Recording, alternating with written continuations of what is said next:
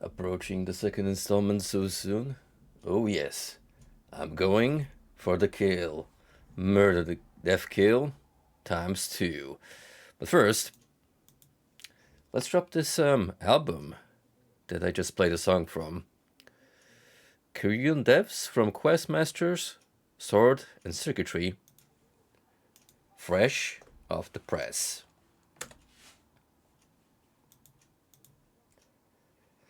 It is actually a still from Kingsfield Frosty.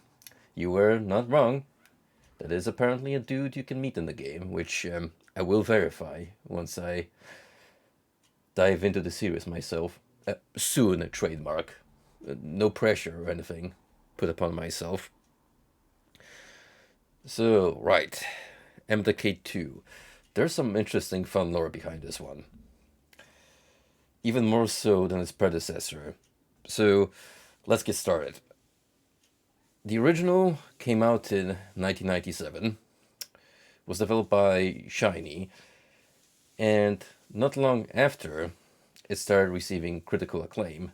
Interplay, the publisher, is like, well, we need to pump out a sequel as soon as possible, obviously. But when I approached Nick Brody, one of the co-founders of Shiny, he's like, well, I don't want to do that so soon. I am not looking forward to rushing out projects, especially if I not feeling the vibe. Not to mention that he was busy at the time with his other side gig, as in he founded a new studio called Planet Moon that was working on Giant Citizen Kabuto, which I'm going to look into in due time, because that is an interesting looking title of its own merit. And yeah, bottom line is, the dude asks Interplay, hey, you guys wanna maybe like, I don't know, wait a little longer until we roll development for MDK2? And guess what Interplay did? They're like, no. So they went on looking for a different developer. And they made the most wild decision possible at the time, picking out a fledgling company that no one has really heard of, which, looking back at it now, is insane to think about. Guess who they picked? I shit you not. These guys. Oh yeah, the talks to start working on MDK2 began in 1998, and that was before Baldur's Gate was even a thing. Like, BioWare's a few months away from actually releasing their breakthrough title. Like, they had, up until that moment, one game released, Shattered Steel, a mecha piloting simulator, which did fairly well.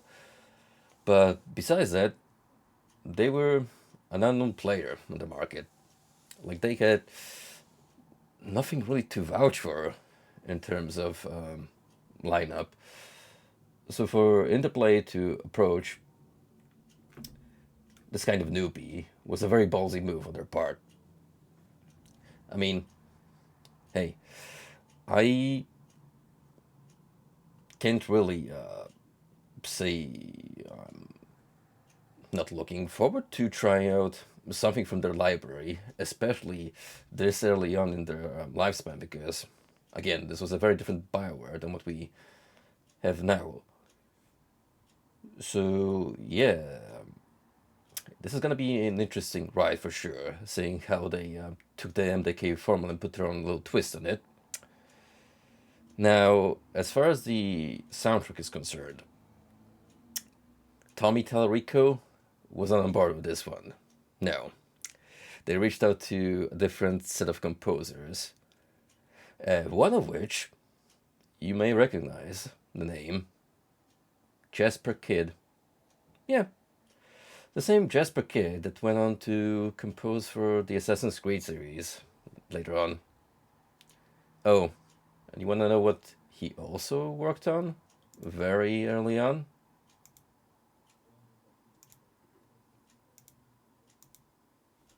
Let me pull up the image. This fucking game, which conveniently I have also scooped alongside the MDK titles and Giant Citizen Kabuto. It all ties to itself nicely.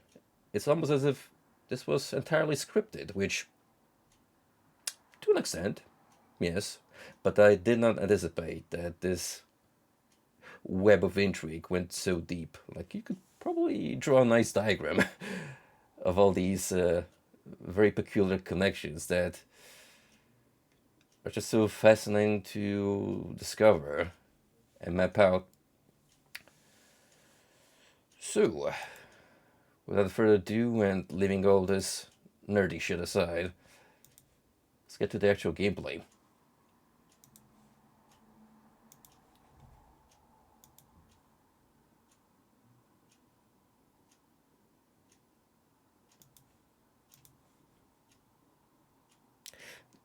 So, as opposed to the predecessor, this one actually allows me to go a little crazier with the graphical settings, as in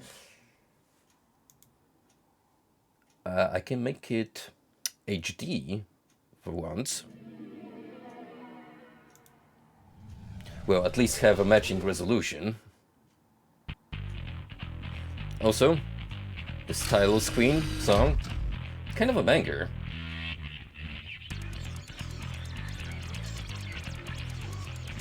If this is a Jasper Kidd piece, then damn, he had no business going so hard on the title score.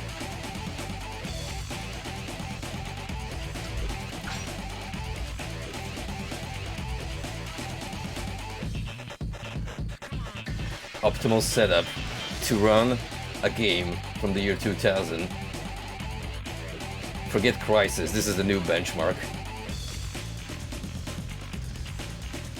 You know, to this day, speaking of Crysis, I have never actually seen gameplay of that video game. Like, I always knew it by proxy through the memes. Jinkies. No. If MDK taught me anything, is that leaving it a medium is a good compromise.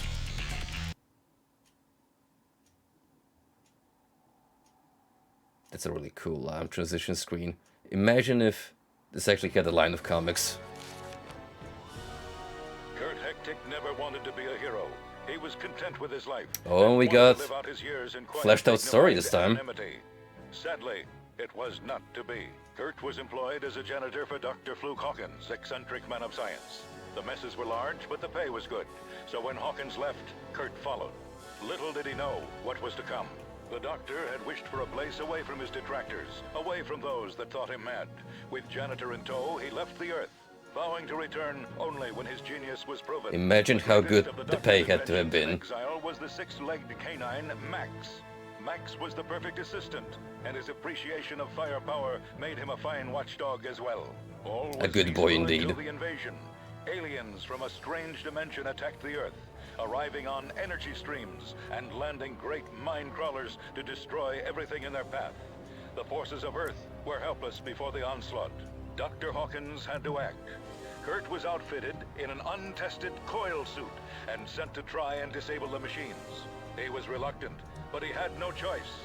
He was the Earth's last hope. Kurt fought valiantly, driving to the very heart of the invasion. There he Let's hope he got a raise out of that. Leader, a grotesque creature named Gunter Glatt, and with Max's aid, Kurt Damn, was that dog is victorious. swift. As their leader fell, the invasion crumbled and the aliens retreated, their Whoa. tails between their legs. In their wake, they left the Earth battered, despoiled, even ruined, but not beaten. No, not beaten. Now, with the aliens routed and order You say restored, but we mostly fought our in heroes England. can return to their normal everyday lives. Or can they? Only time will tell. Yeah, Max is currently in big mood. Kurt. You've done well. Everything's Jake for sure. Yeah. Well, whatever. Don't sell yourself short. Those aliens never knew what hit them. A major setback for them, I'm certain. Yeah, I'm glad it's over. Yes, it's all over. Kurt kind of built like Max Payne, when you look at the face alone. I just knew it. Mine crawler in sector 86753. What's with this Adult Swim kind of voice acting? Good gravy! That's Edmonton! Well, Kurt, I hope you're up to saving the world one more time, yes? You sure are quick to send me down. You're the man for the job. Max and I will help if we can, but for now, it's up to you. Jinkies, I'm Yo, check so out that proud. Doctor's run cycle.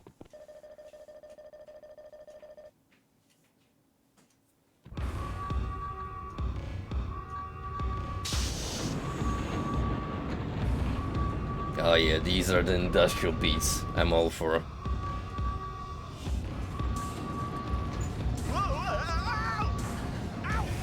Nice work, Kurt. Hopefully the dog didn't forget to equip you with a parachute.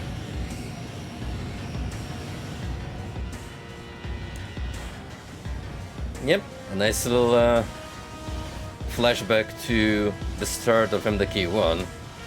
Except this time, we're not hunting for goodies along the way. No, we're just gonna avoid shit.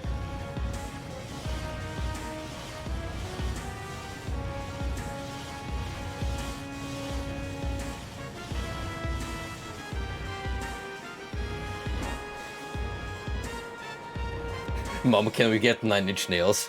We have 9-inch nails at home, dear.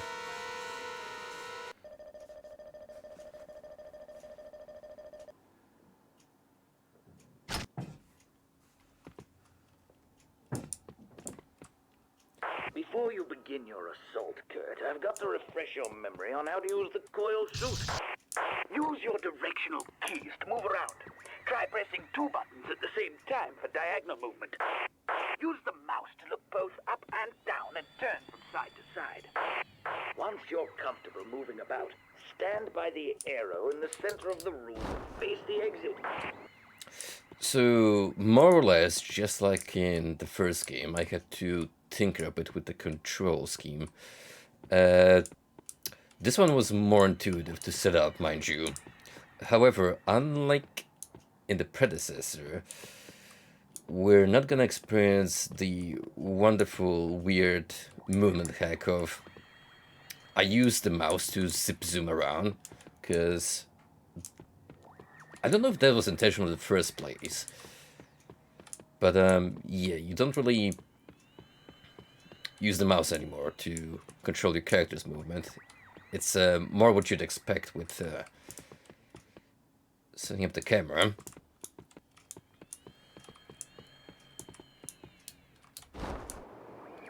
Oh yeah, like, you look at the guy's design from the poster, and you're like, man, this is gonna be some weird dystopian noir shit, and then suddenly aliens with targets that make fun of you and make clown noises.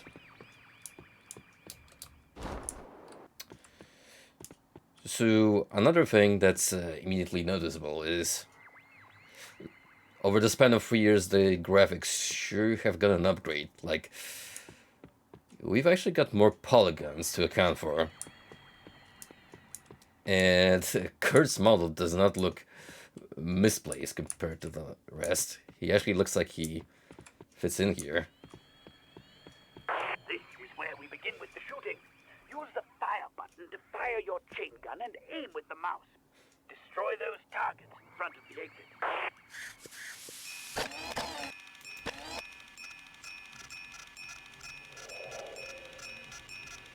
Hey, wait a minute. Hold on. I didn't agree to this.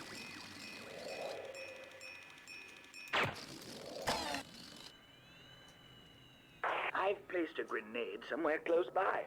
Walk over to it and add it to your inventory. Yoink. Right. Now, to throw it, hit the U use item button. which I have marked under Q, just so it's conveniently close to the directional keys. Smashing! Now let's learn to jump and use your parachute. Look for the lowest floating platform in this room. Run toward it and jump on it by pressing the jump button.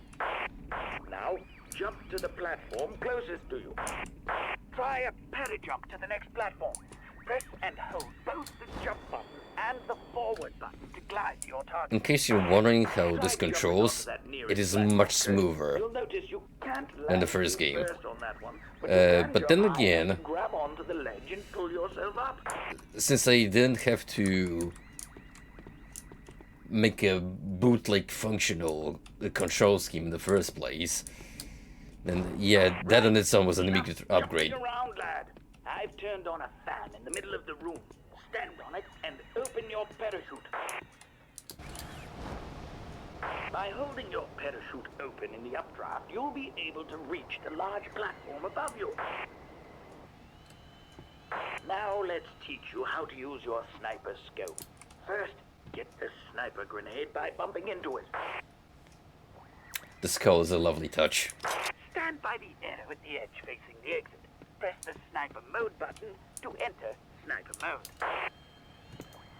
Use the mouse to look around. Press forward and back to zoom in and out. You can strafe in sniper mode while your fire button shoots your gun. Shoot the two small targets near the door. Also, we got a little more immersion this time because you can hear that Darth Vader-esque breathing.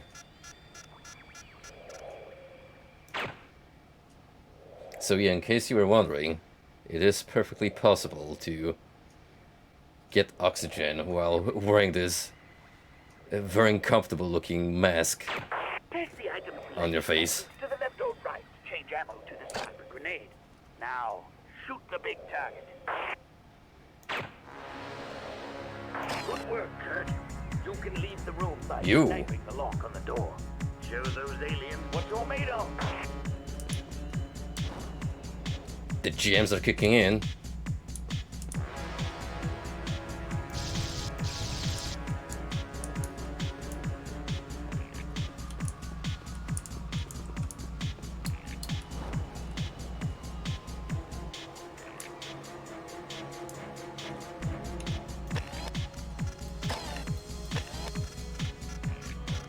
So I gotta blow this one up. Yep.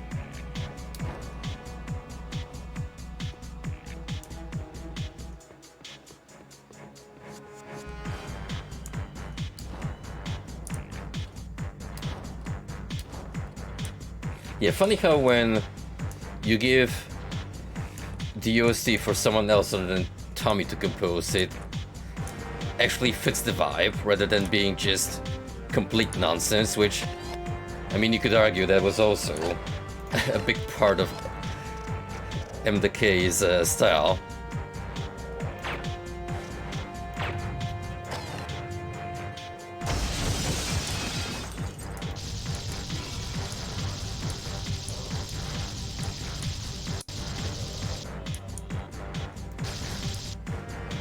Man, sure had a massive jawline.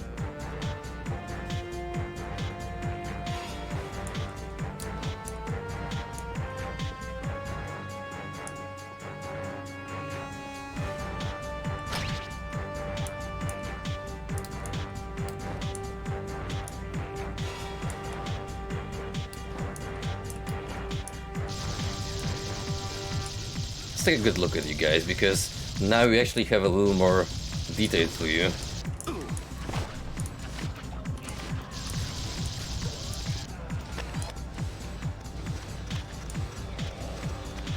Also, imagine being able to strafe while zooming in with a scope. Such a small, yet important change.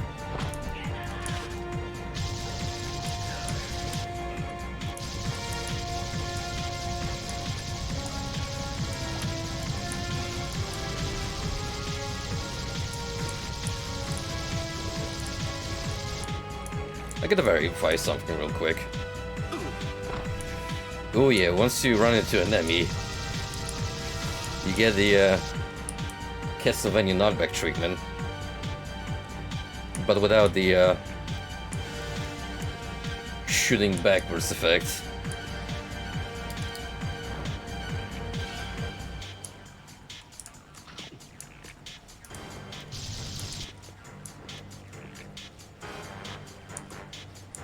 There's an item up there.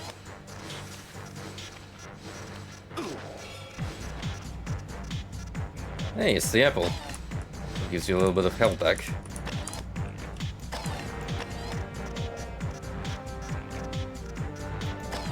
What are you doing down there, you goofball?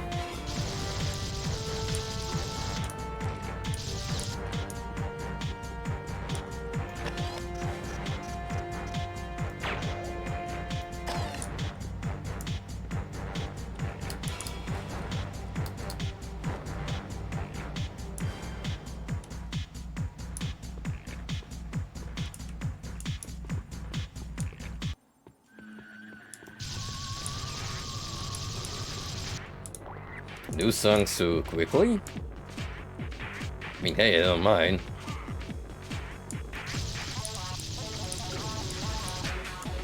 Definitely a fan of this old school techno, which, given that this came out in the year 2000,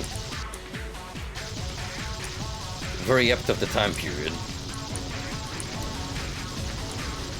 Like, this would be at the very same time The Matrix just came out, the original. So yeah, we're definitely looking at a similar vibe going on.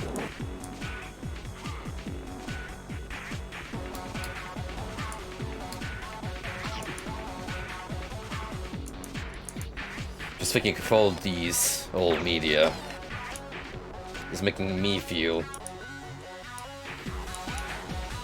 like Fossil.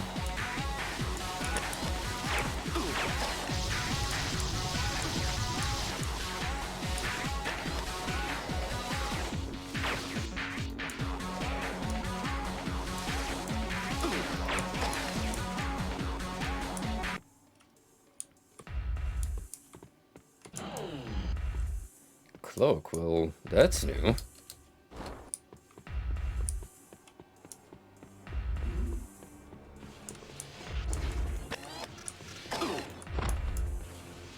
For a moment I thought that Bullman was wielding a guitar, which would have been a little cooler, if you ask me.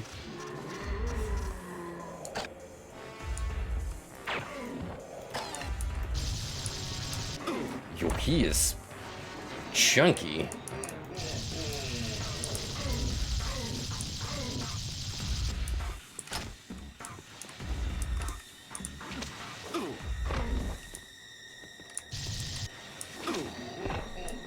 Damn. Already a tanky bastard of this magnitude.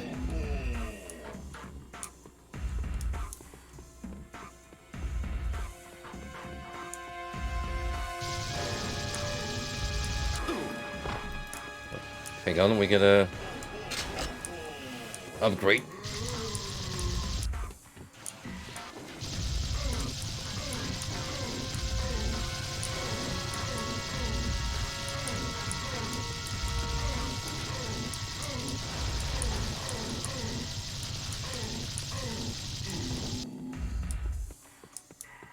Energy beam suit travels in a bizarre arc. It's almost like it has homing properties, but nah, it just kind of swoops around in a circular arc.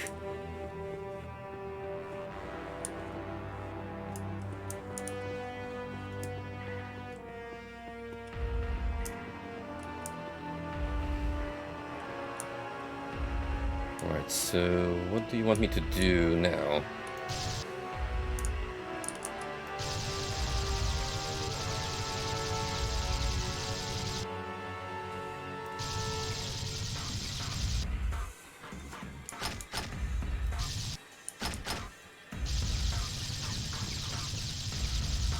Infinite bullets.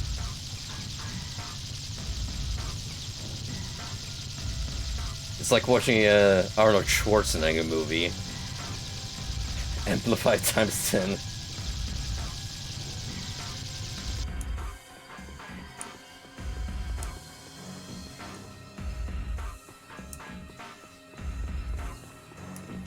Absolutely. The late 90s and early to mid 2000s had a very particularly edgy kind of aesthetic that is impossible to replicate now. With how genuine it seemed at the time. The clothes, the feel. It was a one-of-a-kind experience.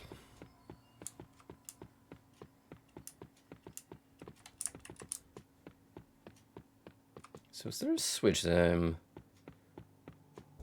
not seeing immediately?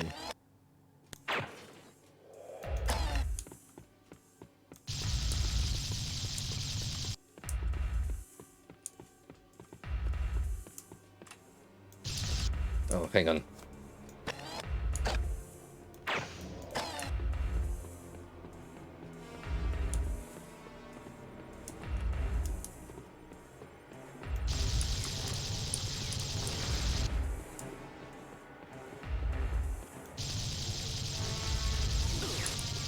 I am mildly curious as to just how tongue-in-cheek the humor is gonna be in this one. Like, you can already tell that it's not treating itself quite seriously. But with MDK1, it was kind of a tonal whiplash at times, where suddenly, out of nowhere, Earthworm Jim references.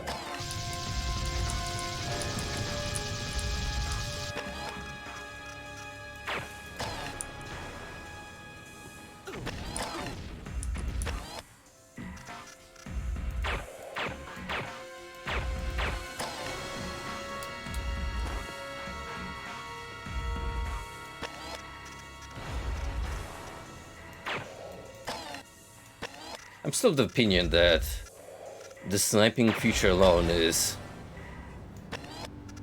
the series' strongest selling point. Not a unique idea per se, but the way it's executed and made complementary to 3D action. Now that's what makes MDK stand out from the rest of its competitors.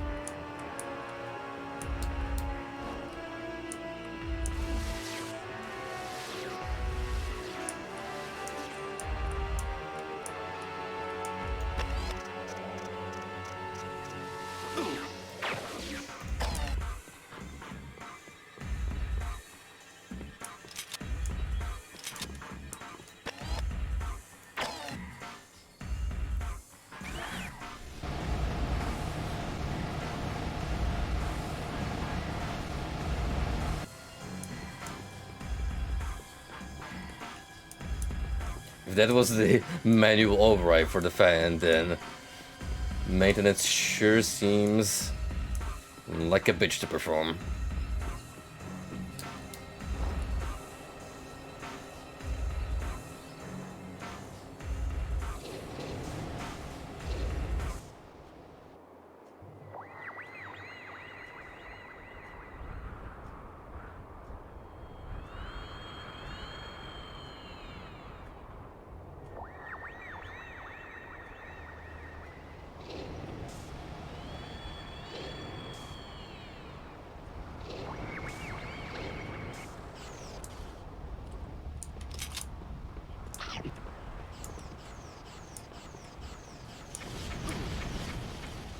Nice purplish sky with a little bit of a pink tint. I am a big fan.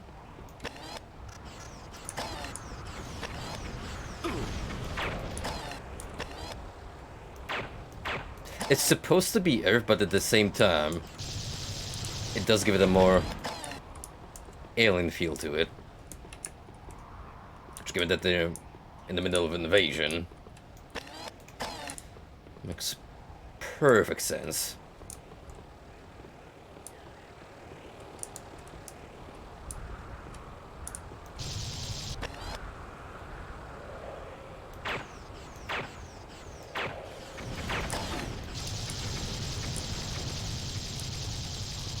Now, I would very much like you guys out of the picture. Because if you're gonna make me do platforming, I would rather not have any of these flying pests be in the way.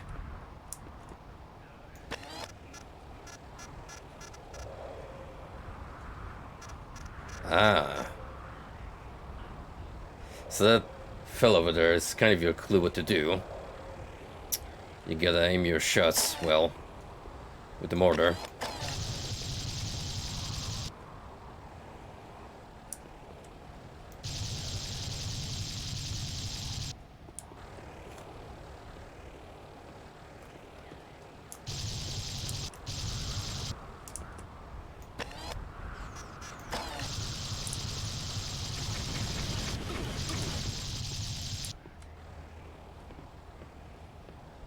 I've never really played Star Fox 64, but for some reason, just from these textures and those flying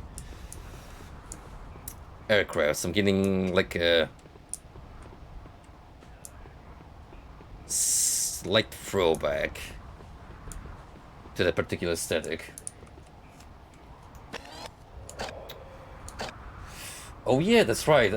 This did have a multiple platformer release, which, funnily enough, I think the PlayStation version of MDK2 had an upgrade, graphics and design-wise, because there were some complaints in regards to the level design, from what I've read, and they chose to give the console port some quality of life improvements.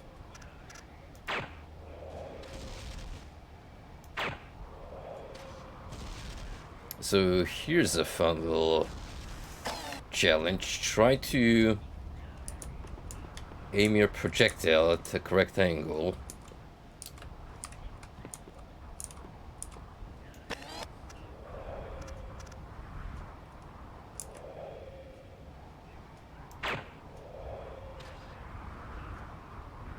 It almost looks like it should land,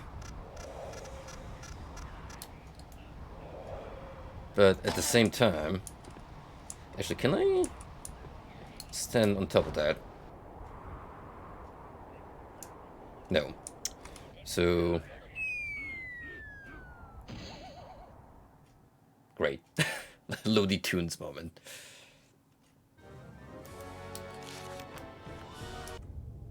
Come, Toad. Oh, it's got the MDK1 syndrome. We don't get checkpoints.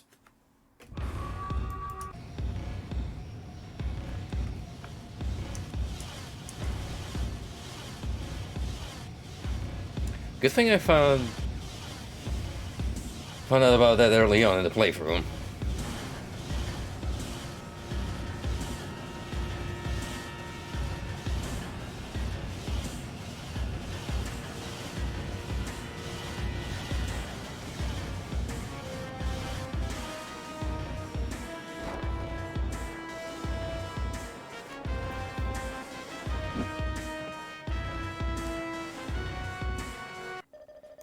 Star Fox is a peculiar series because for the most part it's a space flight simulator. But then there was a fairly recent one where it had a bit of a third-person on-foot action segments. Try pressing 2 buttons at the same time. Kinda in the similar vein. Use the mouse to look both up and down and turn from Is what I'm going for right now. Once you're comfortable moving about, stand by the arrow in the center of the room. Or we could just skip the tutorial.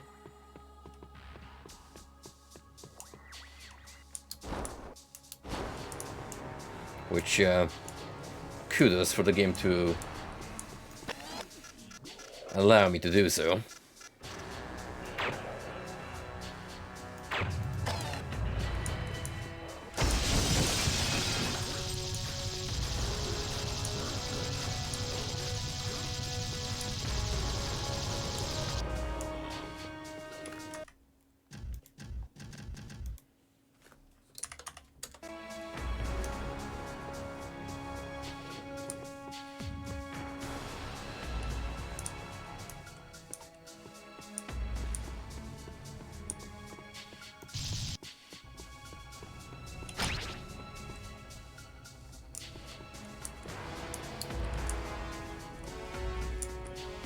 when you say corrupted an entire generation, was that the one where the purple fox lady debuted?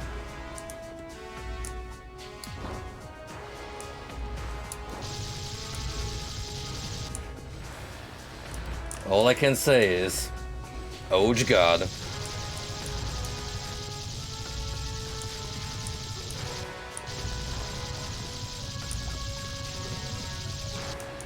You know, speaking of Crystal, and thank you for collecting me, because she is indeed blue. There was a very obscure video back in the day on YouTube where, if you were unlucky enough to go down that rabbit hole, you'd bump into it. It was basically this one dude hyperimposing a 3D model of Crystal into his IRL recordings, and then this motherfucker turned it into a VOR segment with actual medical footage used, of implying that he's going down the intestines.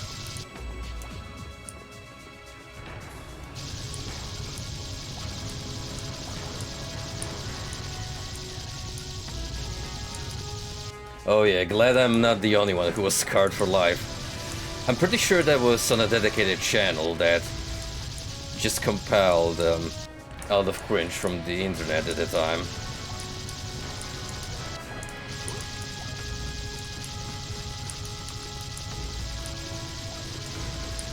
I remember now, Autumn's Video was the channel on YouTube. Sadly, I don't think they're with us anymore, but oh boy, did they have some gold back in the day.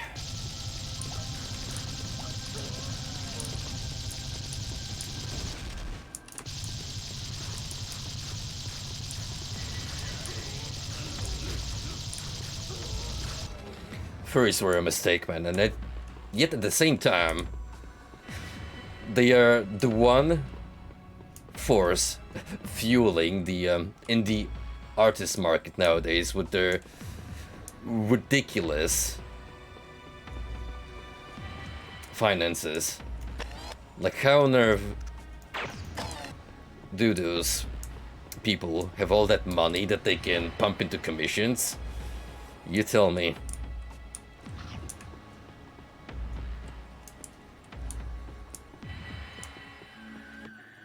Well, I can tell you, apparently a lot of them are outside of their fetish functional people in reality. But boy, when the persona comes out, the facade sure drops real fast.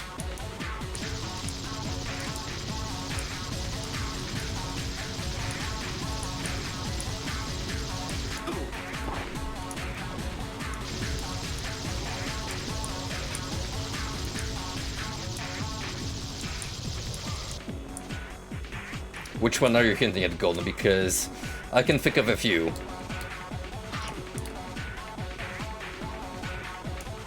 Call me crazy, but in regards to Disney, there are a few examples I can think of.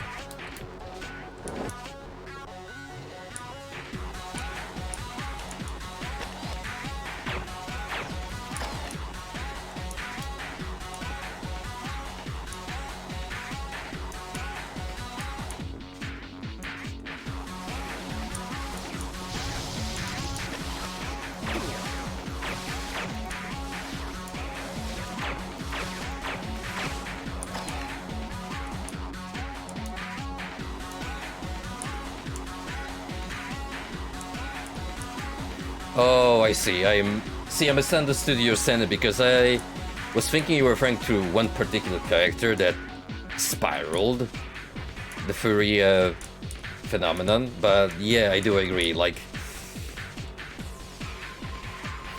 looking at childhood heroes like Donald Duck or Mickey Mouse from a current day perspective, you sure gain different lenses than, hey, anthropomized funny cartoon animals.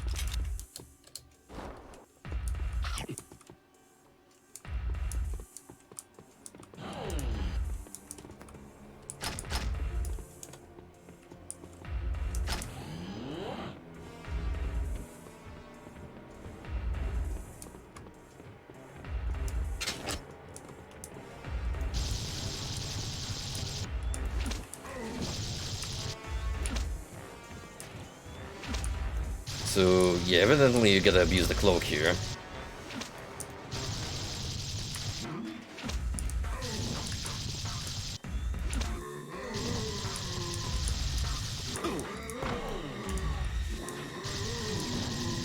Because otherwise, just getting past these two bruises quite the ordeal. Thankfully, this one is not the smartest tool, or sharpest tool in the shed, rather.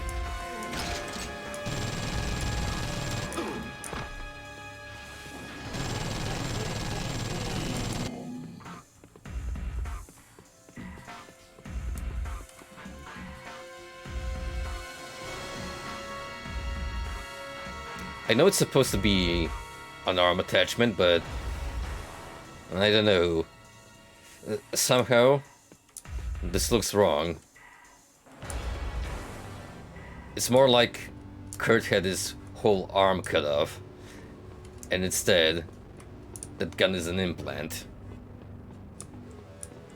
Like a permanent kinda deal.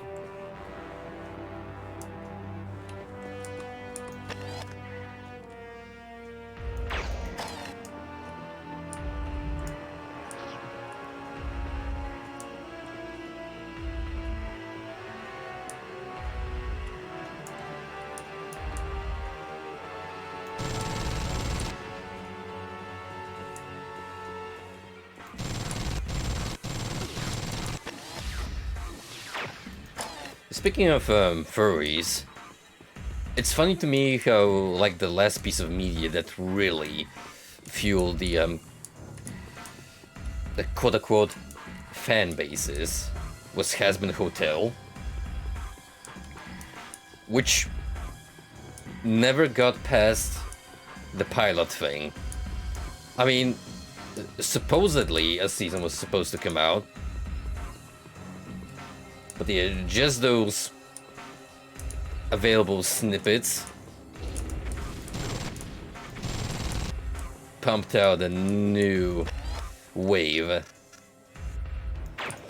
of anthropomized animal enthusiasts.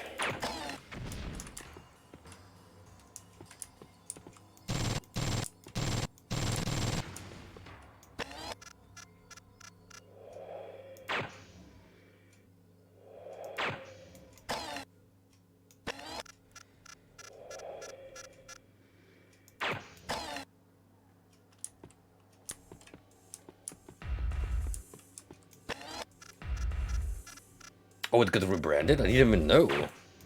Then again, I wasn't a particularly ardent follower of anything that series related.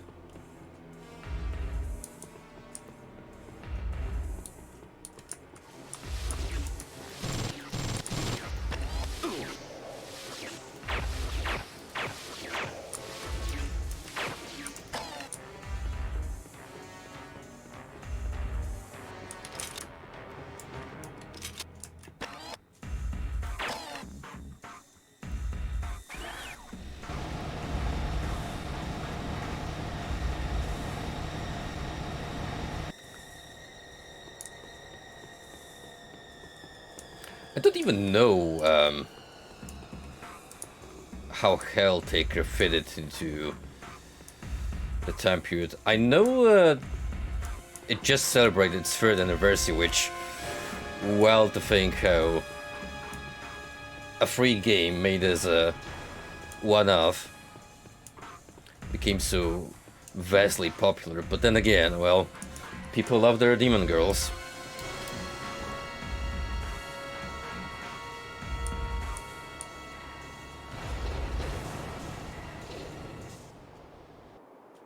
Indeed. Van Ripper, aka Łukasz Piskosz, who I do follow on Twitter because he's a very good artist. Every now and then he will do a drawing stream to show off his prowess, and he's got a very particular charming art style, which I do enjoy.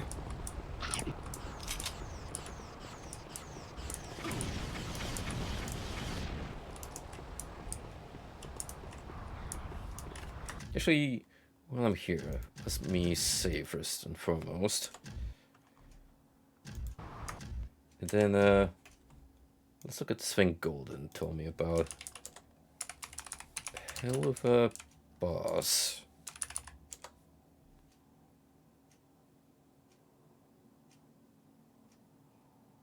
No shit, that's been out since 2020. Did it go under the radar? Because I do not recognize a single one of these characters. Which, you know, it's surprising, given one of these designs I'm seeing.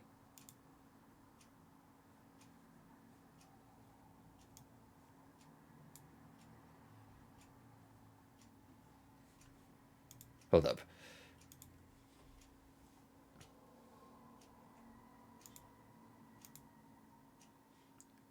Hold up.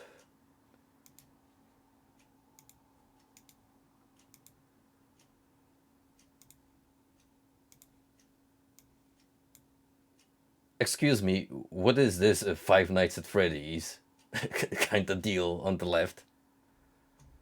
Like, we're just straight up borrowing ideas from that franchise now, are we?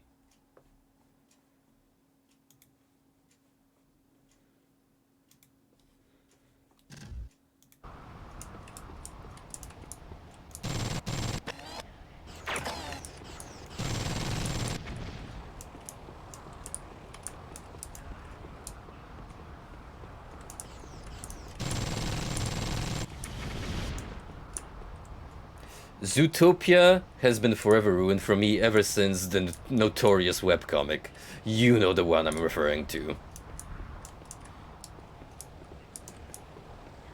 If you're familiar with the Crystal video, then you sure as hell know about the,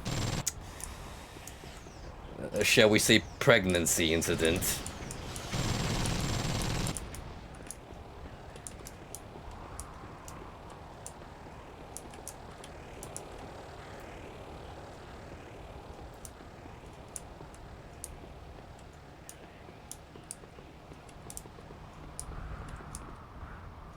Really, I'm actually surprised because you seem to be pretty acquainted with all the weird side of the internet, peak content Frosty for the most part.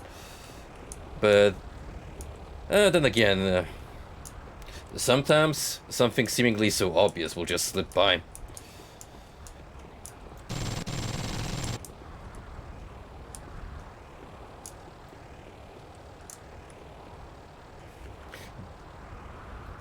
Dude, me too. Like, whenever I see Wang cover a classic subject on his channel, I'm like, this is gonna be a fun ride, isn't it? Whenever,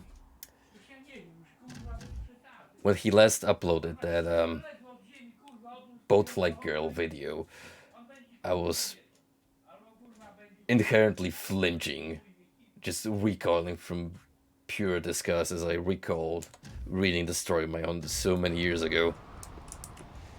And the fact that there was a follow-up to that, where the girl doubled down her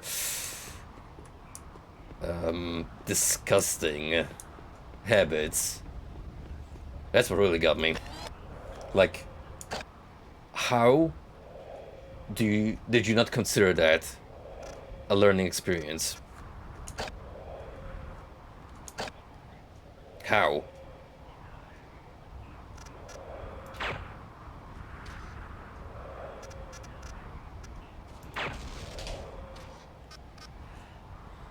Yeah, I know I gotta use the mortar, but...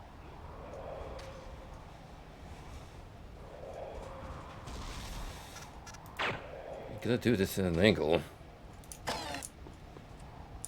It's not as intuitive as you'd expect.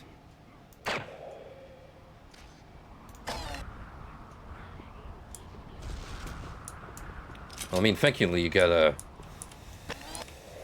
steady supply coming your way, which is cool.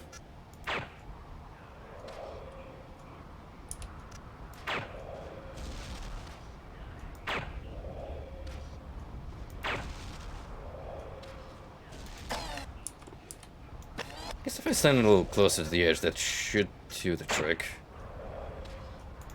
Or no.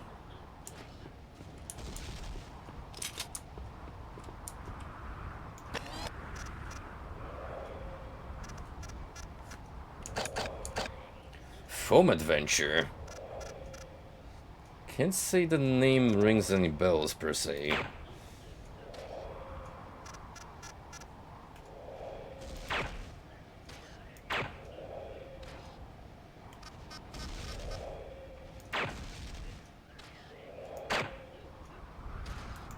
Why is this so finicky?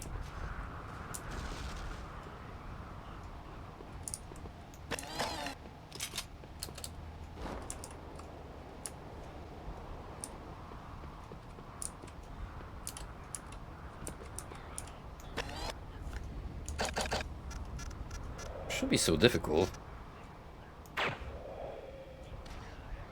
Like, I'm missing it by a very small margin, which is upsetting me.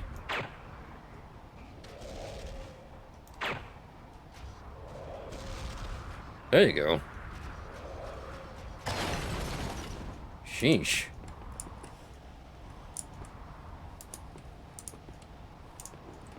Fur fighters.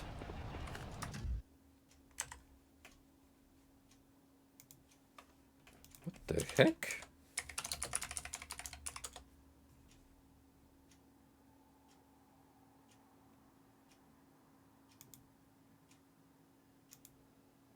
Okay, this has got some Conquer vibes to it just from the cover alone. Like, on the one hand you have these cute animal mascot characters, but then they brandish guns, which I'm not gonna lie, it's a pretty strong aesthetic.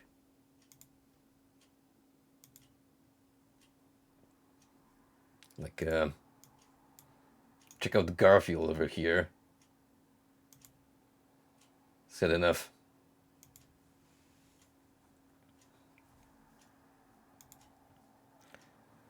See, Conquer I'm probably the most fond of. Because, it's just a fucking shit show, like a shitpost of a video game. Which doesn't take itself seriously at all. And has all these cool dated references, like an entire Matrix homage, which, playing that from today's standpoint sure does make you feel old. That's the second time we're bringing up Matrix tonight, by the way.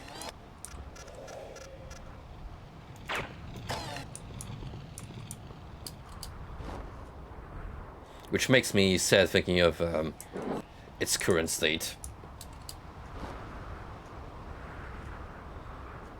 That latest installment was shite. And the fact that they're gonna make a whole ass trilogy out of it. Brother.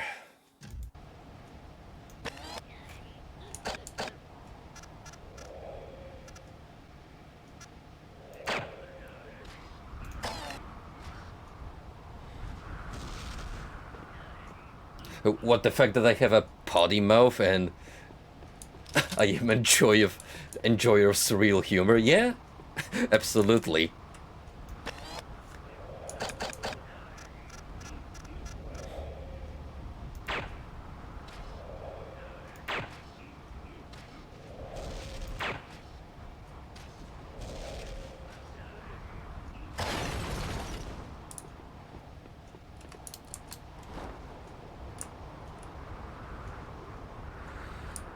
Now, speaking of which, Garfield is a particularly bizarre example.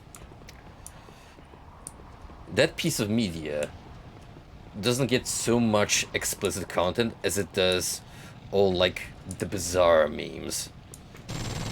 Like, I don't know what attracts people to drawing Eldritch Abomination Garfield and the like.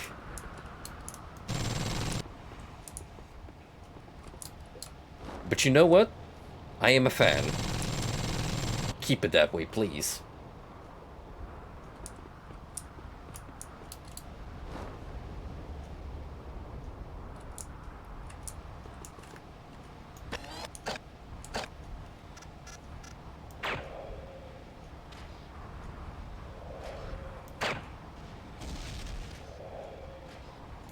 The Pilot Red Sun video is gonna live forever rent-free in my head.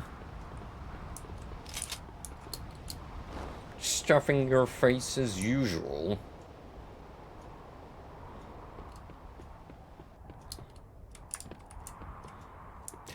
I find it incredibly funny how that, of all things YouTube concerned, made its way onto some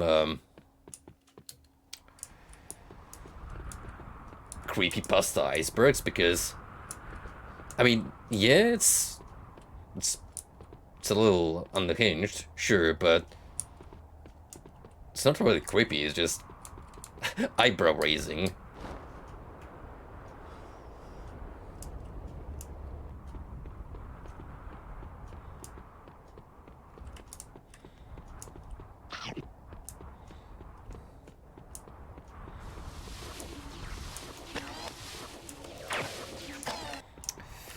Thank you, Golden. I'm gonna take a sneak peek at this URL just to see if I, by any chance, recognize this at first glance.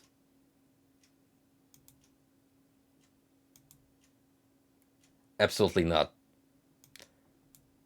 This is unfamiliar territory for me, and it's 10 minutes long, so I shall save that and report back to you, fine folks at home, of my impressions, and whether my faith in humanity was stretched even further.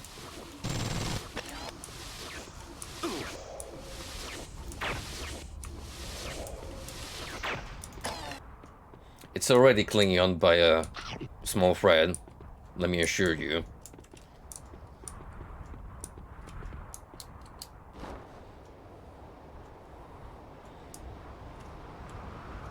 Chubbs loves that video. I believe it.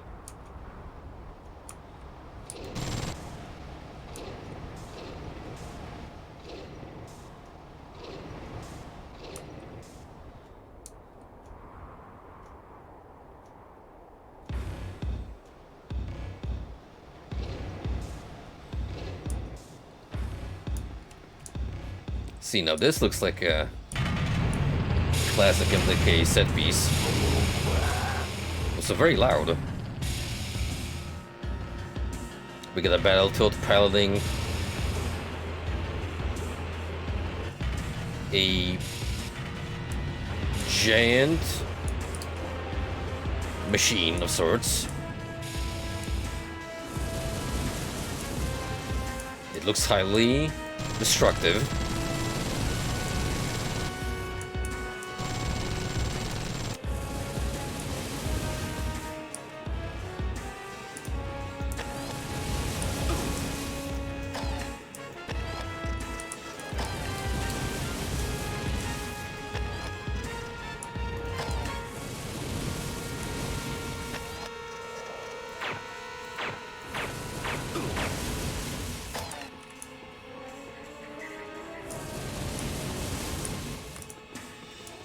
Okay, I got rid of the orb.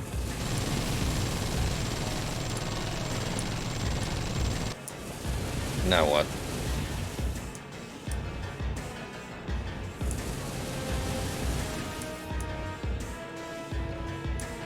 Oh, never mind, there's another one.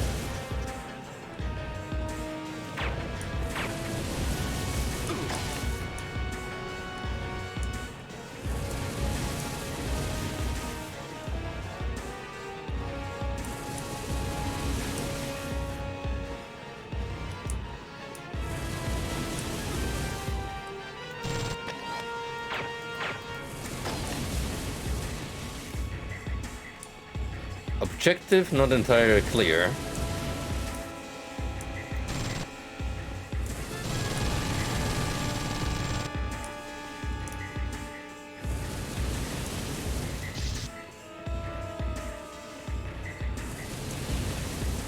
Do not see visible weak point.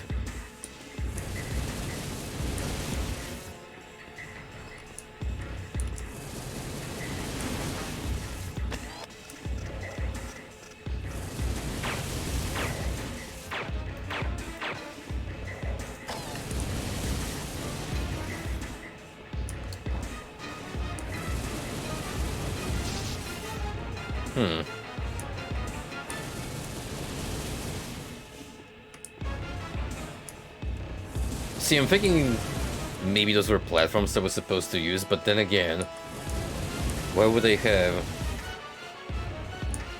the destroyable orb that usually you have to get rid of to progress?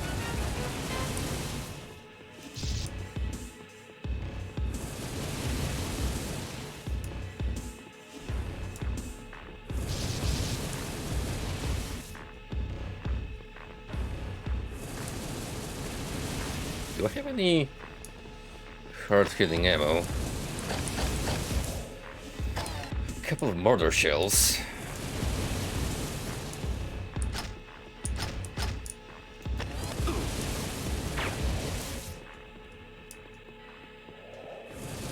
Oh, that just kind of phased through. Without any impact.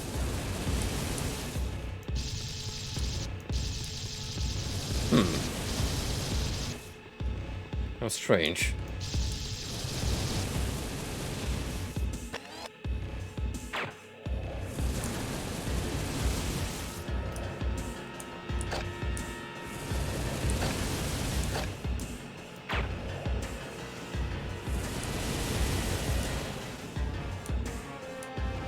Look at that. Homing shall go to infinity and beyond.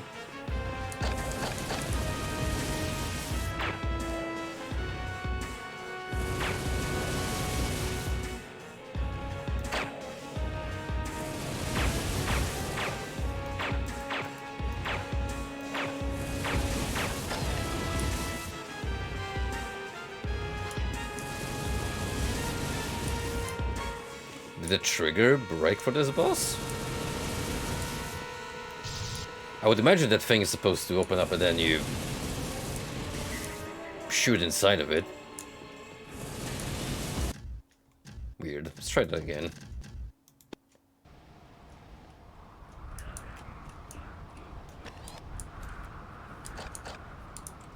Should I save the after this entire ordeal? Maybe I forgot.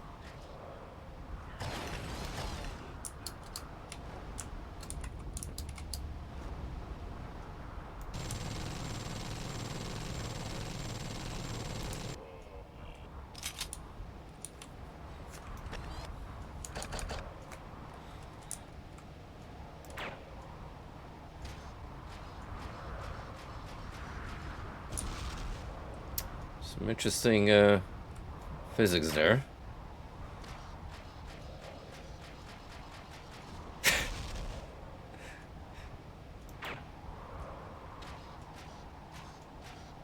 It's like super close into getting inside, but no, it just casually decides to bounce back instead.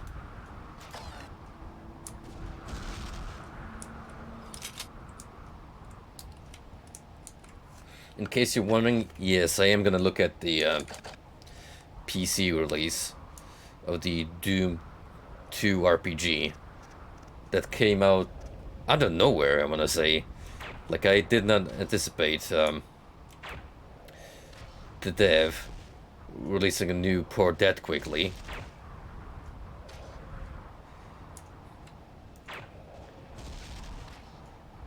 I am, however, looking forward to partaking in that experience. I believe that one came after Wolfenstein, so it used an upgraded engine, which is why, if you look from the screenshots alone, it is such a day and night difference visually.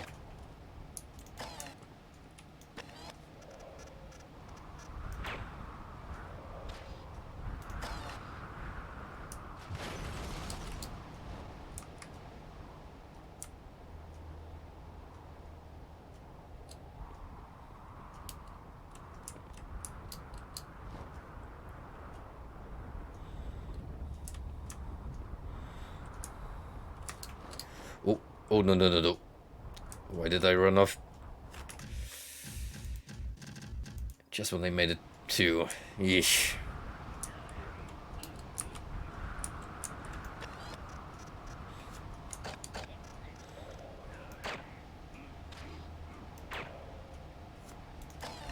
See, that's kind of why I'm grateful that for the most part in modern video games, when you fall down to your death, you just get sent back to checkpoint or recover at the nearest edge possible, instead of getting a hard death instead.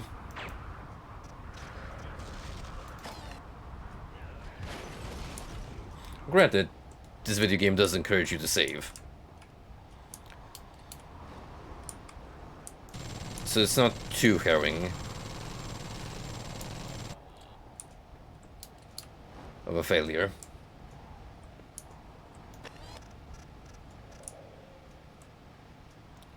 Hold on a second. Hey, the Golden, is that the one with the horny robot?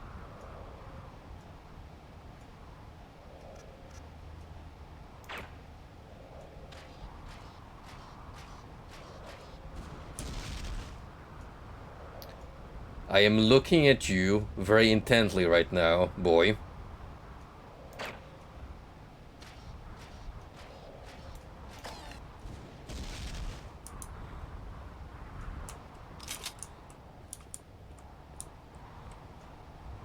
The robot isn't horny. Lad, look at that design and tell me the devs didn't know what they were doing. Sure, the fans amplified it. Like, they put some extra silicone in places. But, that is by no means a video game I would not call your average experience.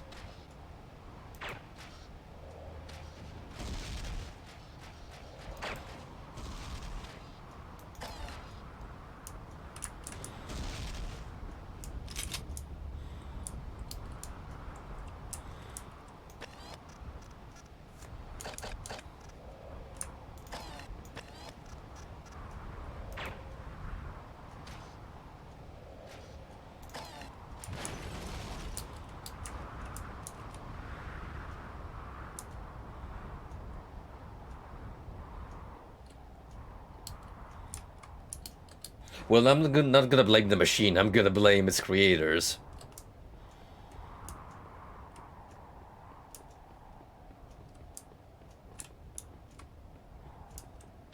It's the 2B syndrome all over again.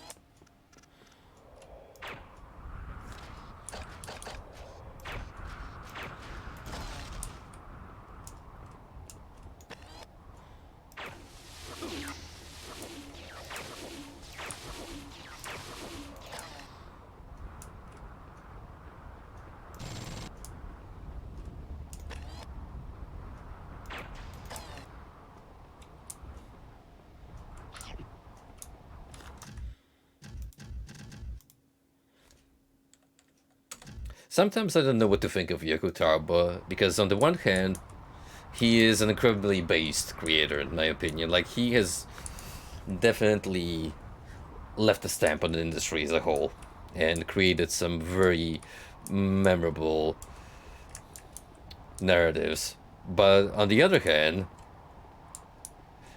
send me all of your 2B porn. Brother. Chill.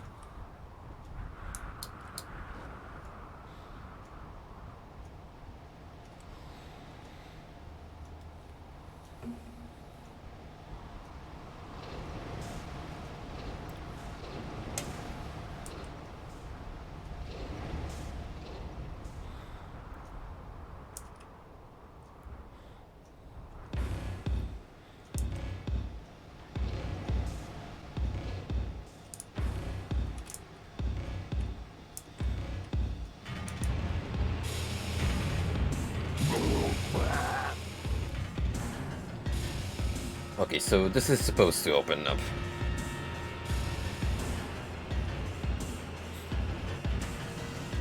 And then you get to shoot the funny frog. So now comes the question of how do we approach it.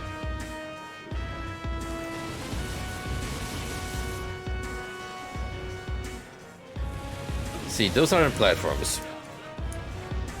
Just weak points.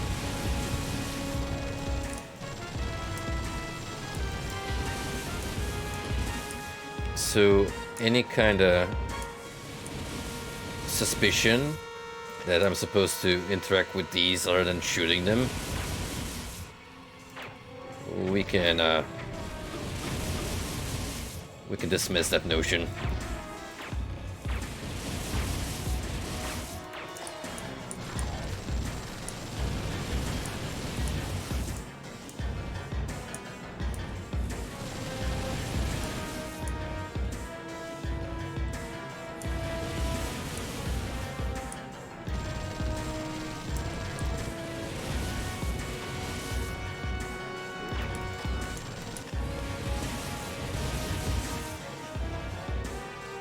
But they seem to be spawning enemies.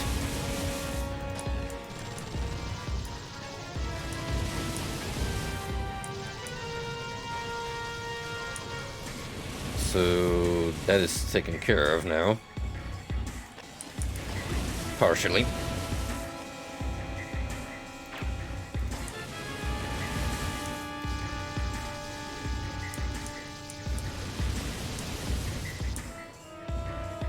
Cool. Now we're back to square one, as in... How do I force his hand? How do I get you to open up?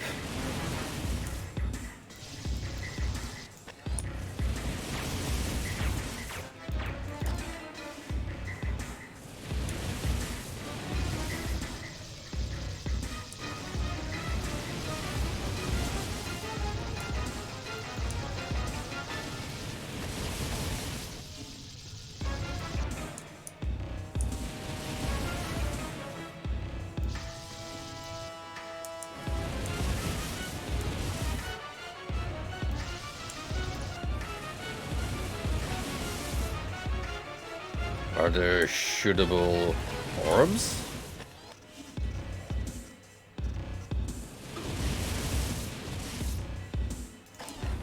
I don't see any.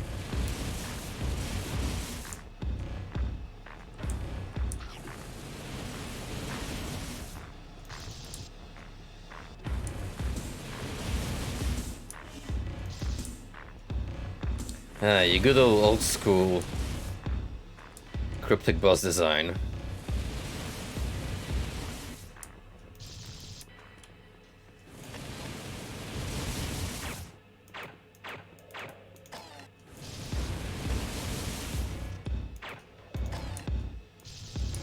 It's not the laser itself, apparently.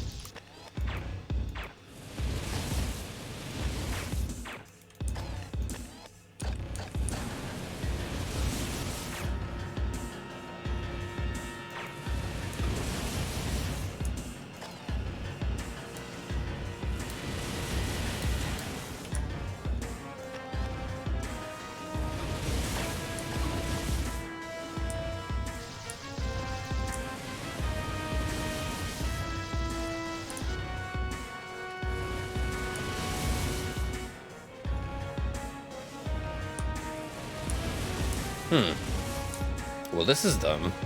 Am I really gonna have to look up how to defeat the first boss of this game?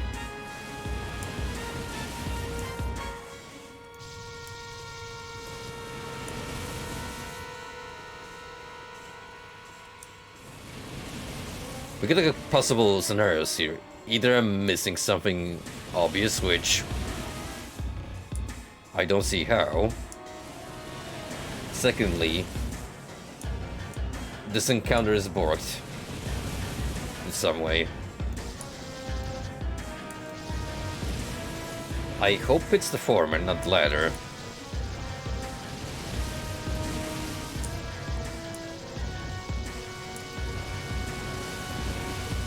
Imagine being stuck here as a kid and not knowing what to do.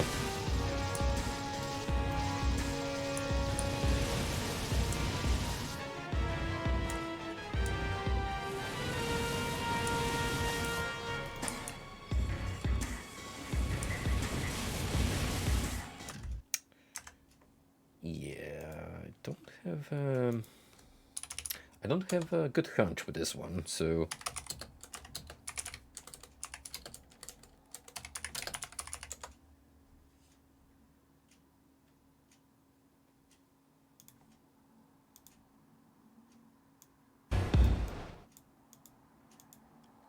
let's watch a video.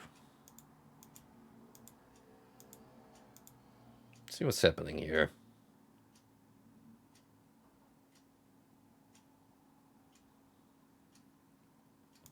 Okay, I'm a Dumbo. My mistake. Apparently, I did not look close enough.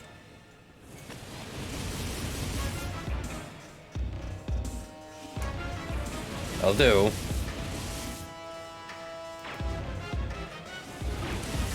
in my defense, that is so goddamn tiny.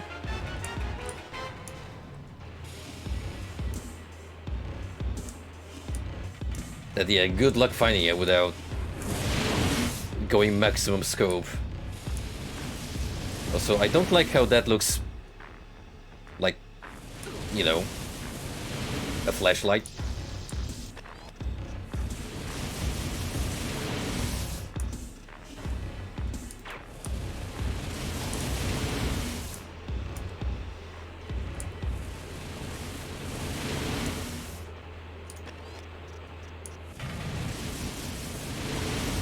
A product of its time for sure.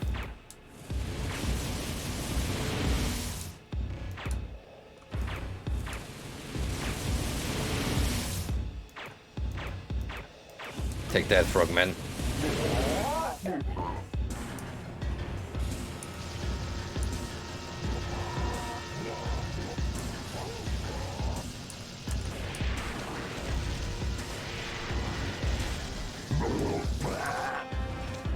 Are you giving me the finger? How mighty damn rude of you.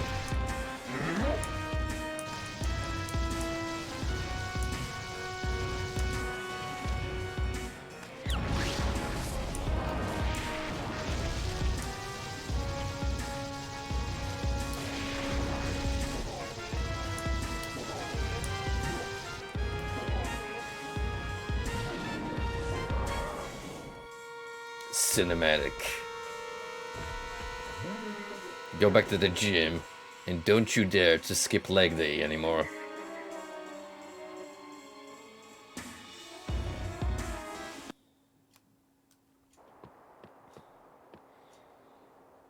Doctor, the pilot is gone. What now? What? What's that? Sorry, you turn your thingy up. I'm not getting clear signal, my boy. Speak from the diaphragm. Doctor! Eh? What? Doctor, Listen, release my I inhibitors. want you to lie down. Take a break. Relax. What? I can't hear you. I don't want to alarm you, but there's something very... Bart, I don't want to alarm you, freak you up. but there is something right Something behind you. What? What? Turn around, you fool! Ow! Whoa!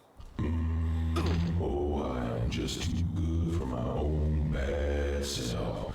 Hello, Earth. Who's your Why do you sound like the robot from Aqua Teen Conquer Force?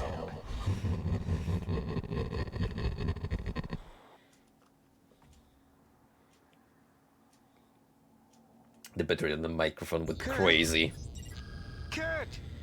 Can you hear me, my boy? Doctor, we're not getting through to him. Oh, nonsense. He's always been quite reasonable. Something is just blocking the signal. It's that ship. We could destroy their power supply so they stop jamming us. No. I've got a better plan. You should destroy their power supply so they stop jamming us. Heel? Good doggy. Now go straddle a torpedo. We're just not gonna while I acknowledge the figure out fact what that they- suddenly the dog Buy can low speak. surplus.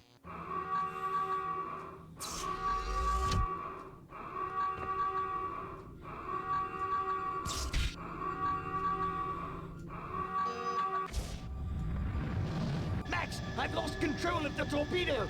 Take the controls. What? It's a shmup now?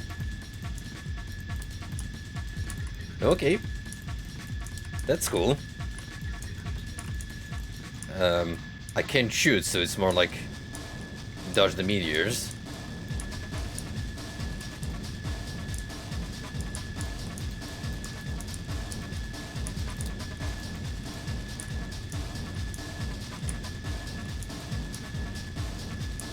See, now this is a video game that should have been on the Amico.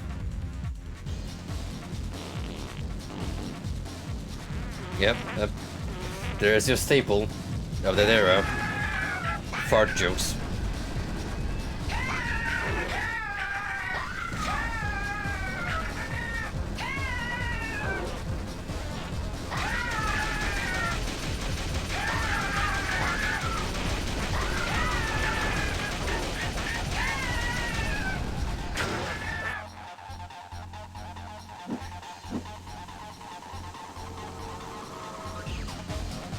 Looking back at these sorts of media, I cannot help but wonder,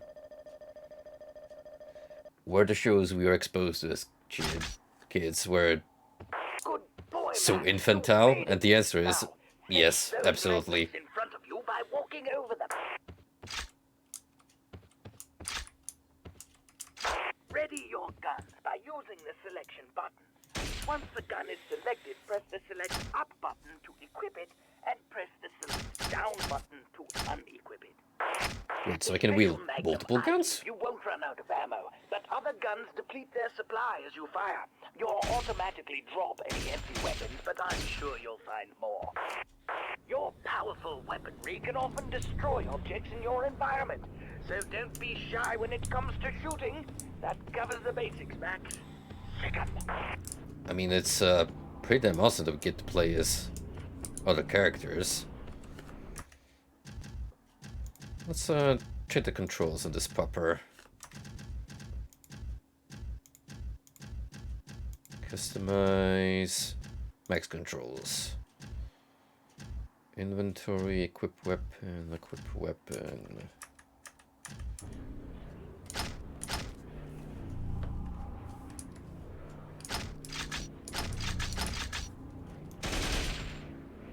Yo, you heard of a Kimbo? How about a quadruple?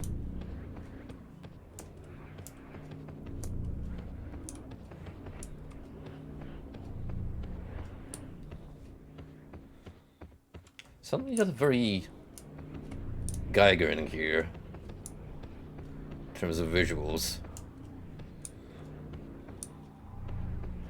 It's almost like the spaceship from the first Alien movie. I never watched Prometheus, so can't really relate how they went on about in the aesthetics that far in.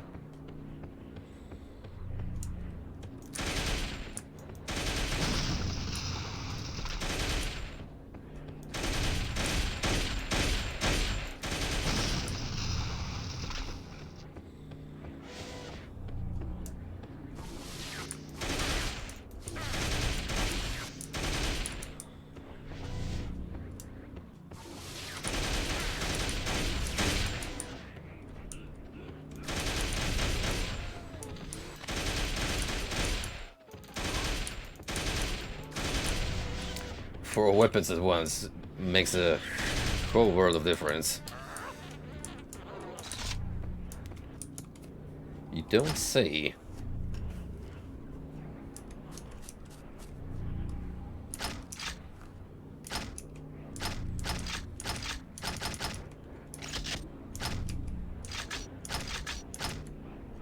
You can have the shotgun together with 3 pistols. Holy moly, this pupper is a breed of its own. Get it? Because dog breed.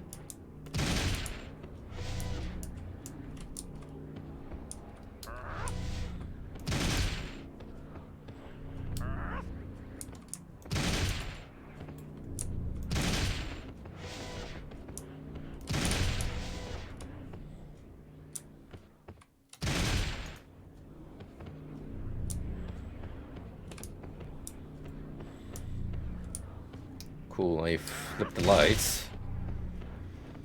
Now what?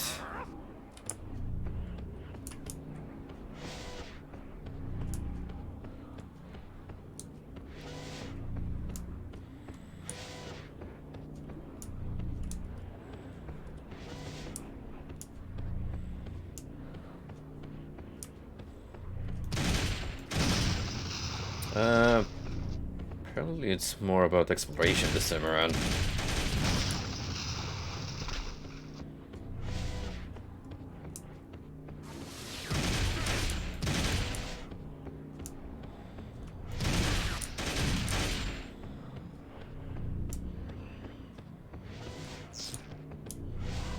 Car battery?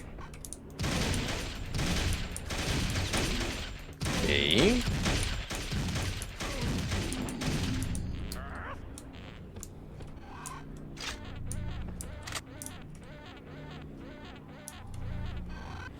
I hate you with every fiber of my being. Let it be known.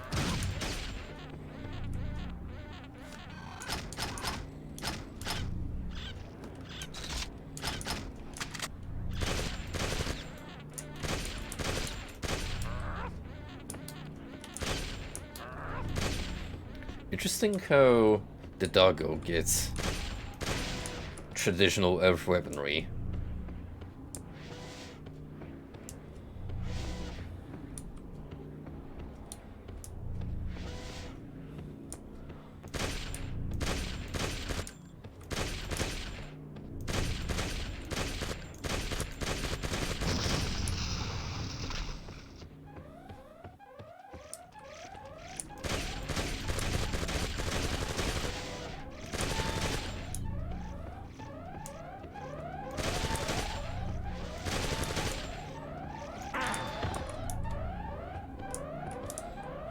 So I only now just noticed, but I have almost 200 hit points. Maybe the car battery is a power-up.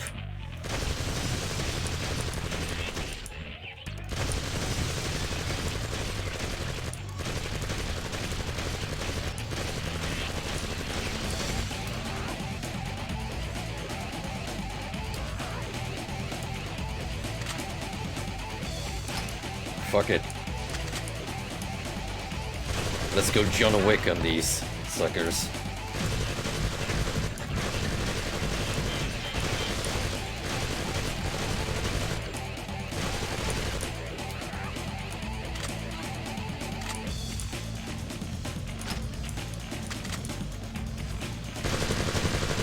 And you can carry so much weaponry in you too. It's actually kind of nuts.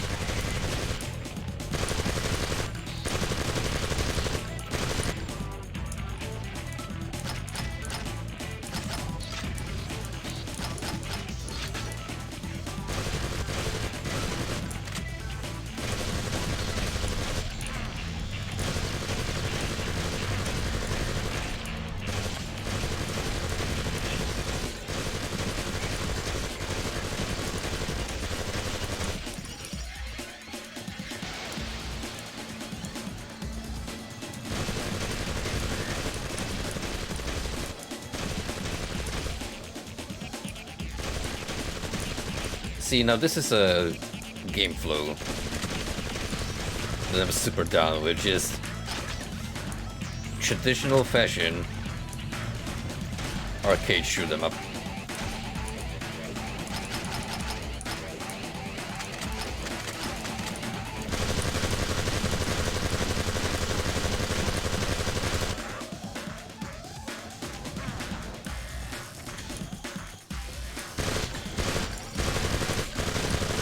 Do I have to survive till all of them come out, or...?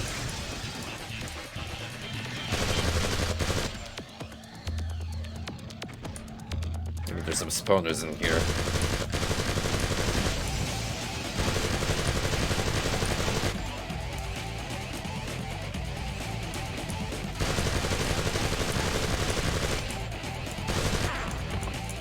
Oops.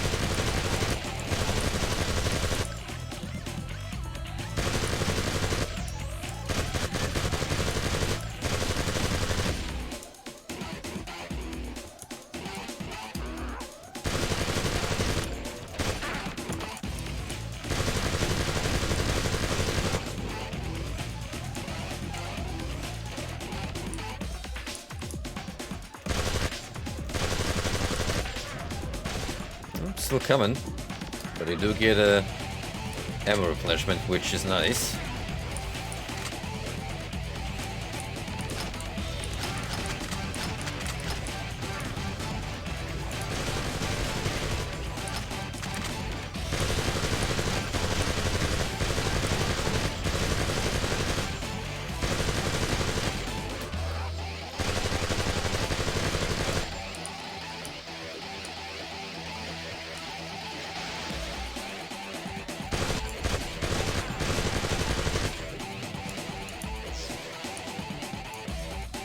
Later, suckers.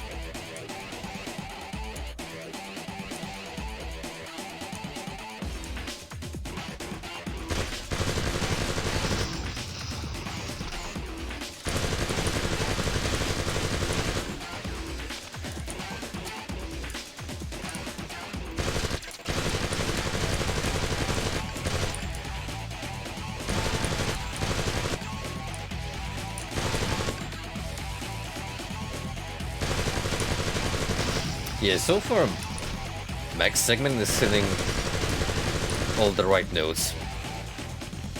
It's just pure, unadulterated run and gun,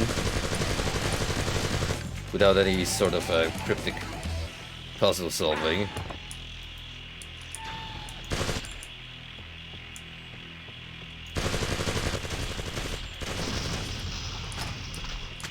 And you get so much firepower at your disposal that it certainly makes the power of fantasy all the more tangible.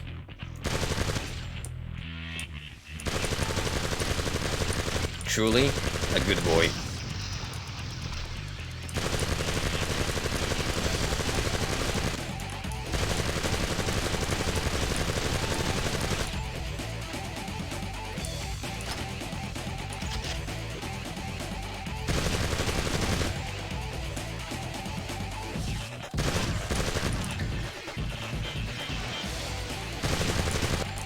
Are we sure we needed to send Kurt in the first place? Like, by the looks of it, Max could have handled this on his own.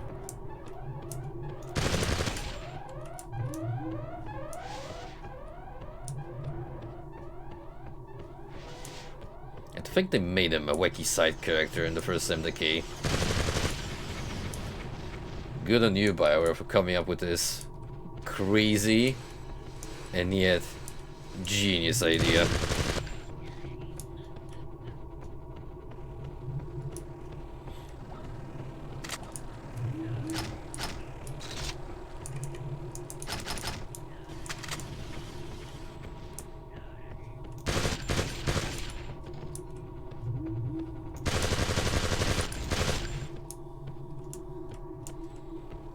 Damn.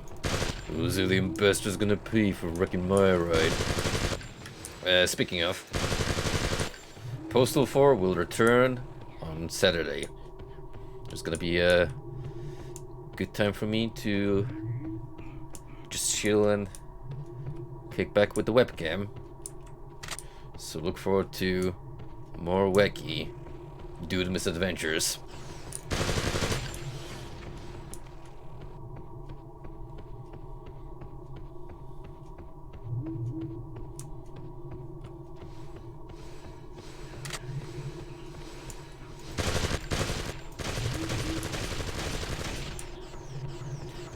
When MDK2 doesn't blast your ears with retro 2000s techno, it does serve some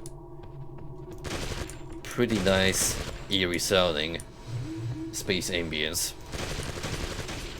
which I do find a refreshing change from its predecessor's almost lack of a soundtrack to speak of.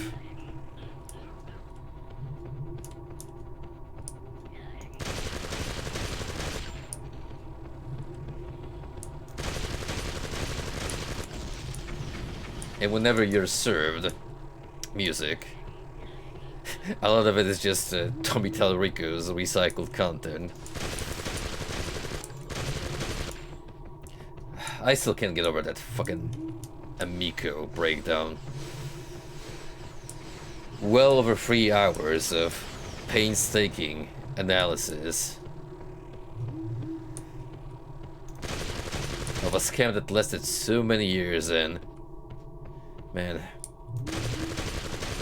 it wasn't really until I reached the Earthworm Jim part that I recalled that, yeah, this was a thing in the first place.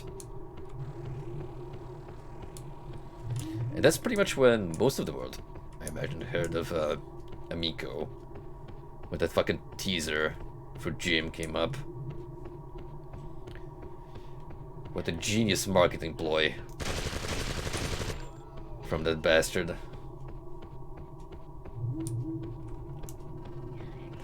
People are losing interest in our simple retro console. How do we garner more attention? I know. Let us bring back a beloved and cherished mascot.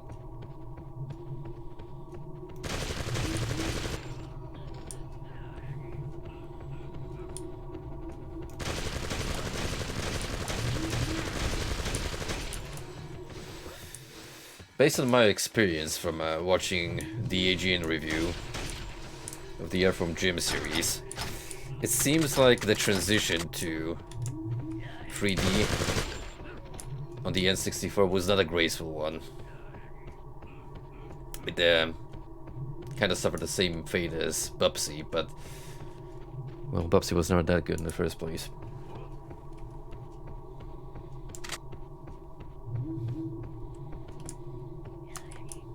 How insane is it that Bubsy, of all IPs, eventually got brought back?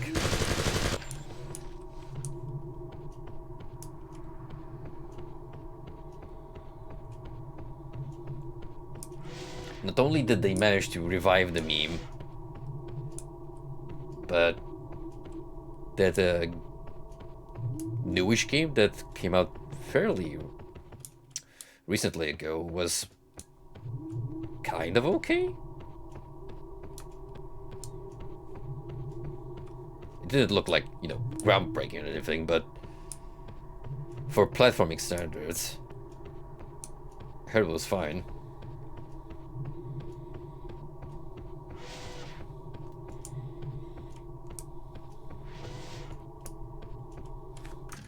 So, let's keep a good habit of saving every now and then.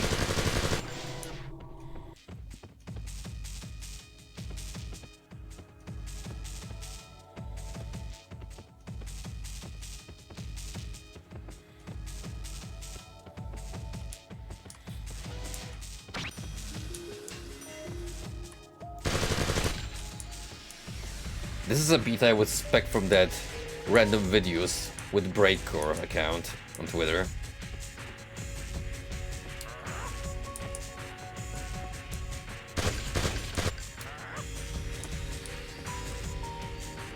So I'm not sure what this means.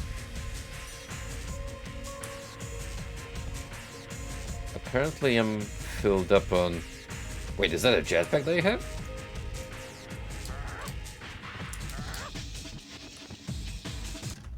If so, I have not been briefed on it. Max controls. Jetpack follow. Mouse 2.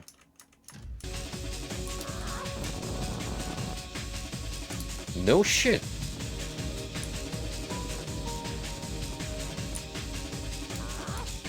I think our K9 compatriot has got a whole lot cooler. AA battery.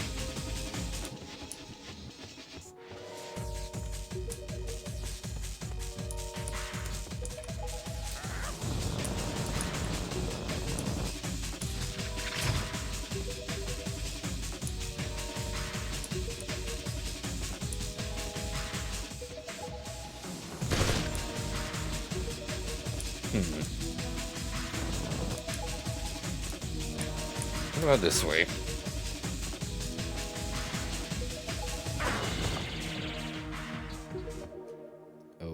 Okay.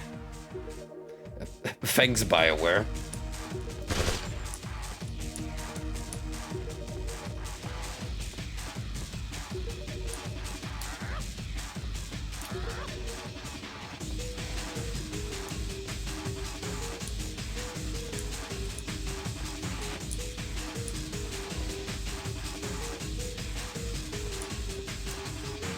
So, wait a minute. This one gives me an item. And that one just smacks me in the kisser for the lulz. Sometimes.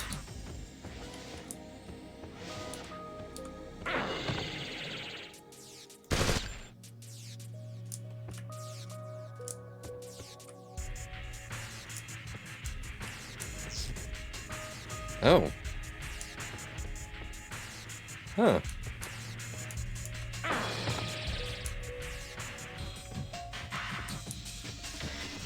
No rhyme or reason.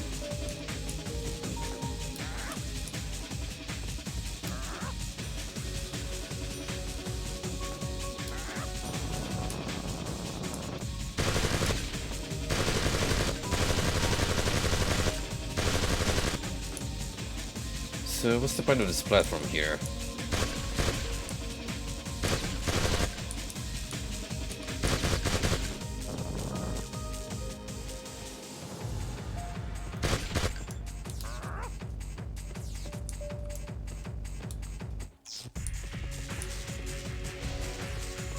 Oh.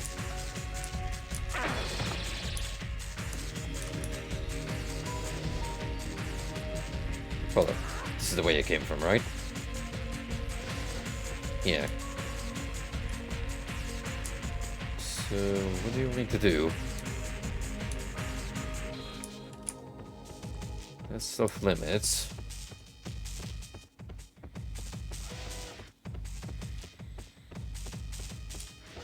Okay, let's think about this. If I have a jetpack, that clearly means I'm supposed to fly somewhere. These doors are not destructible, as far as the eye can tell. So the only possible answer is I gotta do something up here. But I don't know what just yet. Oh. There you go, it's just supposed to fly close enough.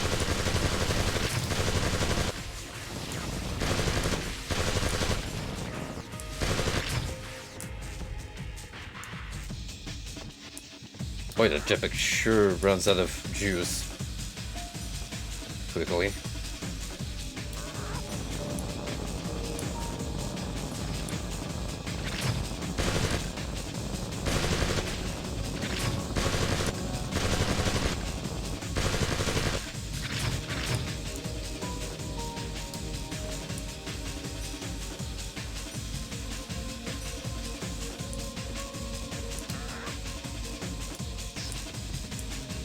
Thankfully, it's helpful over. Which I do consider good game design. Like, if you know you're gonna require a lot of try and error from the player, I do appreciate when you give him rechargeable resources.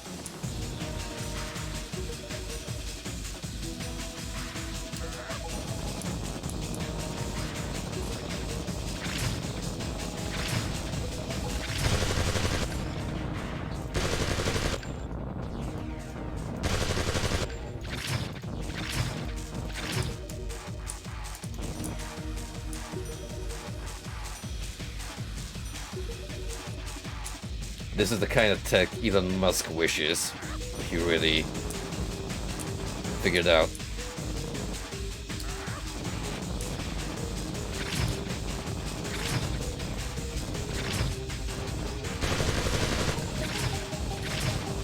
That phase when GTA San Andreas already came up with the perfect jetpack design.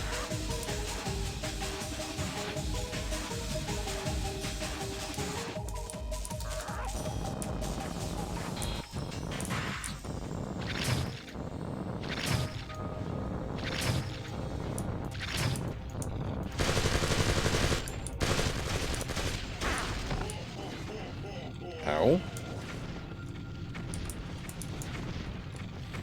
Hold on, gentlemen, let me equip some more firepower.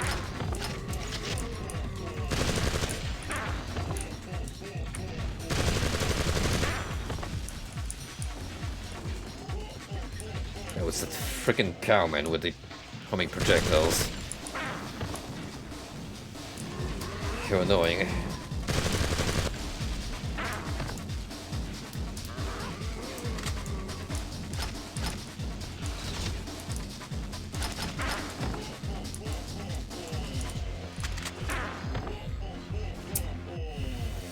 Yeah, the fact that I have 200 HP by default as max makes a world of difference. Because Kurt would have been a gunner by now.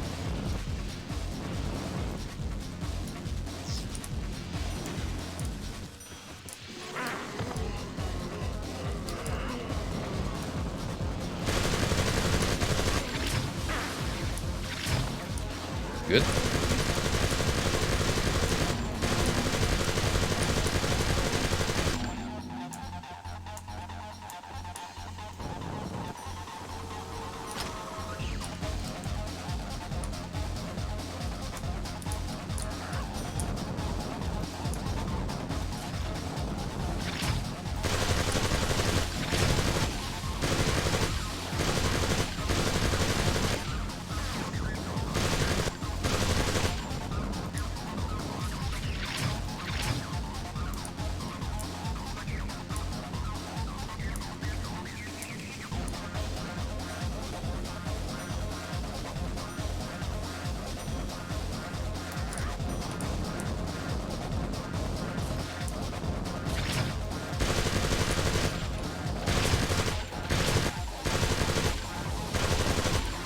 Okay, I get the idea.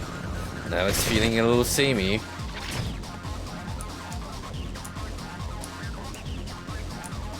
Would have been perfectly fine with one such sequence.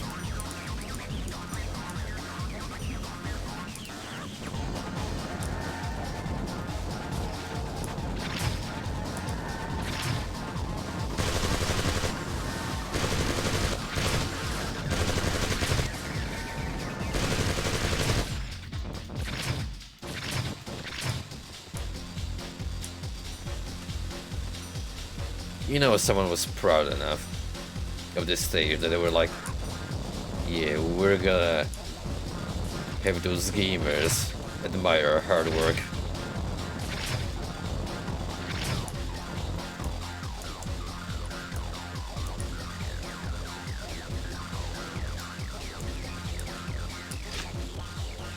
Oh, thanks. For once I don't get punched smack in the face.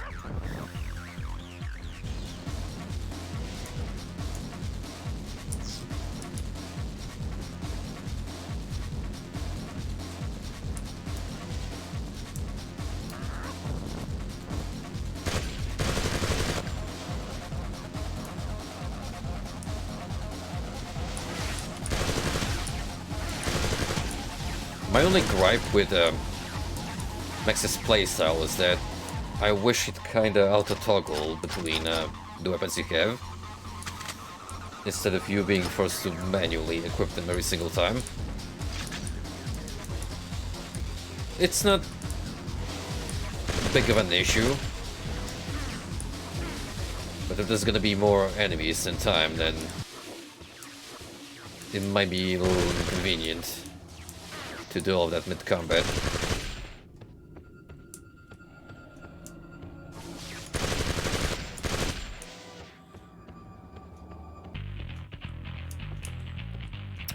Smells like I'm coming, boss.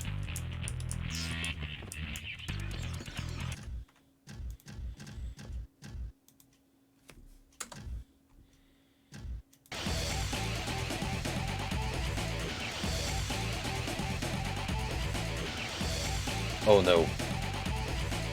No, no, no, no. Oh, you crashed mid-save, motherfucker. I would have been livid.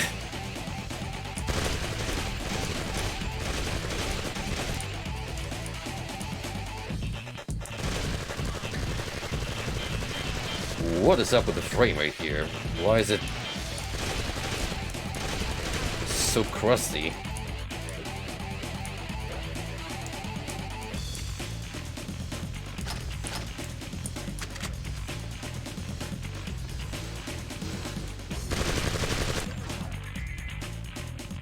Yeah, for real, why is the game choking so much?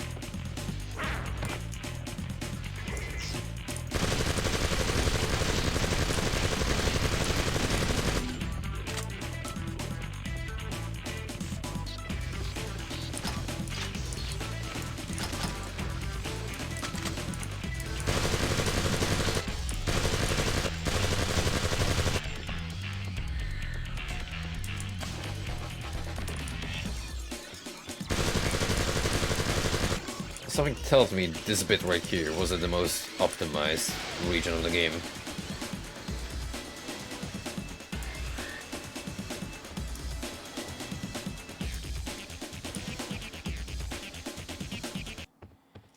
You know what I do find surprising is this did have HD re-release a couple of years back, but I don't know, it's still doesn't look awful visually. Like, some of these hold up pretty well.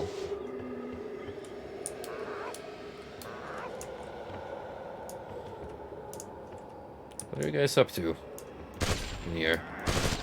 Just vibing? Having a little party?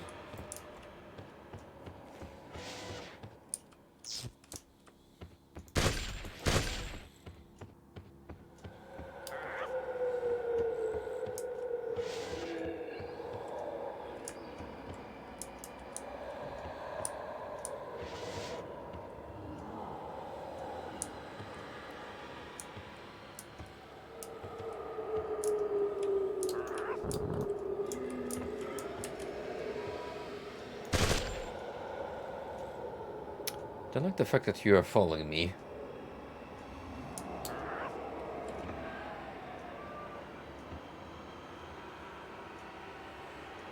I don't really need an audience for this intense platforming.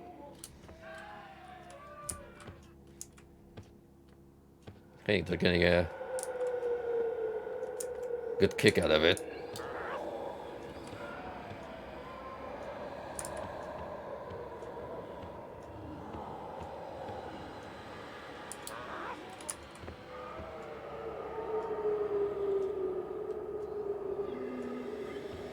Oh wow.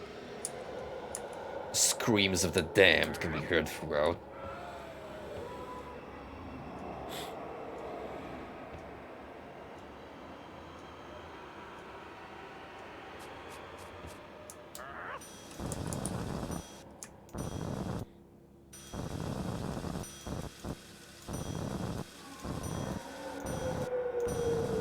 Ballsy move, but hey, I'll take it.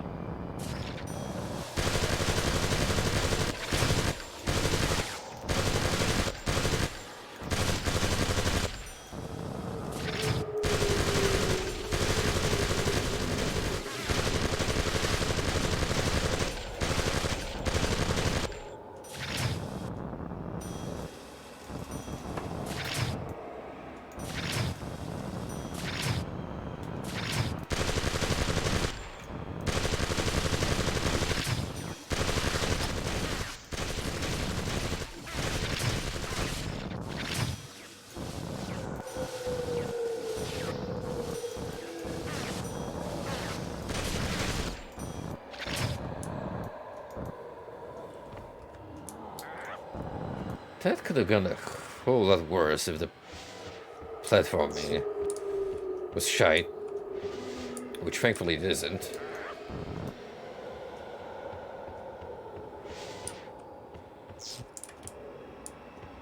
All they need is a functional control scheme. Who would have thunk it?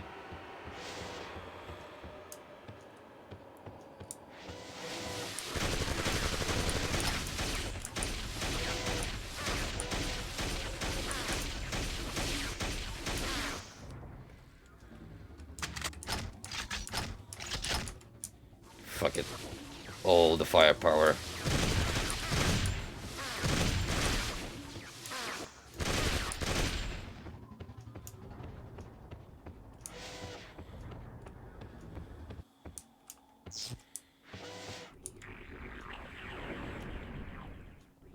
Oh, this smells of boss. Welcome to my lair, you insignificant worm.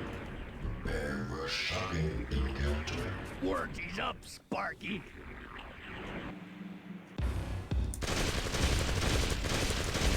You tell him, boy.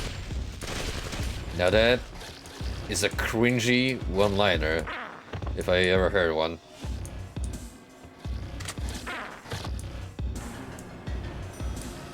What's up, Sparky?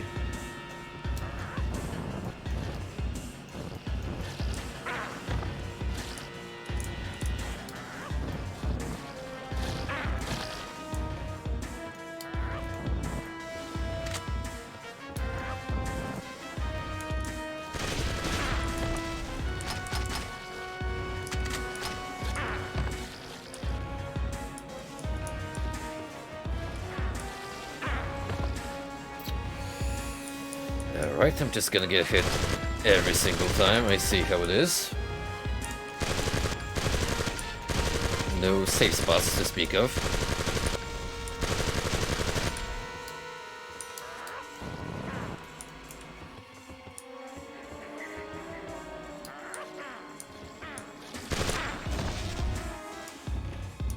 And this disco ball is going crazy.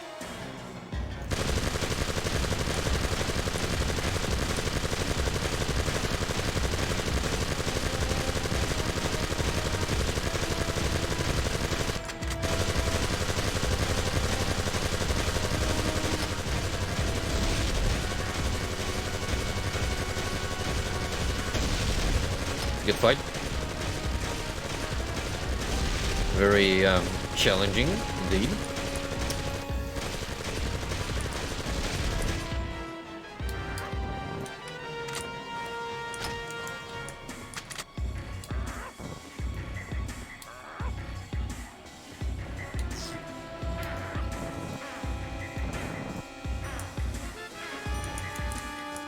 At the very least, I'm not getting a hard knockdown every single time now, so I'll call that an improvement.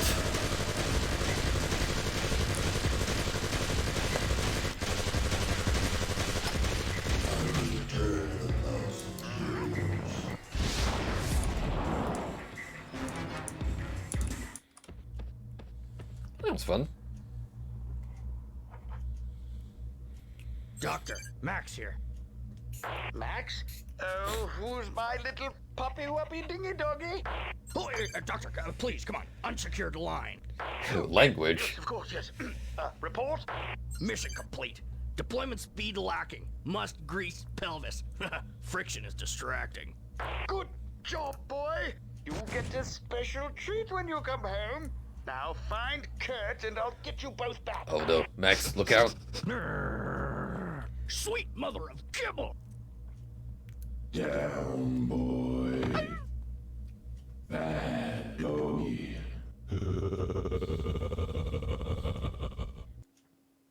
Getting some serious Sam vibes from that cookie alien. What now? More interference? But I've no time to flush the atomics now. Fun must wait. Hello. Hawkins, isn't it? Getting a little lonely. Well, yes, actually, I miss my doggy. Well, holy dooly! Who the heck are you? You could have been more British if you wanted to. Well, Schwang, if that is your real name. Schwang? Just you aliens wait until Justin I get Schwang? my janitor back. You can't stop us all, Doctor. My ship is 100% impenetrable.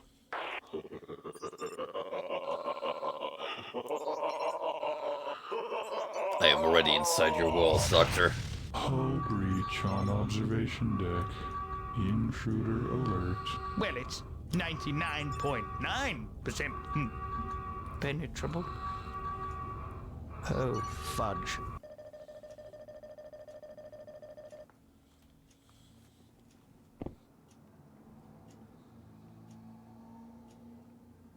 Alien infestation has begun, Doctor, and you have not completed your personal defense training.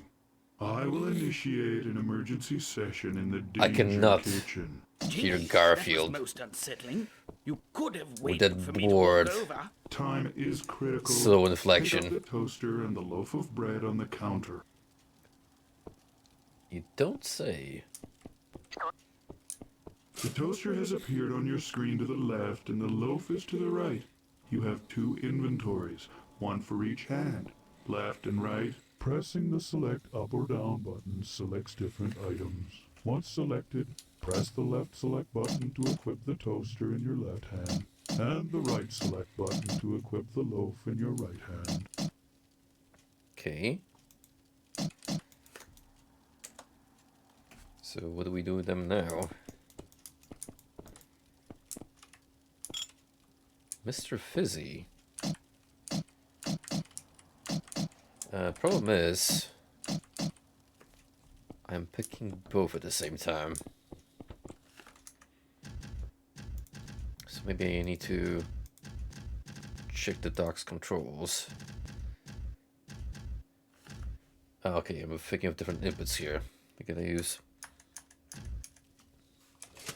Now, There we go. Psychopaths, when you have the two items equipped, you can combine them by pressing the Use button. I've made toast. Delicious. Quickly, pick up the piece of toast and I will show you how to eat it. That life hacks.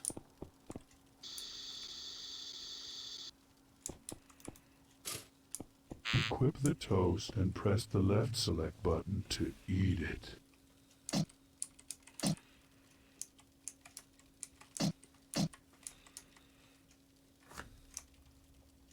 Okay. Selecting the glove will unequip any item. Those are the basics, Doctor. Using these methods, you can combine many items into many different things, including potential weapons. Well, don't keep me in suspense. What are the combinations? I do not know what you will find, Doctor, so I cannot say. You are supposedly a smart fellow. I'm sure you'll figure it out. Right then. I'll have the ship under control in no time. Good luck, Doctor. I don't need luck. I've got science. Okay, can I use toaster and cola? Oh, yes, I will create nothing. Alright, so it's trial and error. How about soggy toast? Oh, yes, I will create nothing.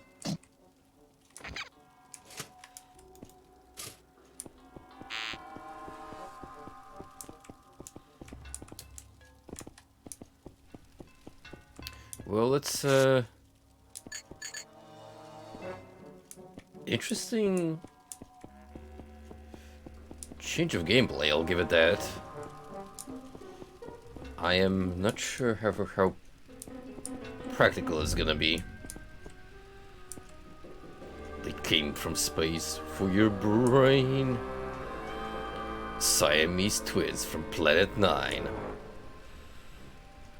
Nice throwback at Planet 9 from outer space, all-time classics. Two men, one TV. Let the something begin. Now you heard of flat TV screens, but have you seen something of this magnitude? Together with a built-in Winamp UI.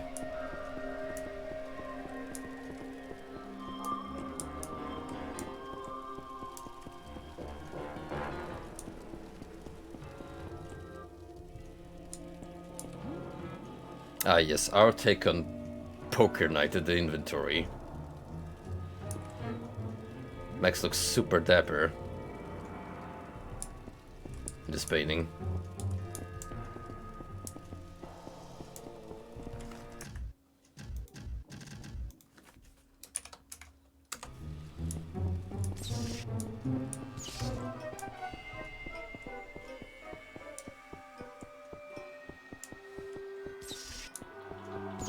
The fact that I only get 60 health as the dog is a little concerning. The bridge.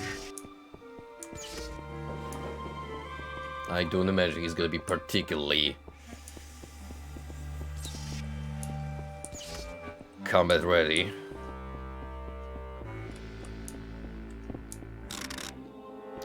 Oh shit, we're MacGyver up here now. With the duct tape. Duct tape and towel? Oh no, no. Duct tape and No, toast. I don't. These won't. No. Duct tape and sody pop. Oh no, no. What if we combine both concoctions? Oh no, no. No, can't do that. Driving the starship, you see. Oh, right. Well, so far I don't have much in terms of choices. It's like, just toast. Lots and lots of toast.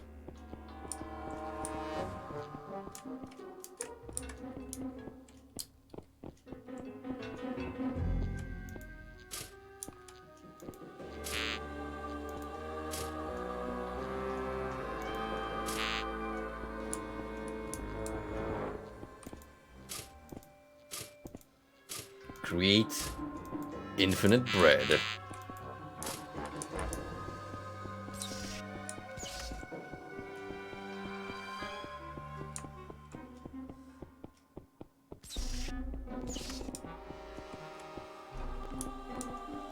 So it's more of like a exploration, puzzle solving game.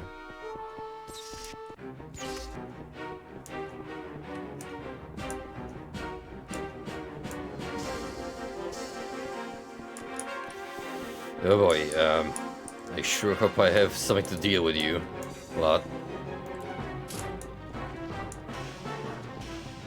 Wow, the toast does nothing. But I'm not surprised. Oh yes, I will create nothing.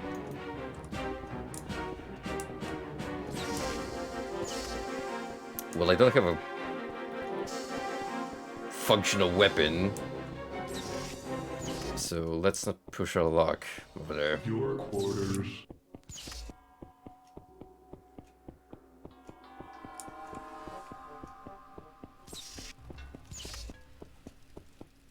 Right, so this is our starting zone. Much good. Everything I wanted from here.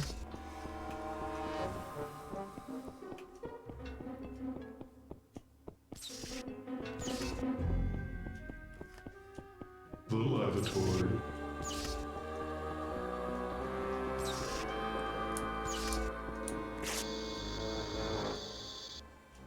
Your reflection is not available this time.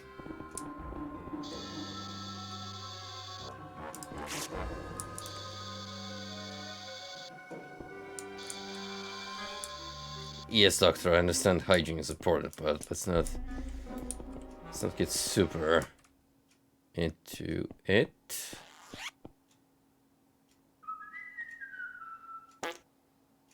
Nice. I will have you guys know, this is the quote-unquote genius in whose hands the fate of Earth rests upon.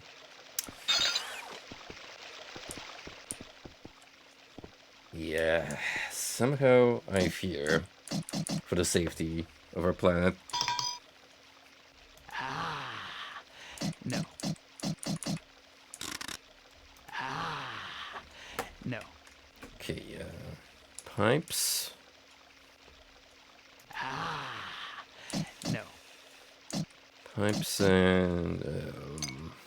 Oh, no, no. No, I don't. These won't. No. No, I don't. These won't. No.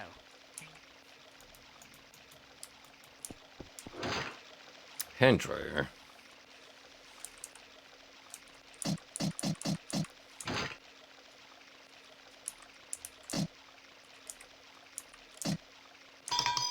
This will clean out the tree lounge.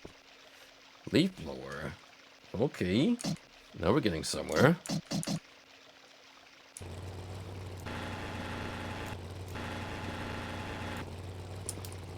Doctor, aren't you forgetting something? Well, pants on, zippers up. I'm ready to go. Wash your hands, Doctor. I was gonna say that.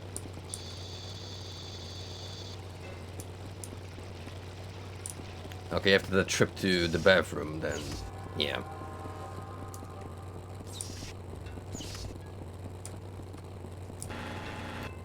Now see, if this was Dead Rising, we'd put some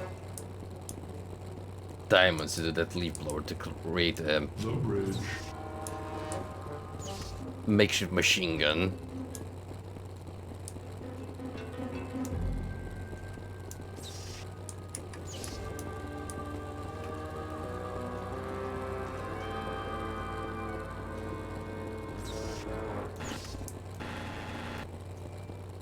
The lounge. Your quarters. The lavatory. Wait, so I'm going The lounge. launch, right?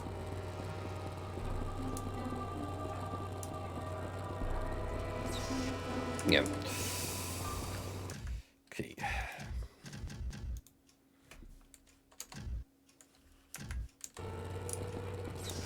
I still do not think the good doctor was built for any combat. Oh, I mean, we can send these schmucks flying, which is pretty nifty.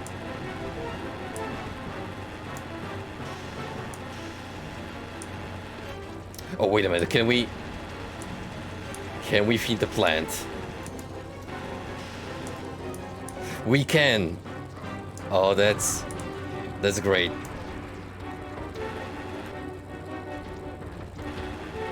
You're not wrong, Golden. This is basically Dr. Coomer. Yes, that is his name, canonically.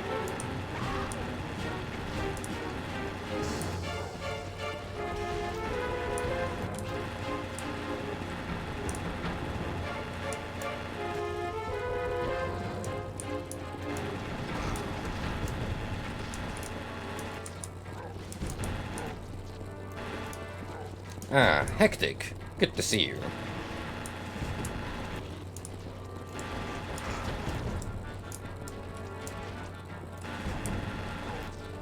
That is a super strong leaf blower.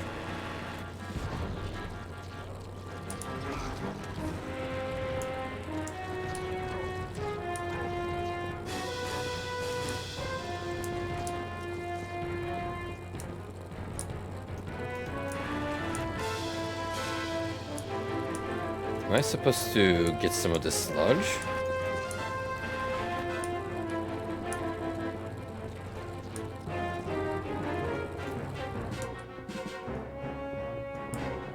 I think I have the container for it.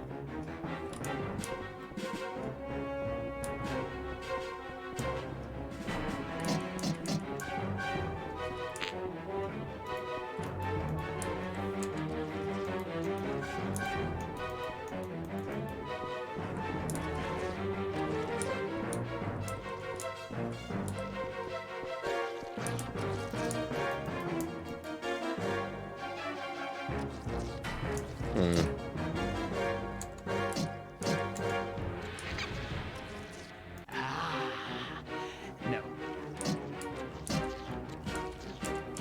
Would you like some toast, friend?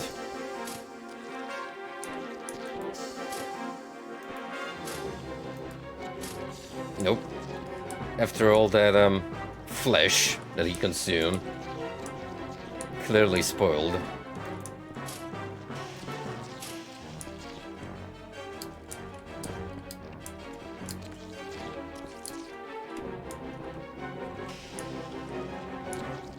I mean, maybe I'm not supposed to go any further.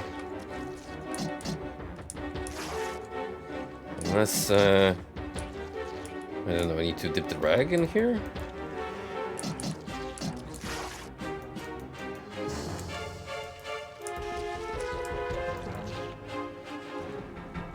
No, because I think that's purely for combining items.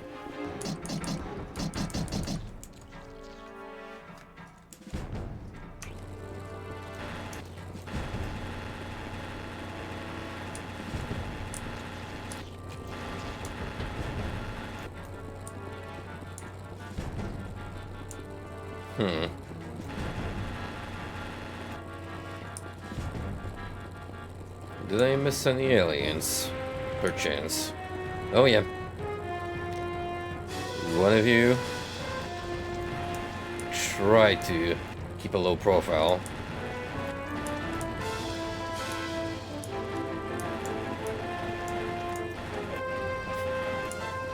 These punk physics are nuts.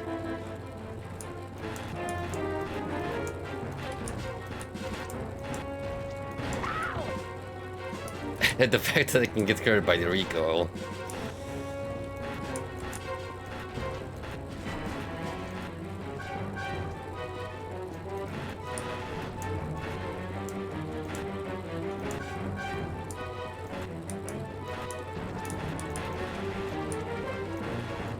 Alright, buddy. Come on over here and become nutrients for my mutant Venus flytrap.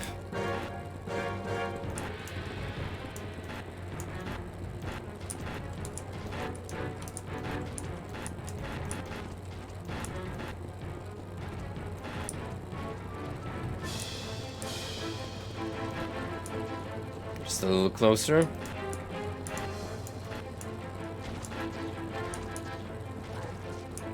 Come on. Sickin' boy.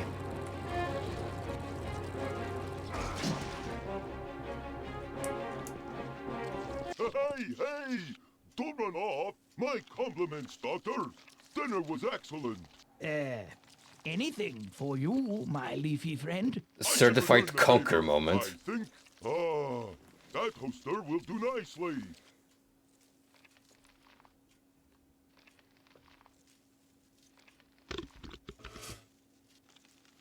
Okay. An atomic toaster! By Jove, now we're cooking! I would say with gas, but that doesn't quite ring true, does it?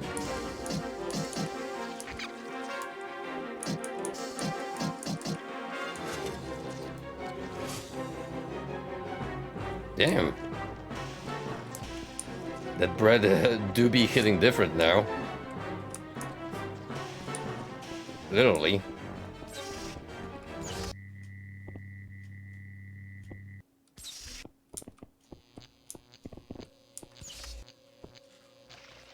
Oh, damn.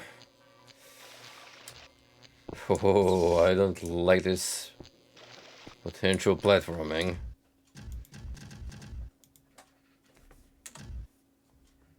Sure wish I had a jetpack here.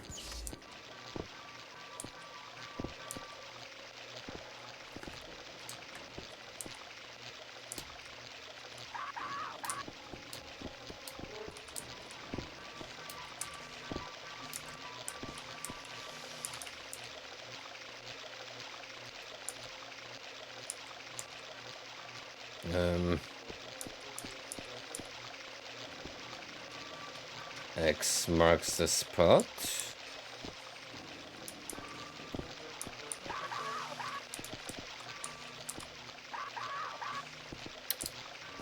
Not quite. Like,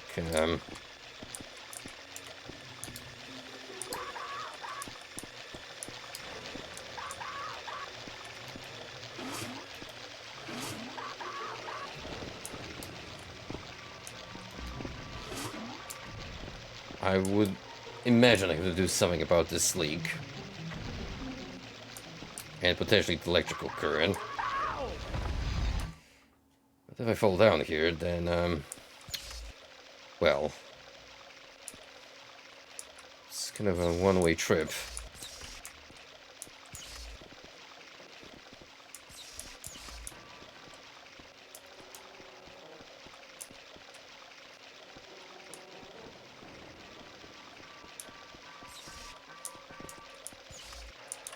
Maybe I need more gear from the lab. Oh, never mind, because I can't head back.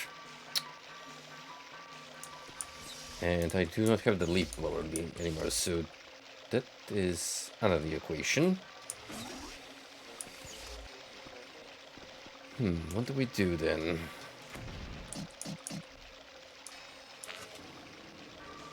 Oh, yes, I will create nothing.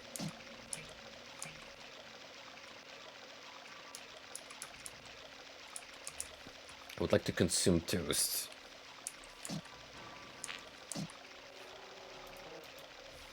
If possible.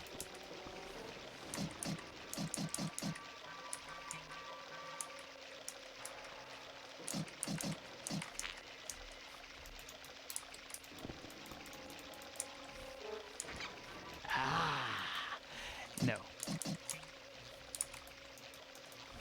forget how you meant to use it on its own.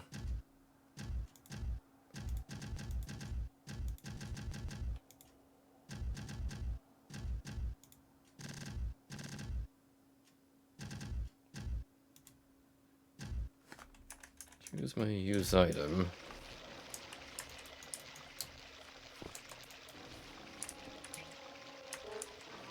Generally don't remember. Maybe right mouse?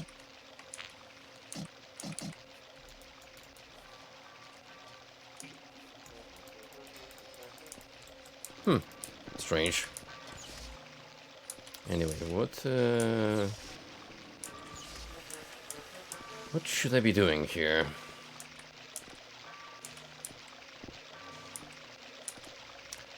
Now, those switches do look important.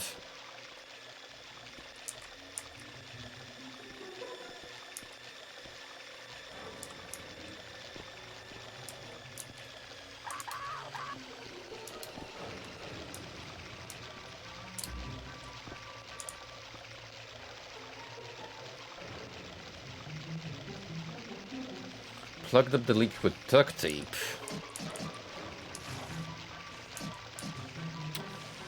See, that would make sense. Certified flex tape moment.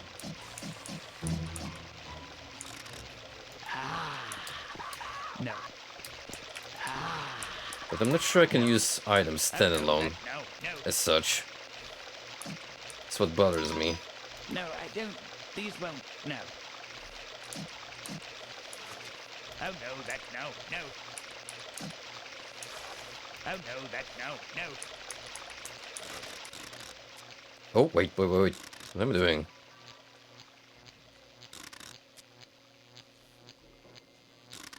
Yeah, it worked. Huh.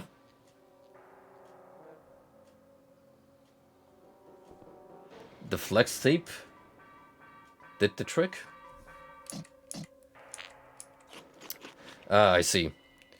You gotta press the button again.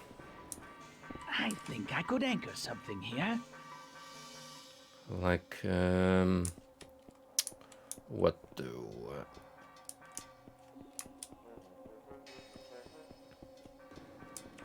It actually does.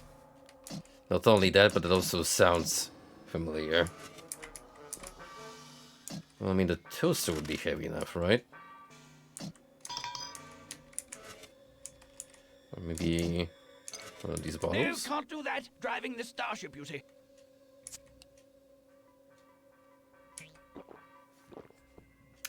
Right, soda restores health.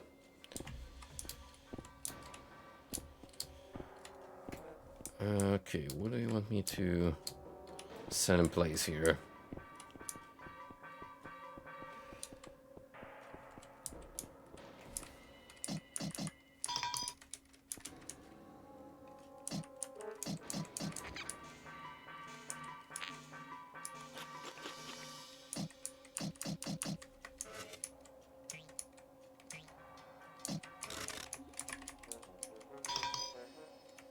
Oh no, no. Hmm.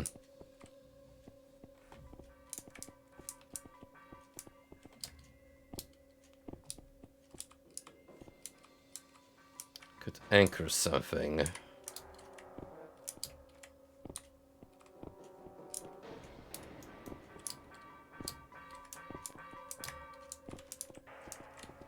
Well, I definitely need to come up with something if I want to get out of here, because once I'm down here, I can't really platform back up. No, I don't. These won't. No. Oh, yes, I will create. Nothing.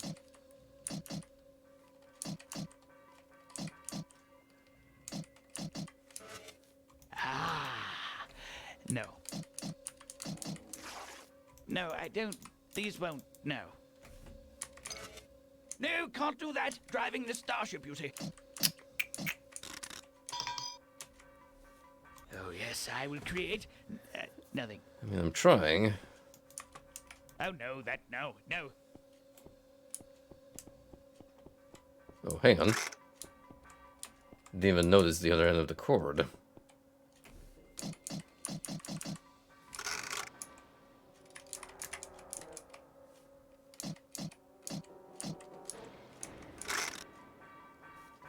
Oh, yes, I will create. Nothing. I've made a ladder. Now to find a place to use it. Out of a cord and pipes. Seems like a stretch, my dude. Also, it's the smallest ladder in the world.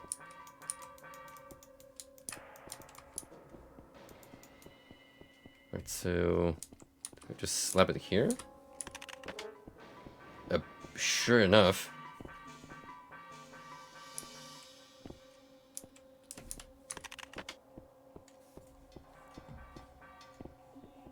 Wow. Well. Alright then.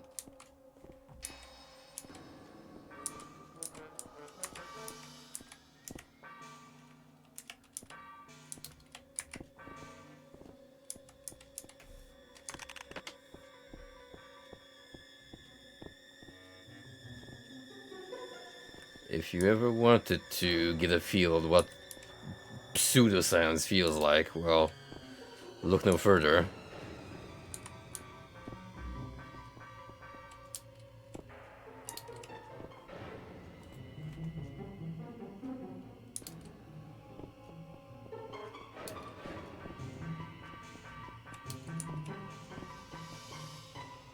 Oh, that's a dead end, confirmed.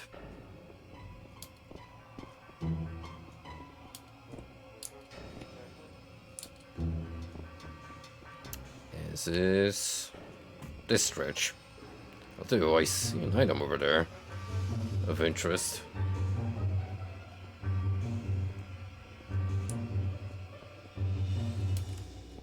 Perhaps later. She'll acquire it.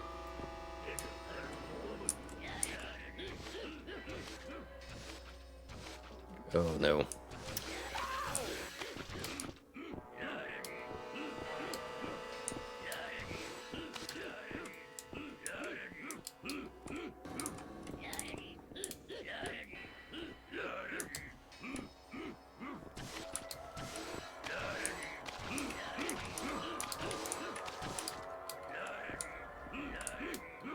I don't think I have much of a way to go from here. Unless we give this toaster a try.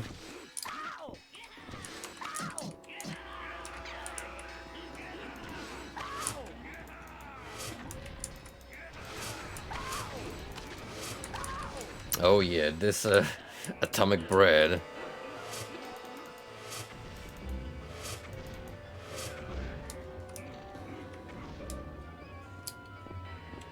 Overdose on carbs.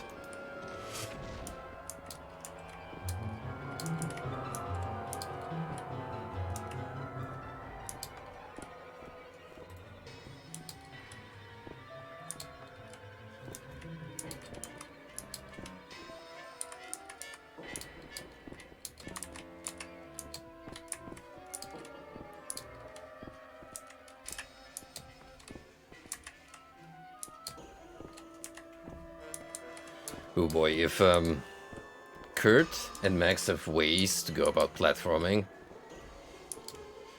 the dog has no kind of hand-holding whatsoever. No parachute, no jetpack. You just gotta work those legs and rely on the jankiness. Yeah, remember when I praised how intuitive the jumping felt? Once the helping hand is no longer here,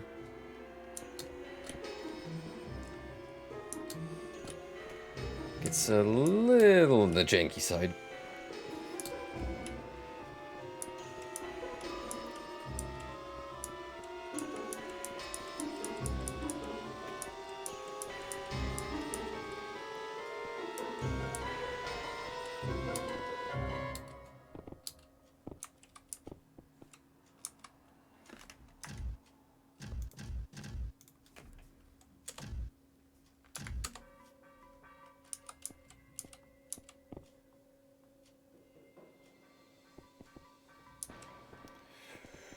Yeah, in case my fear of heights wasn't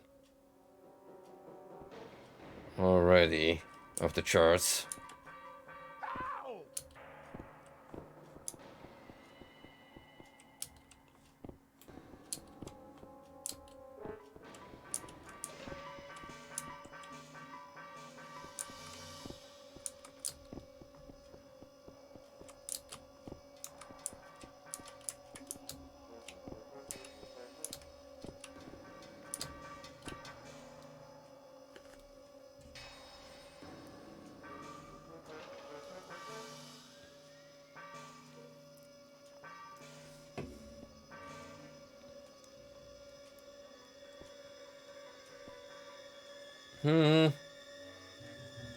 My feelings on Dr. Hawkins' segment are pretty mixed so far.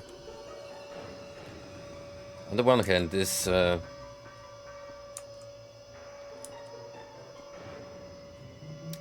crafting system is kinda neat,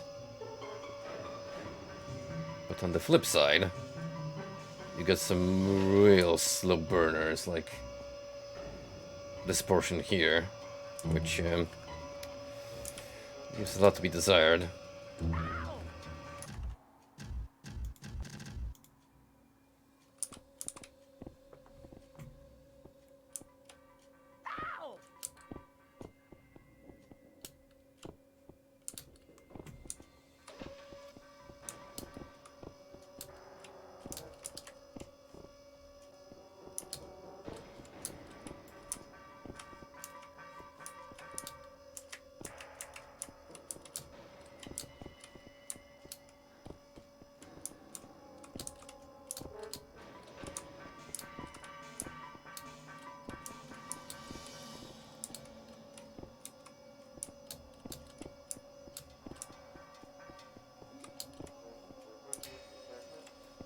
Oh, brother.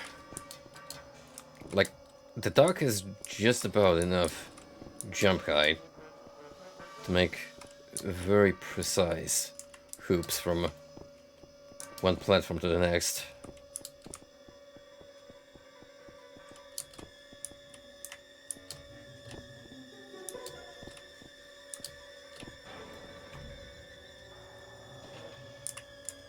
Not a lot of leniency to account for.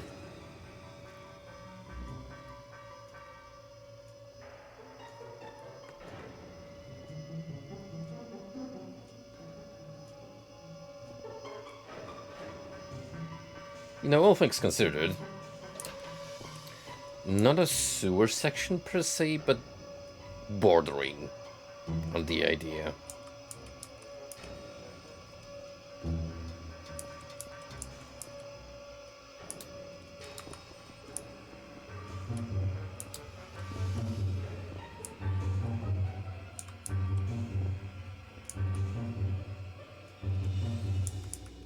Okay, you see a ladder access. So this pathway. So what would I need a ladder for? Get up here? Oh boy. Branching pathways.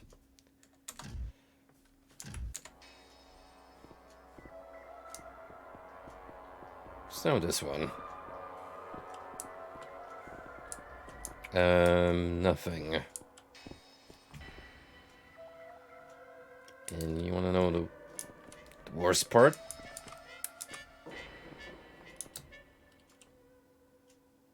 No way back. Great.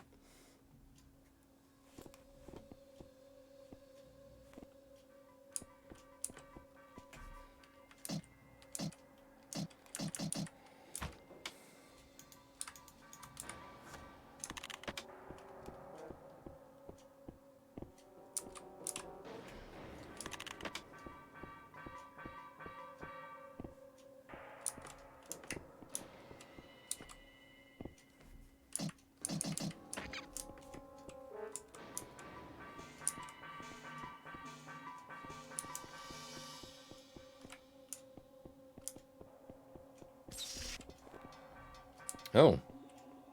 So we made it back to the ship. The main part of it. Oh my, there's something fishy about that crate. I need to make a fishing rod, don't I?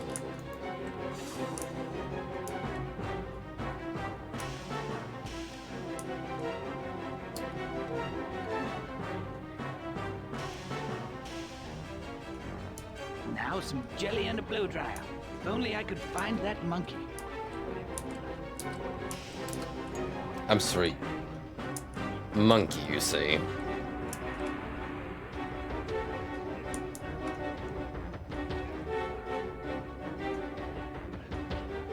Well, I'm gonna fishbone a lighter. I suppose we release the fish into the grate. Because common sense dictates. Rather, adventure game logic. It's up to you, Chuckleberry Finn. Find the security override switch.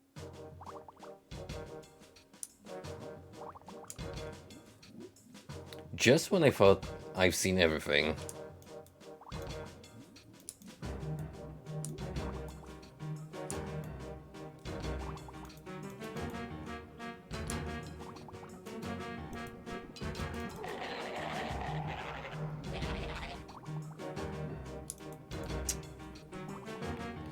Echo the dolphin moment.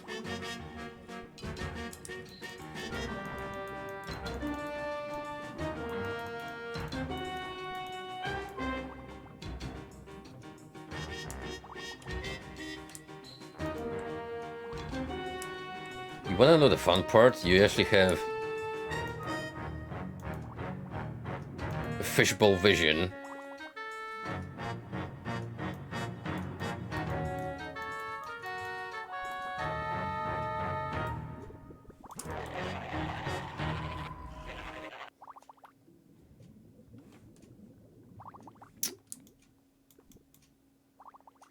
Yeah. I'm really not feeling this game beat.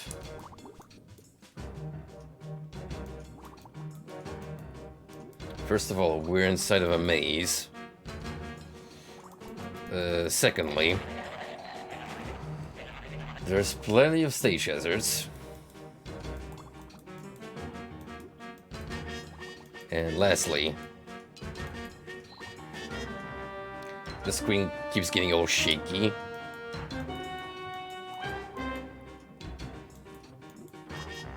Which I imagine after a while will give me some slight nausea.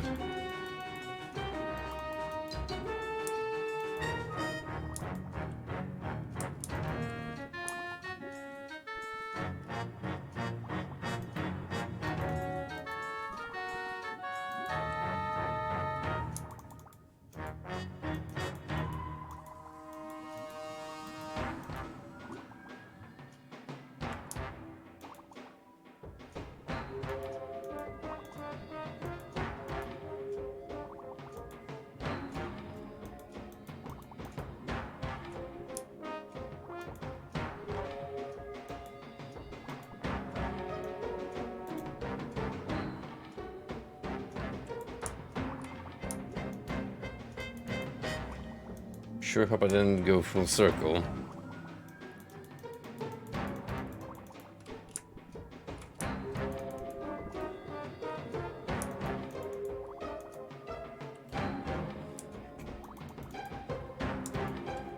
Because again, I have like zero clue where I'm heading.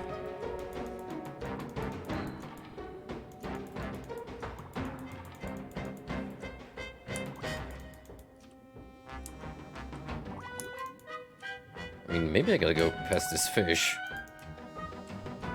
This chomper right here.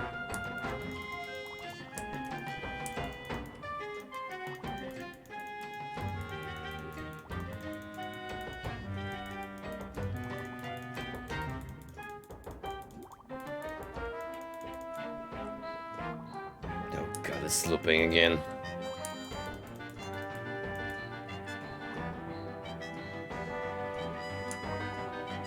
Hold on. Wait for this guy to pass by. Oh no no no no no! He's coming! He's coming! He's coming!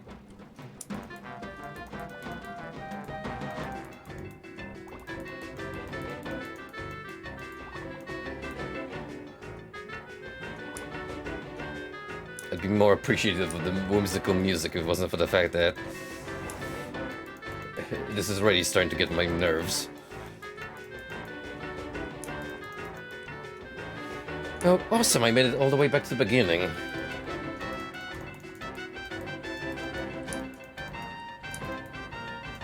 How very fun.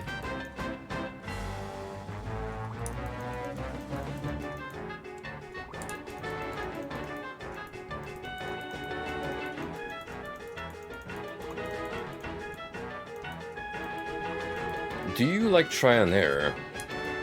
Do you like not knowing where to move on? Well, brother, do we have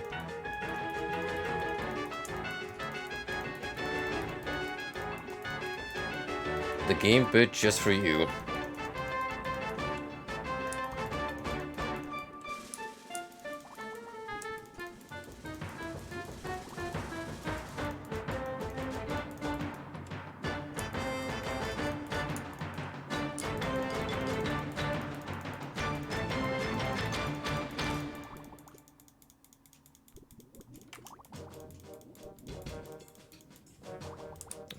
This literally just comes full circle.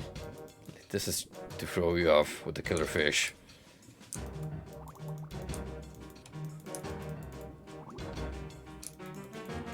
Oh, hang on, we got red. Red is usually a bad sign, but not in this case. Phew, thank goodness.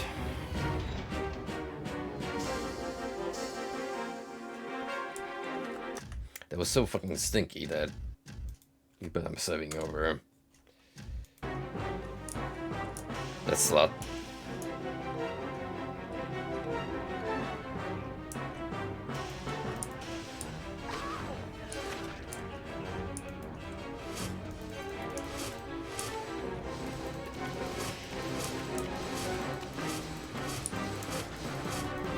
Clap that radioactive toast into existence.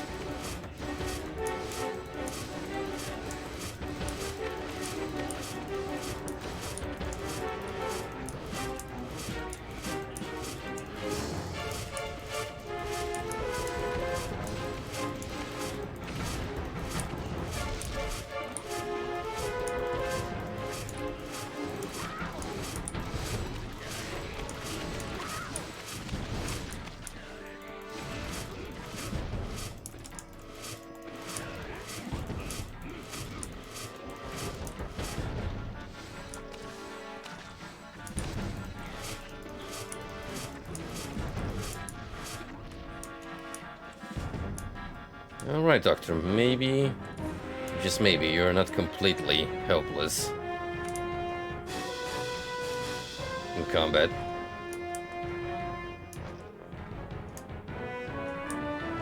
You can fend for yourself.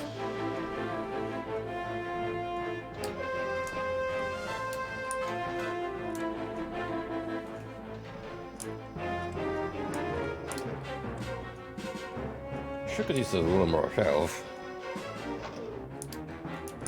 So I'm kind of surprised that I can't make Molotovs with these. Nasty. Nasty. I swear I tried to do it before. That's my excuse. Fishbowl and...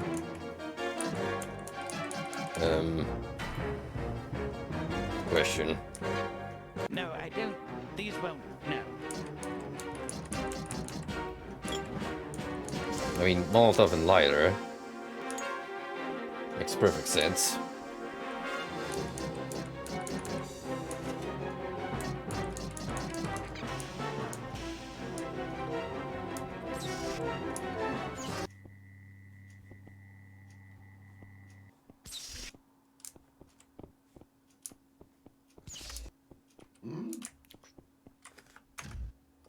Okay.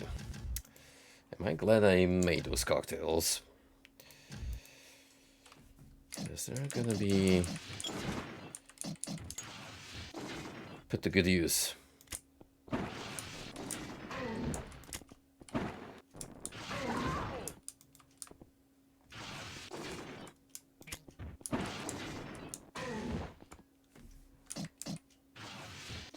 And then I should have more health because I'm about to become toast myself.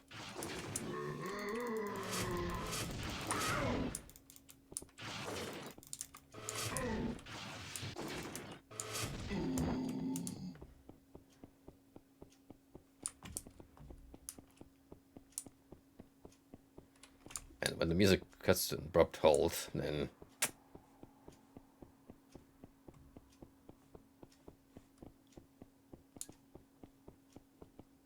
sure get some abrupt silence.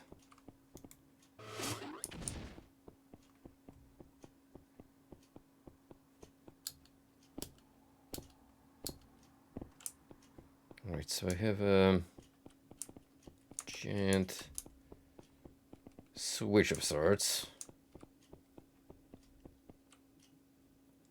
which I imagine will open this gate. Potentially there's platforming over here.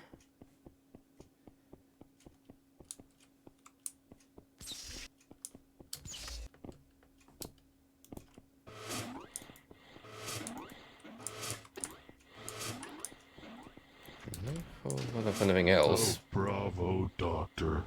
Now you've done it. No, no, no! Uh-oh.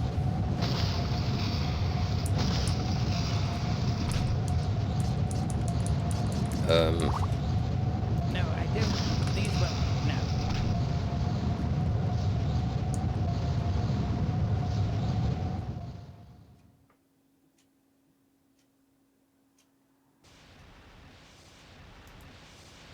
Are we dead?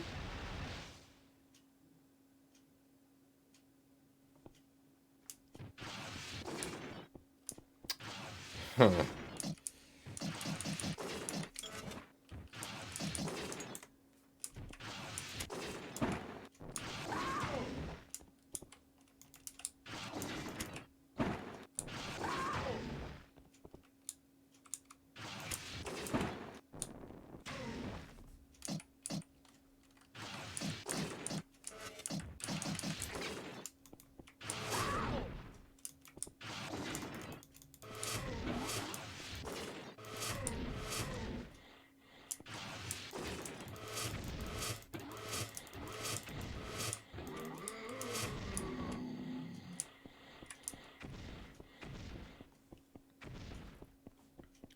You missed a glorious segment where we got to control the fish through an underwater maze. with no map whatsoever, and a very, very annoying layout. Now we're trying to figure out how to survive through vacuum, which, well, obviously I'm gonna need this fish bowl as a makeshift space helmet so I can breathe in outer space.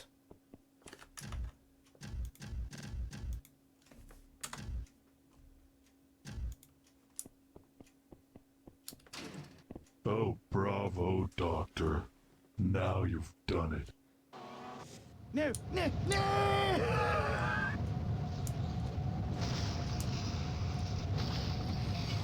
I have a magnet. What do we do with the magnet? What do we do with the magnet? Oh, yes, I will create nothing.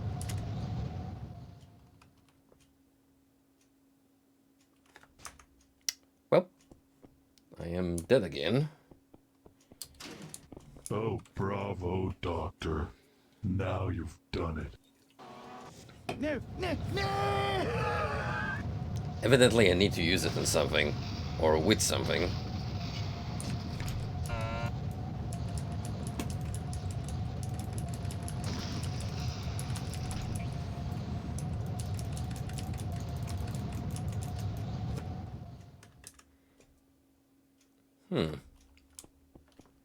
Looks like I gotta make a combo. Oh, bravo, Doctor. Now you've done it. No, no, no! Maybe old duct tape?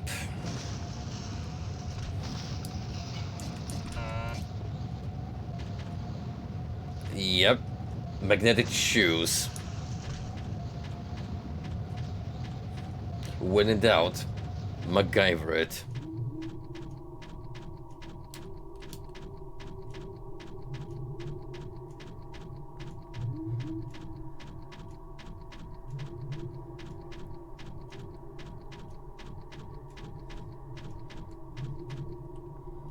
Think about it. We spend millions upon millions for expensive spacesuits, when in reality, this is all we could have gone with for space travel. A fishbowl and a pair of magnets taped to boots.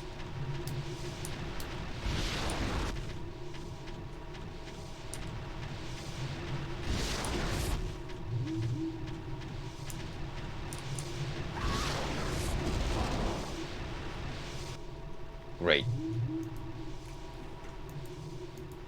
Well, nice that I have a spaceship shooting at me now. Oh, bravo, Doctor. Now you've done it. No, no, no!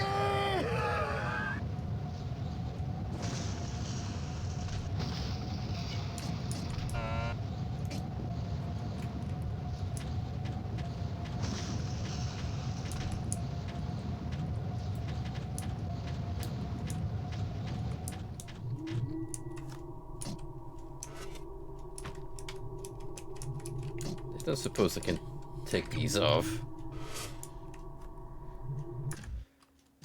So we're gonna have to figure out how to get past the enemy vessel. I mean, maybe I can just fire toast at it.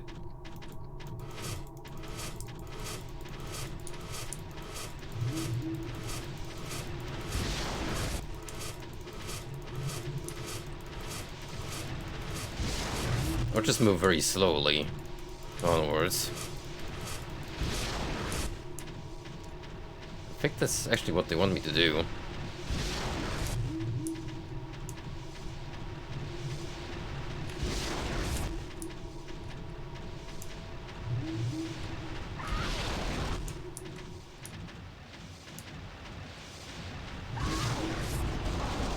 Well, maybe not that slowly.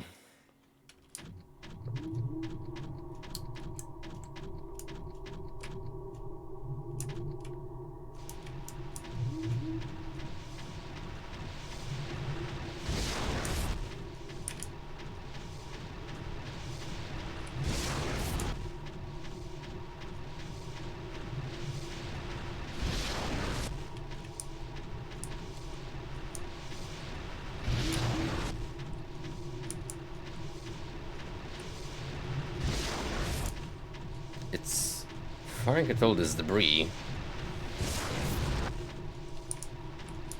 Which, I don't know if it's doing anything.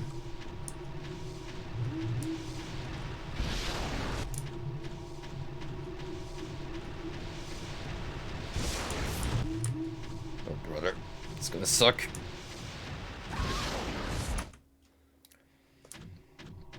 Oh, yeah.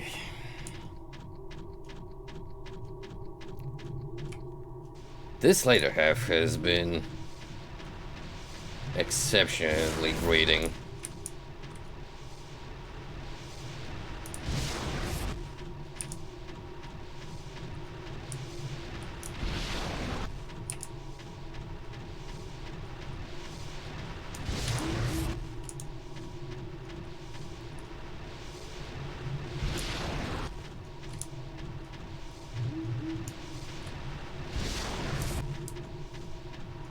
I can't even tell half the time how this motherfucker is gonna shoot.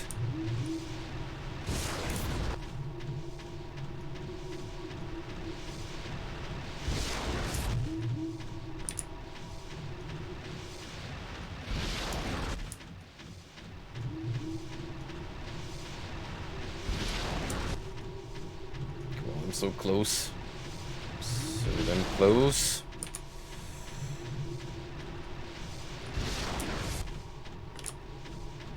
Please. Please don't do this to me.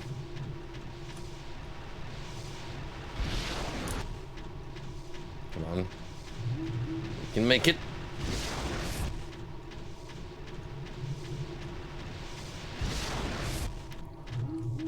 Ooh.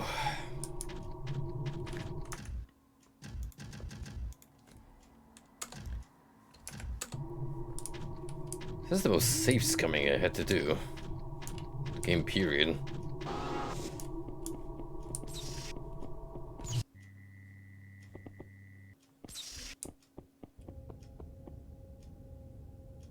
Ah, Dr. Hawkins, I presume. You there, alien interloper! Get off my ship! Doctor, you're no match for my massive cranial capacity. The purity of my alien intellect will defeat your simian brain.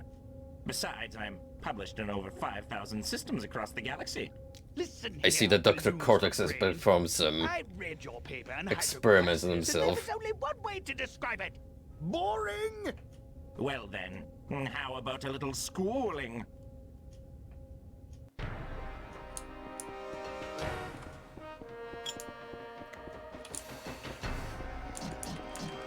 Well, thank you for the help, because I sure as heck need it.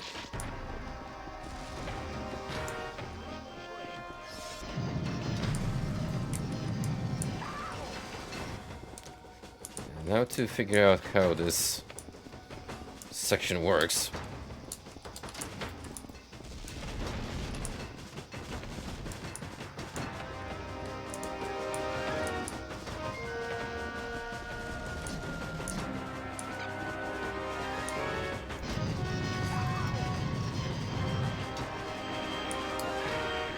Honestly, it kind of smells of a puzzle fight.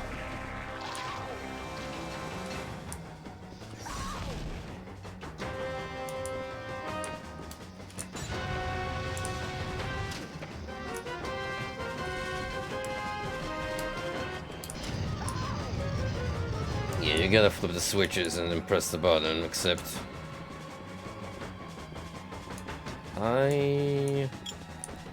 okay, maybe I will have the hell for this.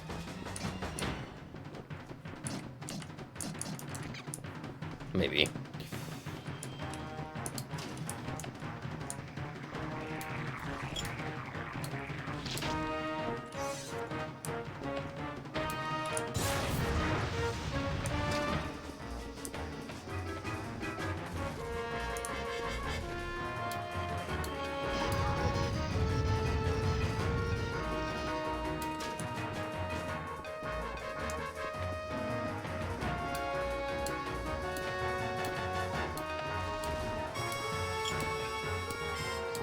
As long as I keep picking up the Nuka-Colas, and I'm good. And I also have to make sure he's in the field.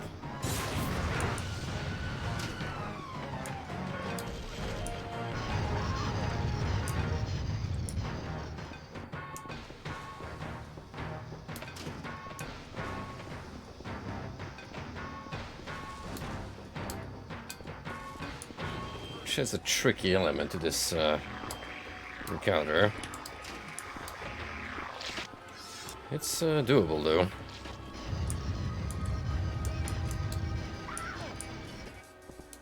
Come on. Getting in the dev beam.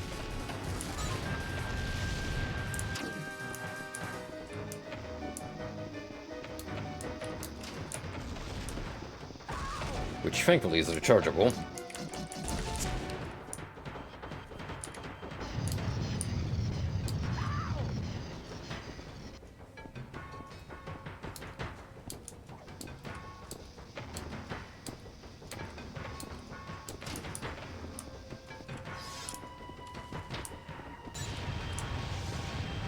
Right, one more and should be over him.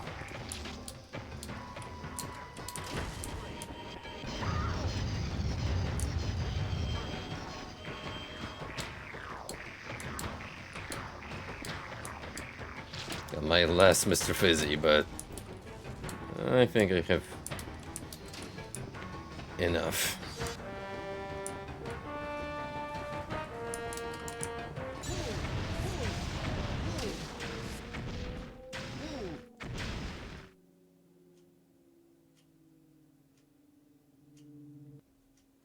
Right, simple enough. At least the boss fight wasn't as grating as that second half. Kurt Hectic has been located, transferring power to teleportation relays. I'm not paid enough for Oh my. giving a shit. They took the suit. We're all doomed. Can I go now? Oh, no. We're not licked yet. Fortunately, I had a spare one in my closet. You're back in action, Kurt. A whole set of them. Quickly, back you go. But No time for blathering, my boy. Shuang has Max. Doc, I need a suit. Oh, details.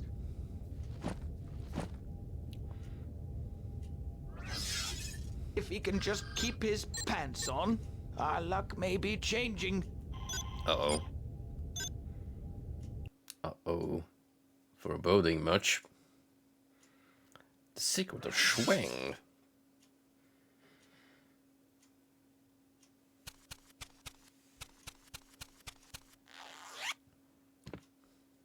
Yeah, there you go, Kurt.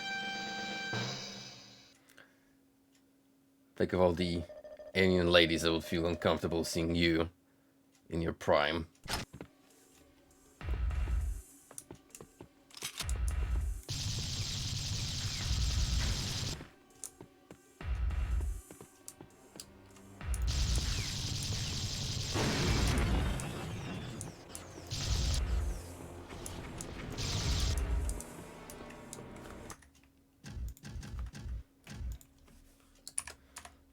One here.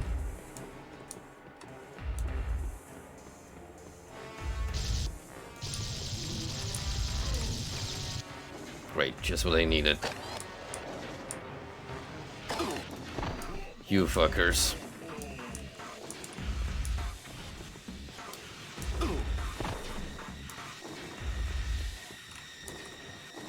Always a fun time when they can snipe you. Way across the map.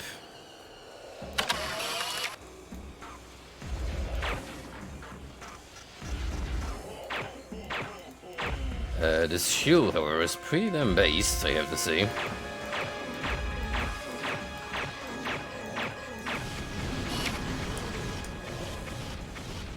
For what it was worth.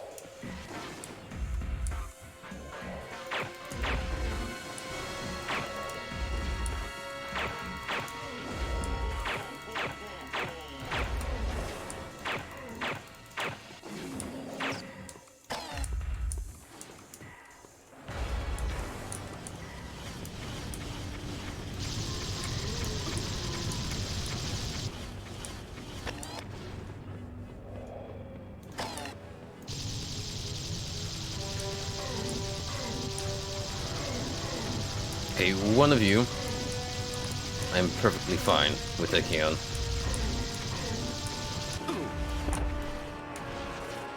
Your circle strafing will do its wonders. Well, usually.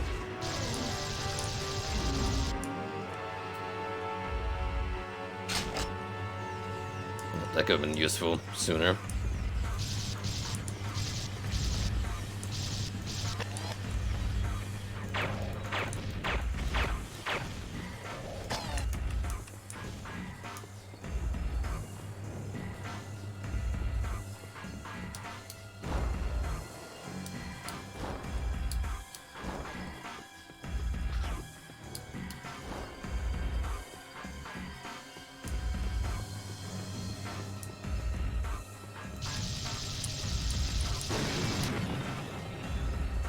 I will say this. MDK2 feels less skimpy on the pickups.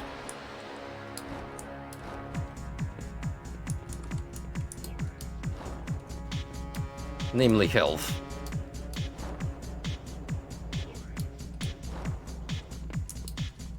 In the later portion of MDK1, I struggled with the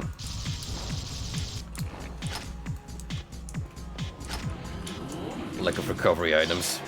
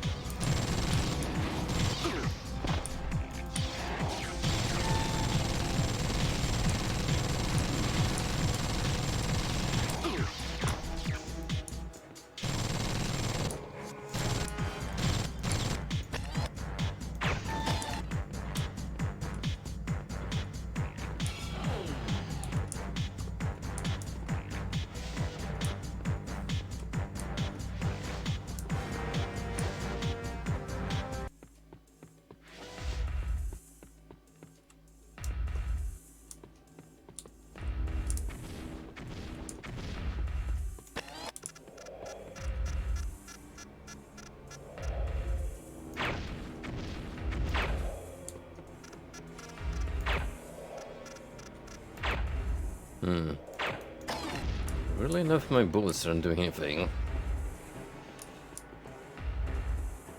Guess I gotta get closer.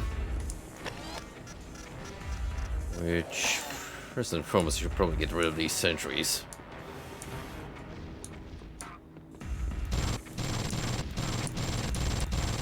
Thankfully, base hit scan to the rescue.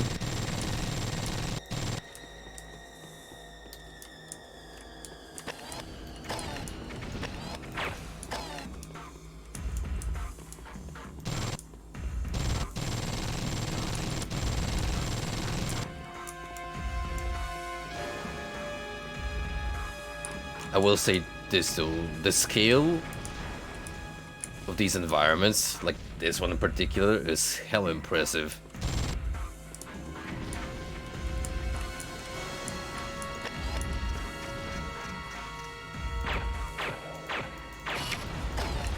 Like the fact that you can see the entirety of what you'll be going through in the year 2000 is...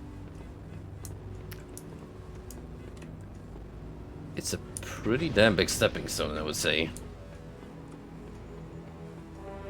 BioWare kind of flexing.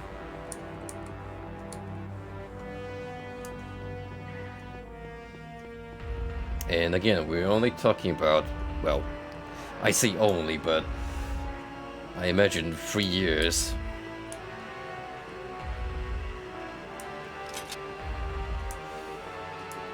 Traveling back to the end of the 90s and the brink of a new age.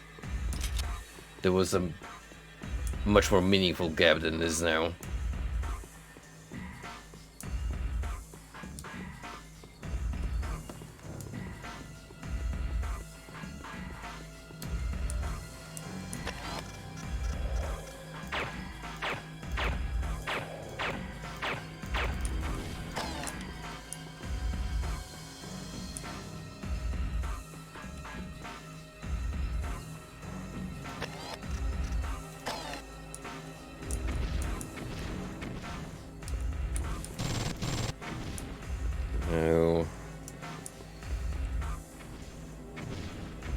are these hover pads.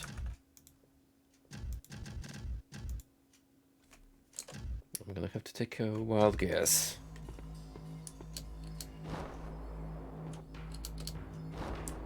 They are.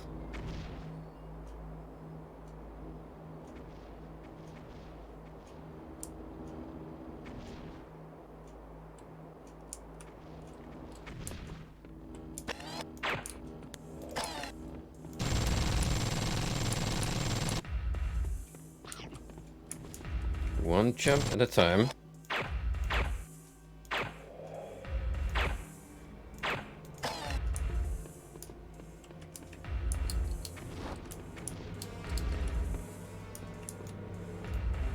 Oh, timed platforms.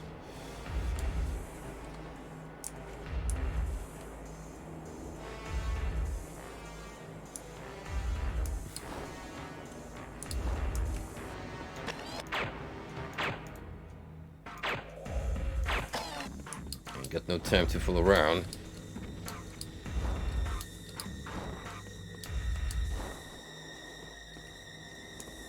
Alright, to activate this first.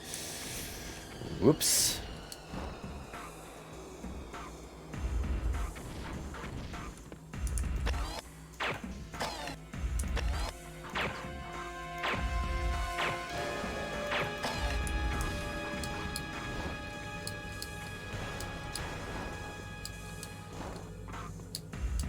Any other game would have punished me with a death screen by now. For that one misguided jump.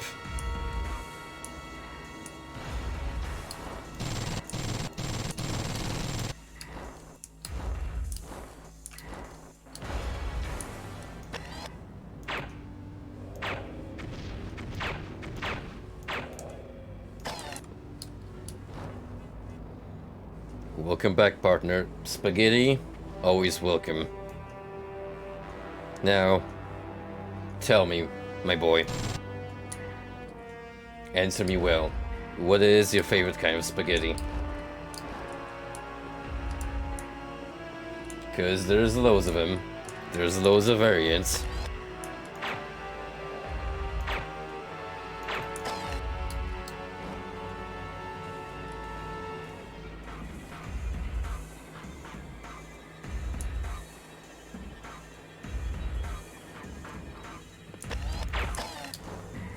Wow, do I even have the time to do this section?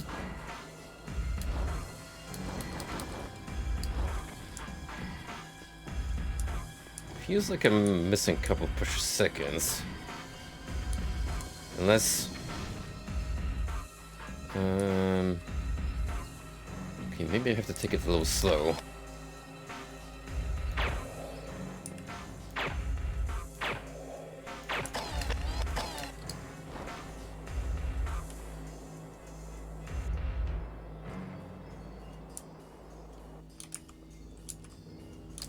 Shit. I think the middle one sticks the longest. They have a predetermined time as to how long to stay?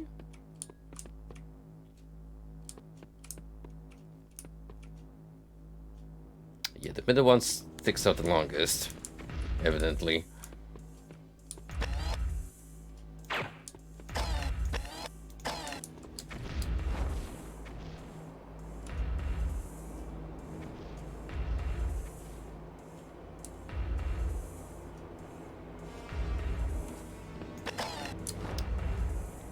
God damn.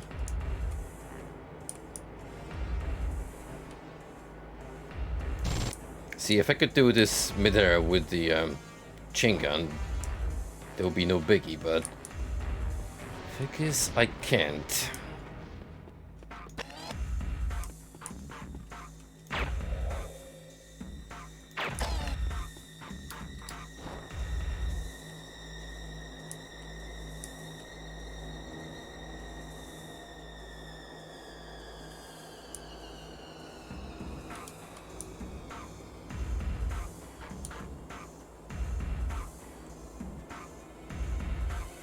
What do we have here?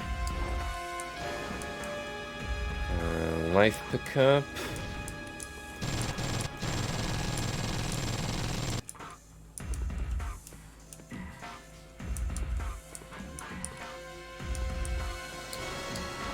That, my friend, is the correct answer, because there is no bad pasta. All of them are exceptionally tasty.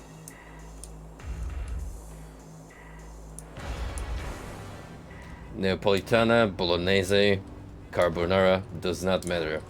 Pasta is pasta, and therefore supreme by default.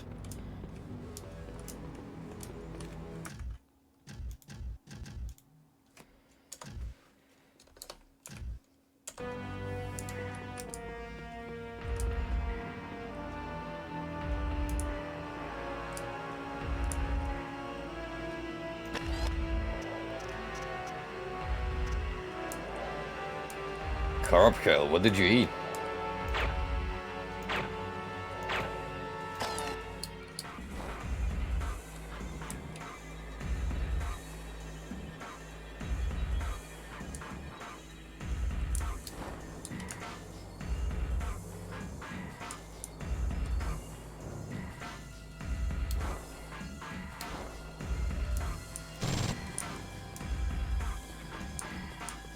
So you basically became an honorary Italian for a day, got it.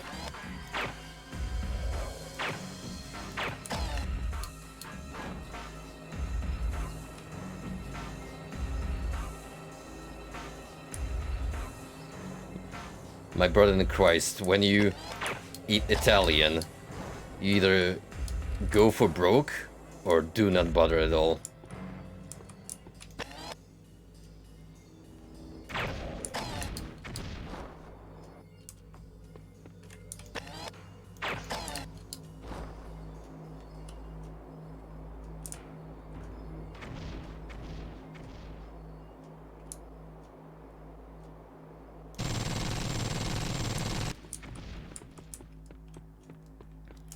Well, that took a little bit of trial and error, but we made it up here.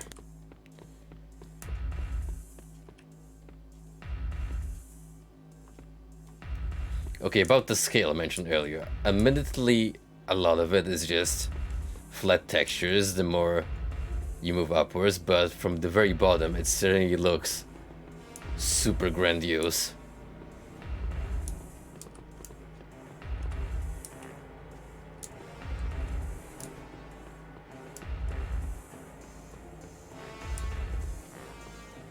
Oh, is she gone on a keto diet? Or just minimal carbs?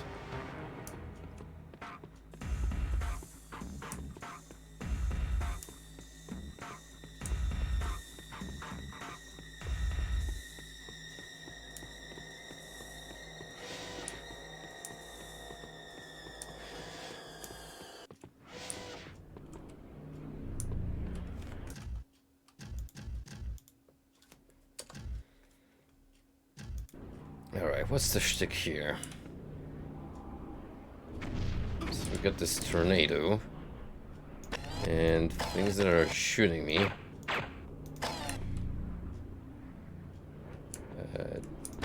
That orb in particular.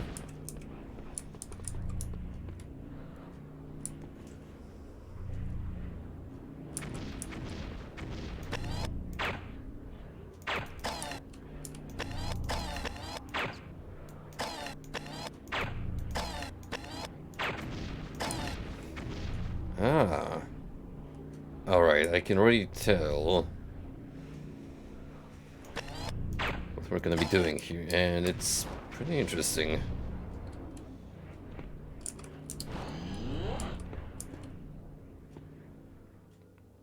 Well, fuck you, game. For blue balling me with that item.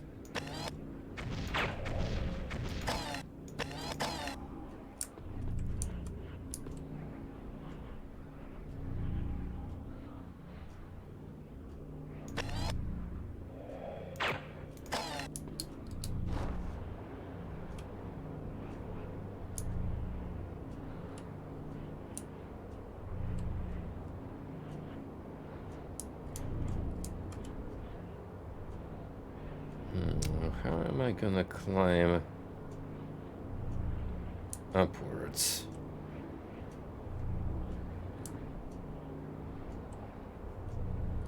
Maybe they gotta be right below me.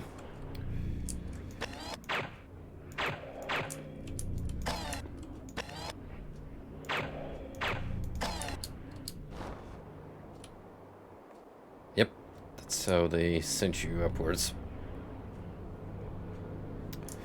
So you gotta plant them just right.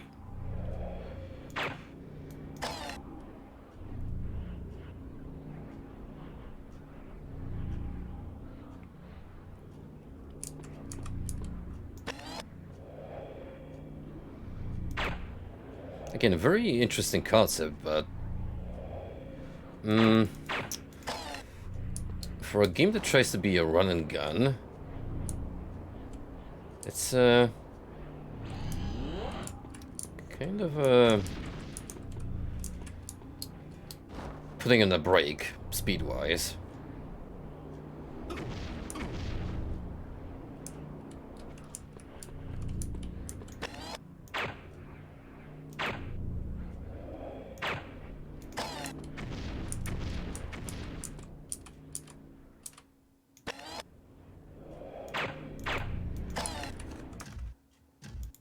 Let's see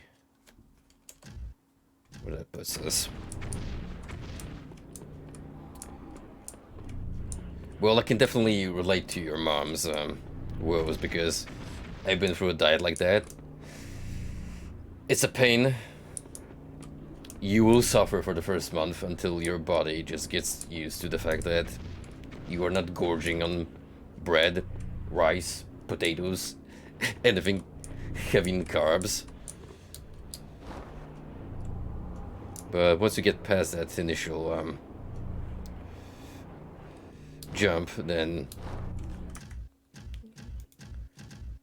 it's not as bad. The trick is to actually implement some cheat days every now and then, so that even once you gorge on a pizza, you don't feel as bloated as it would normally be.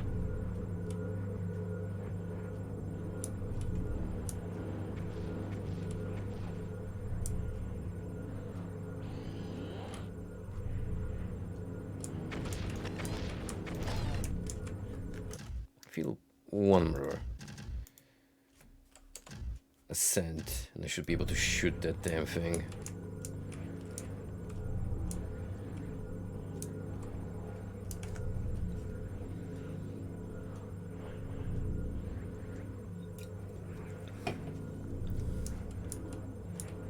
Thing is, I never went for full keto. From what I remember reading upon keto-based diets, you also need to keep your protein intake in check. Otherwise, they will start breaking down to sugars, and that will also prevent you from obtaining ketosis. So, for a bodybuilder, I do not see that kind of eating habits working out. It's good for losing weight, for sure, but actually maintaining muscle mass, nah. Not gonna cut it. Same with vegan diets. I cannot fathom plant-based proteins being sustainable.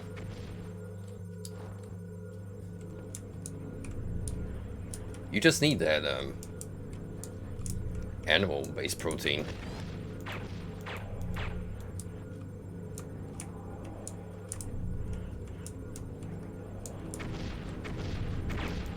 Imagine having like no red meat, no chicken, no eggs, nothing besides what you blend from, I don't know, soy? Whatever the hell they consider to be a worthy substitute.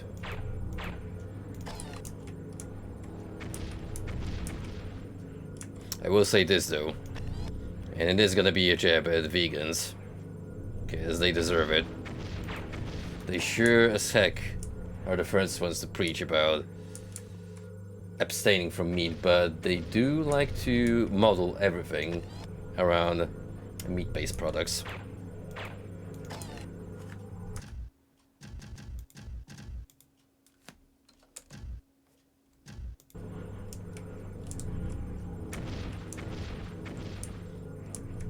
Hey, how about these chicken wings made from tofu? Bro, we promise it tastes like the real thing. It never will. You can try to cover up the flavor as much as you like with herbs and spices, but the moment I sink my teeth into the quote-unquote meat, I will instantly recognize a fake product. It will never have the same consistency and flavor as the real deal. Never.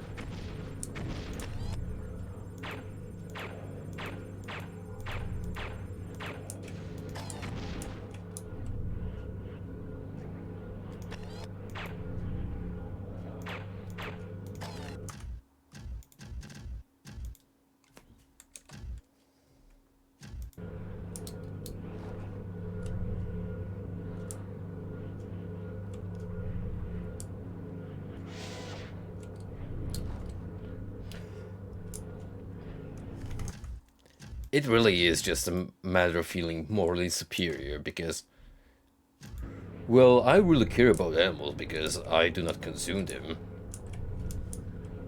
It's like, my brother in Christ, you will build an omnivore. You're supposed to take the best of both worlds, nutrients-wise, in order to create a perfectly balanced diet.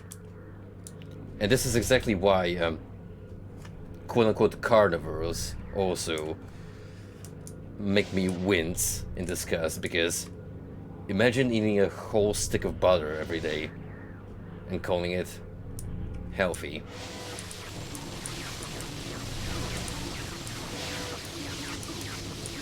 It's almost as if extremes of any sort are terrible.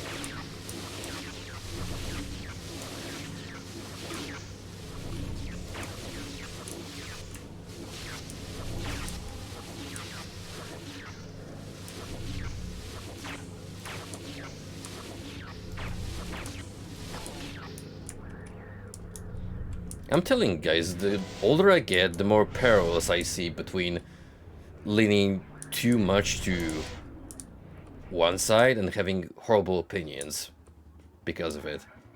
It doesn't matter, vegan versus carnivore, left wing versus right wing, zealously religious versus cringe atheist. It's all the same shit.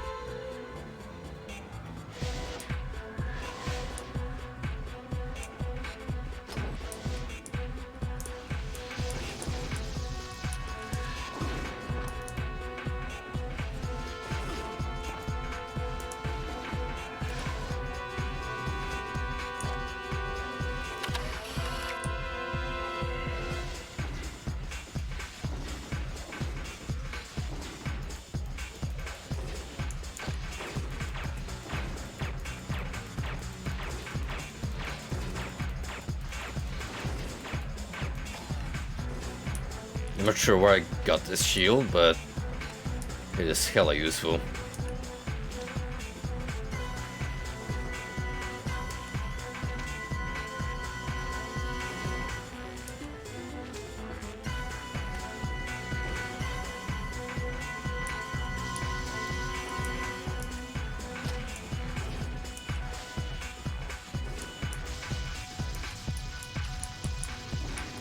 Every time I see someone going mental with the butter, it just makes me think of that LA Beast episode where he specifically puts a disclaimer before the video begins. Hey, I have consulted a doctor and I'm under supervision. Do not repeat this shit. Because, sure, he ate the whole fucking butter, but then he immediately puked it out. Because the sheer calorie slash fat intake from it would kill him on the spot.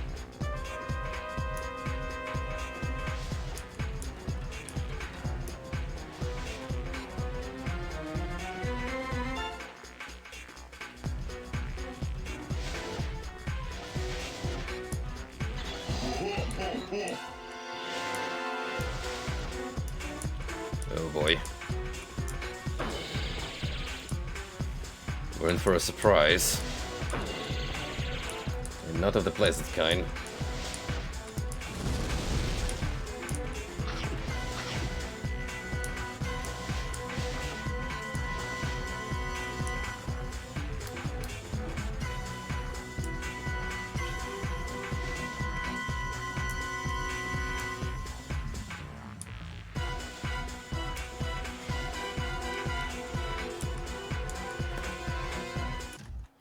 Bro, you know that EMT was fed up with this shit after a couple of episodes. He was like, please. This is not what I obtained my medical degree for. Please, LABs, I am off duty. I'm trying to get some rest.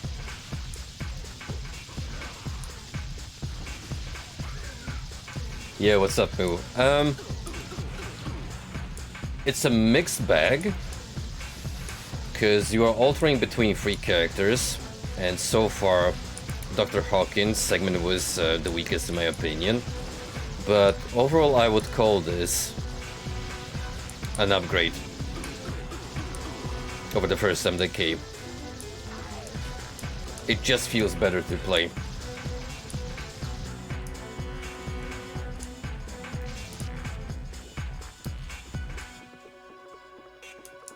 Hey, look, we're the main star of the show now.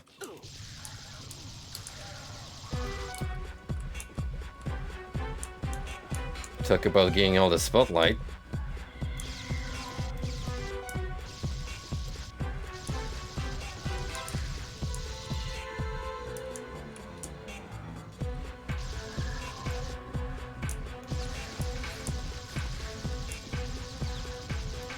You're gonna get up every single time now? Oh shit. Well,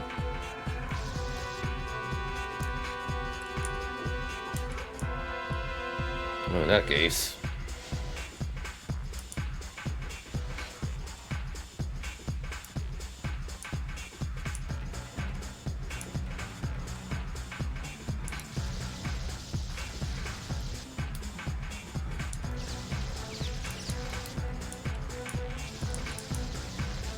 I mean, there's items up in the audience area.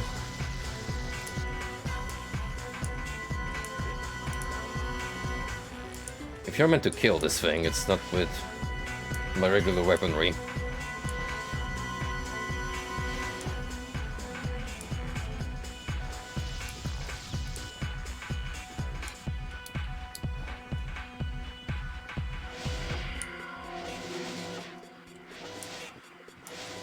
Oh, brother. Let's play another round of Punch. Or goodies.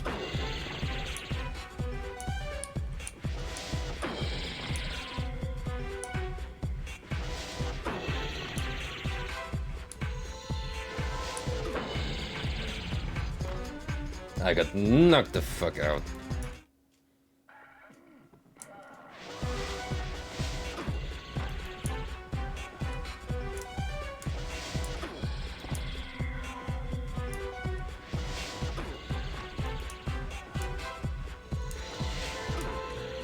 Classic slapstick humor.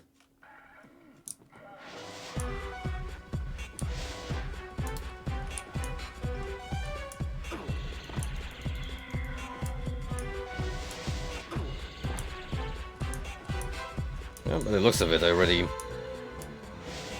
got all the health I could. So nothing to look for here.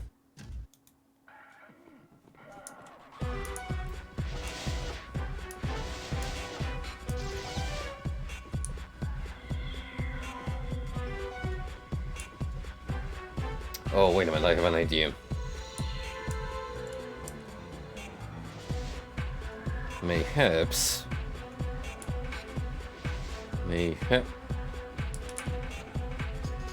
Oh, there you are.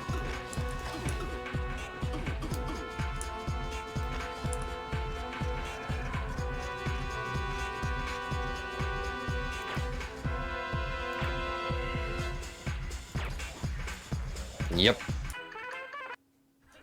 What?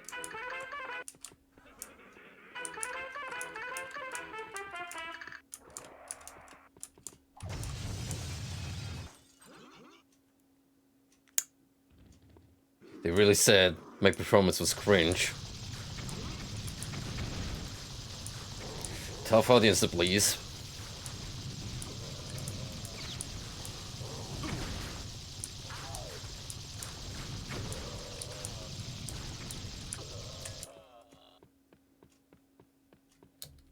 See? Now that's the spirit of MDK. Complete, pure randomness. No rhyme, no reason.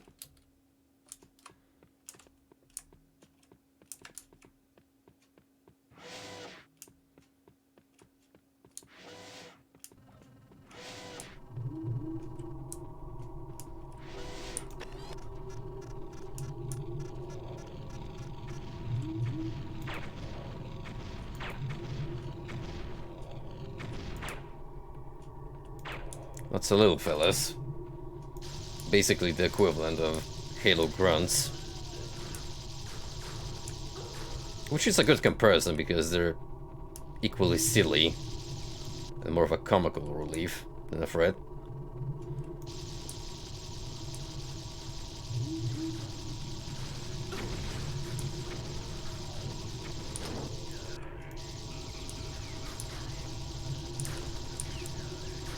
Ever since I learned that they use the pug to record alien sound effects for Halo Infinite, never gonna be able to look at those aliens the same way again.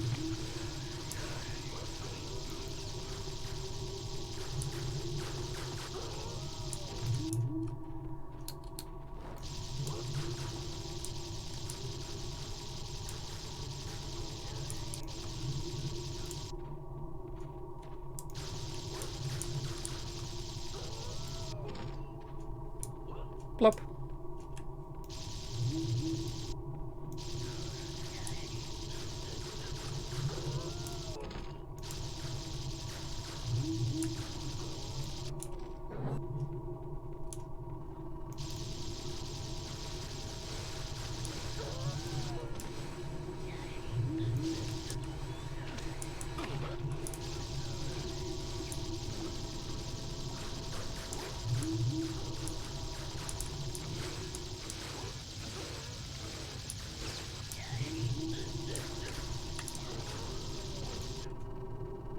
I love how they specifically made the grenade design, like this weird sphere with a red center to make it super visible.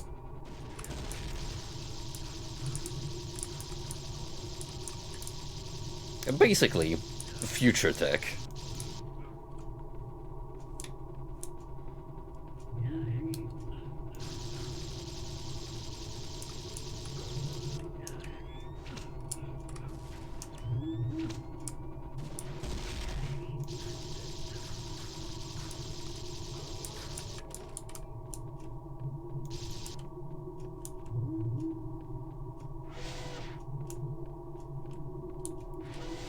More cool alien noises.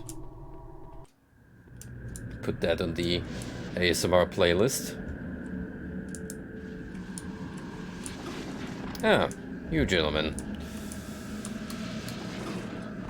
I did not miss you in the slightest.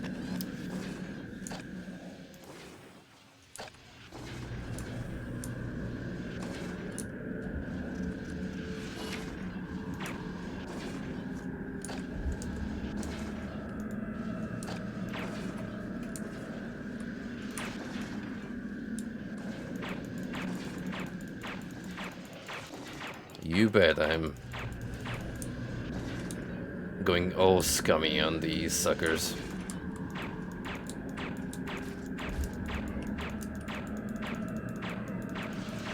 Easily the most annoying enemy type in the game thus far. Just for those homing projectiles.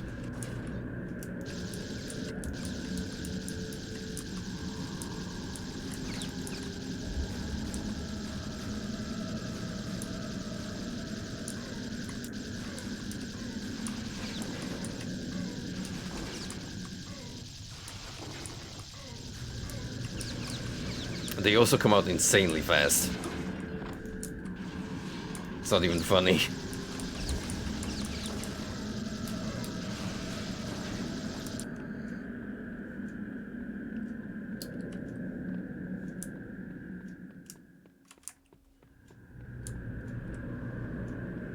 Reminds me of Zen from the original Half-Life.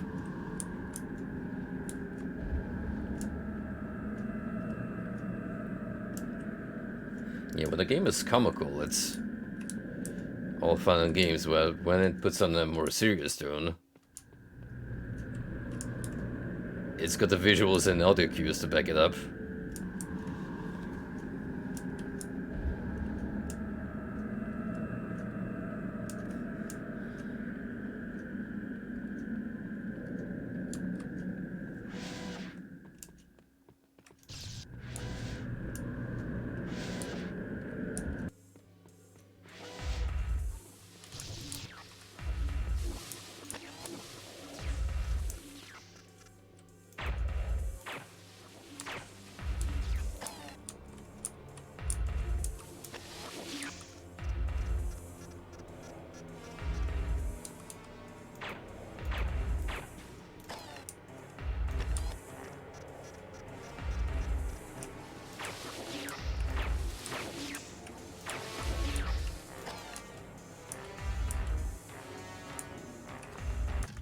Well,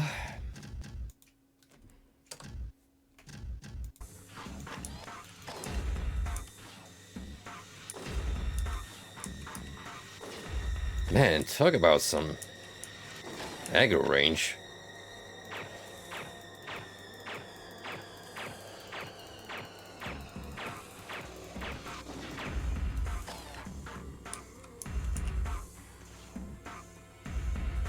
Ooh.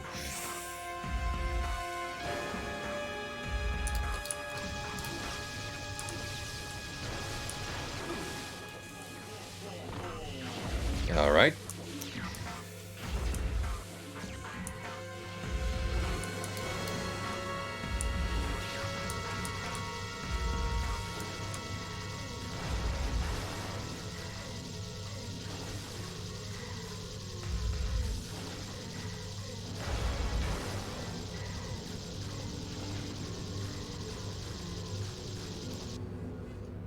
I call that a feature. If it's exploitable, you bet I'm jumping on it.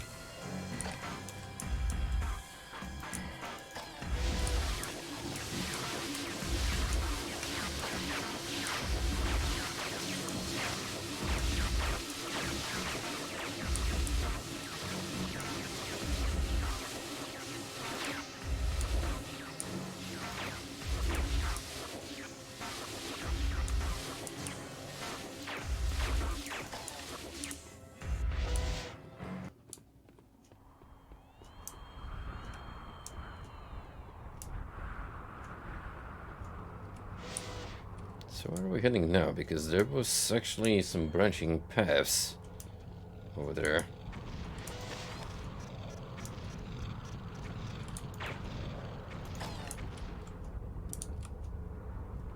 It's a pretty big map, all things concerned.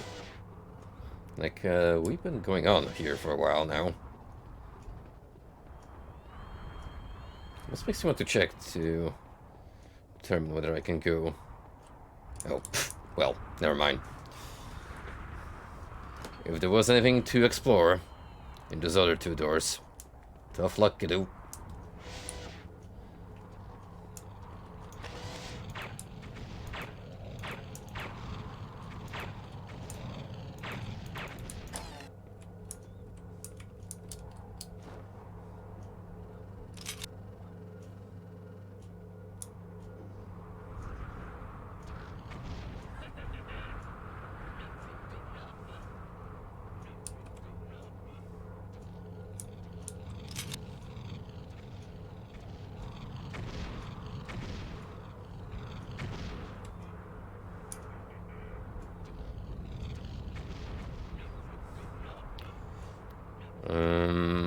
The fact that I can't click on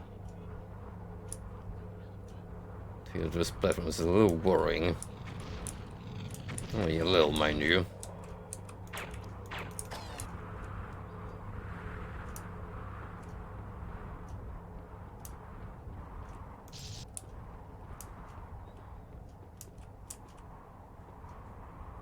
Okay. That's a cloak.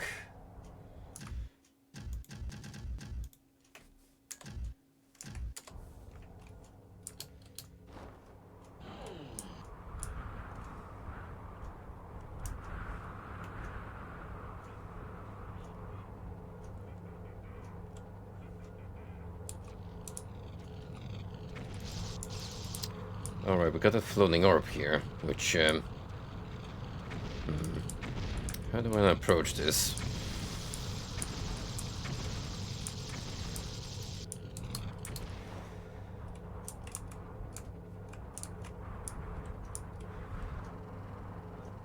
That's my kite. I think I'm gonna need to go like this. Then over here. There, make that jump forward. Maybe.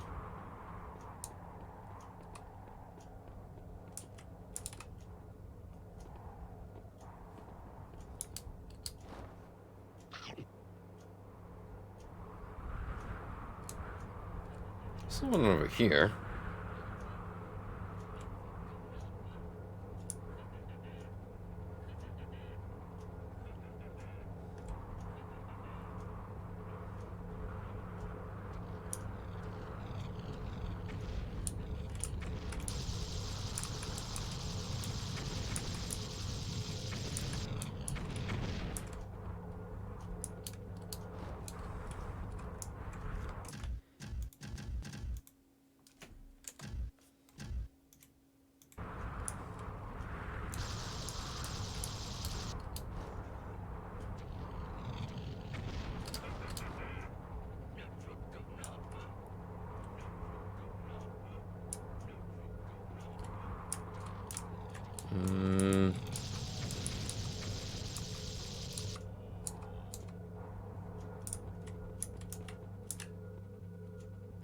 How are you supposed to snipe those orbs?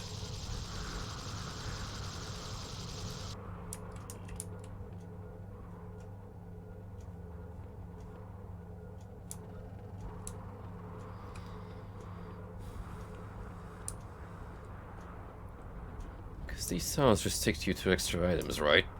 Something else worth here. It doesn't look like it.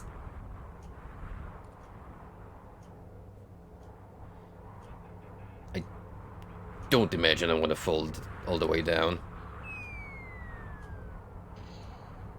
No. No is the short answer for it.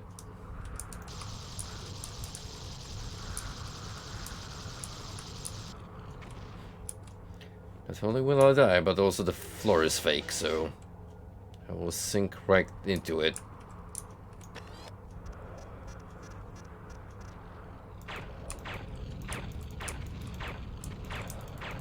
Oh, wait a minute, wait a minute. Bouncing sniper shell. Oh, look at that. You gotta do it at an angle.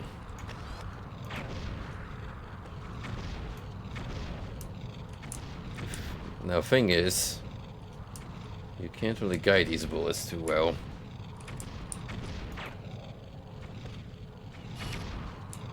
So you're taking some wild guesses here.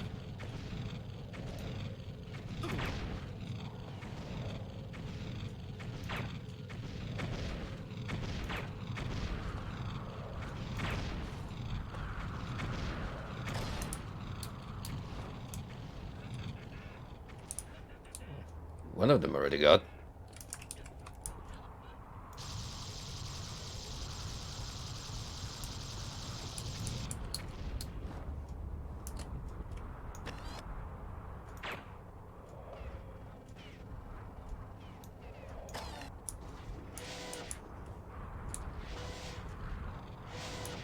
Well, what happens if I run out of ammo for it?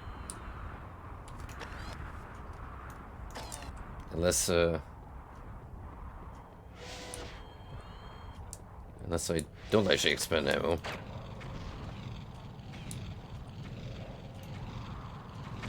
Oh no, you can get more. You can get more. That is fine.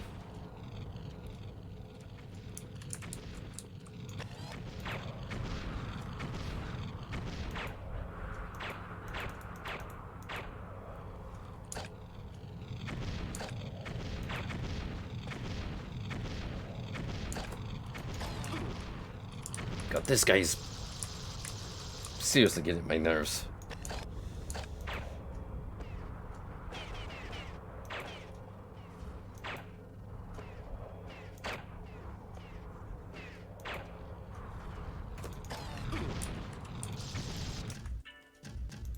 Like, for real.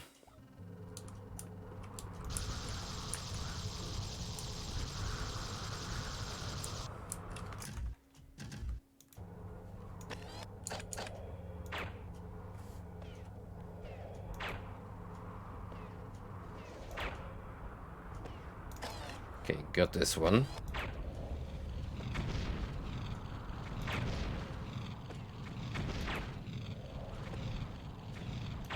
Come on. Come on. We're close.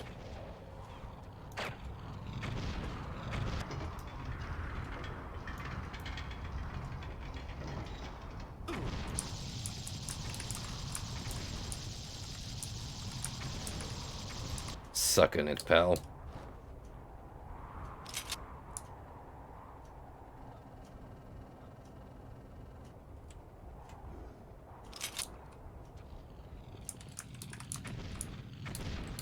Of course he's gonna be an annoying douchebag and keep respawning.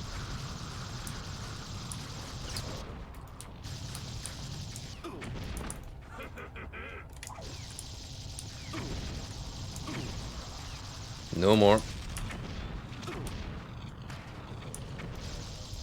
No more.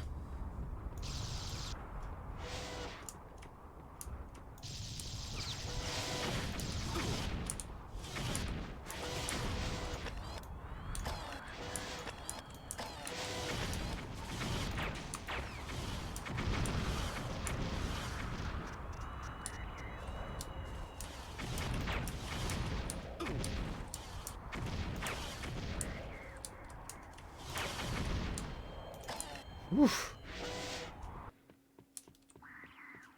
Sure, making me fight more my life, this level.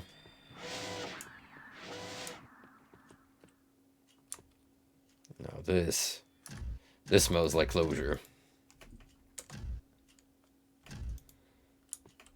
That is a boss chamber, alright.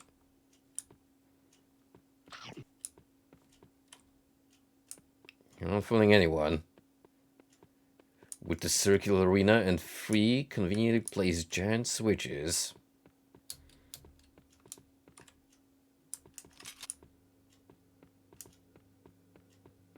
But since nothing is spawning yet, let's grab all the stuff.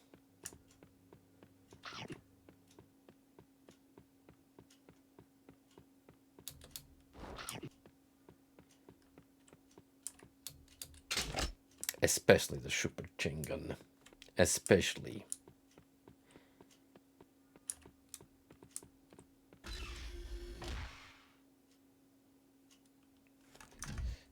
Is that a boy?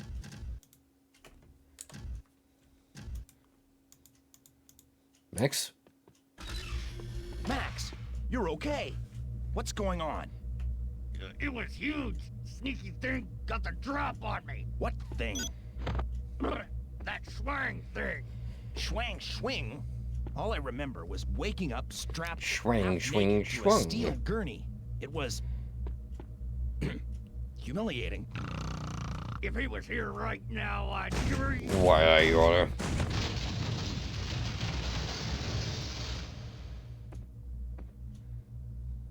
Put me down, you overstuffed eggplant. Speak, boy. Speak. You let go of my friend's dog.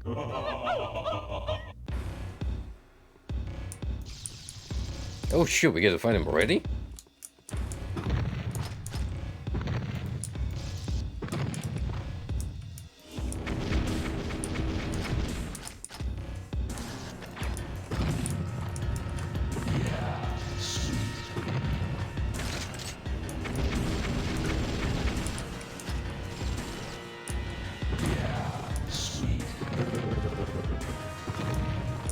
Damn. Don't seem to be doing anything to him.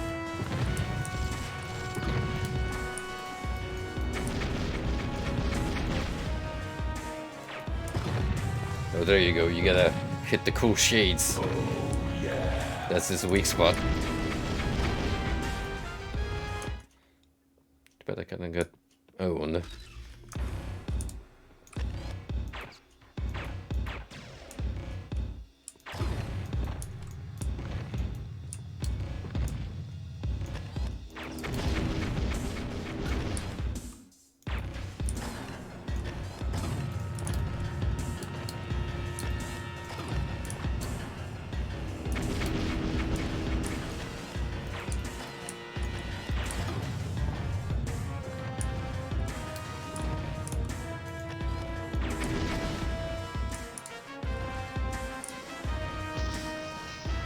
Alright.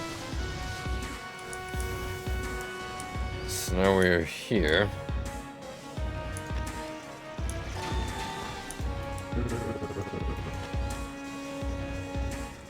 Look at that goofy run.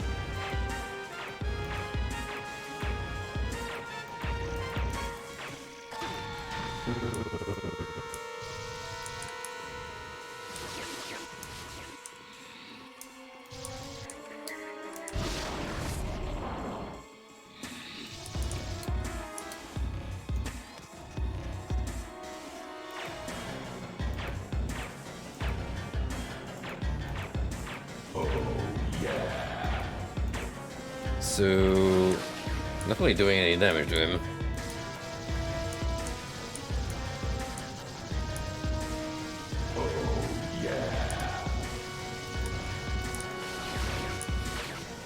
How does one flip the big switch?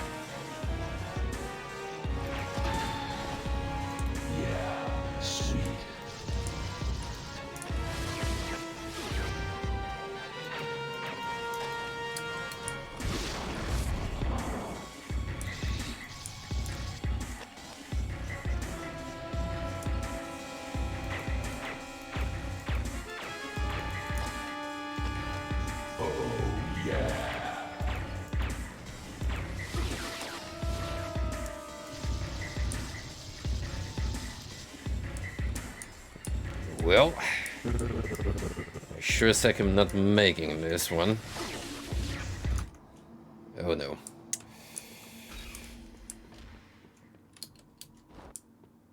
gonna have to perform better than that.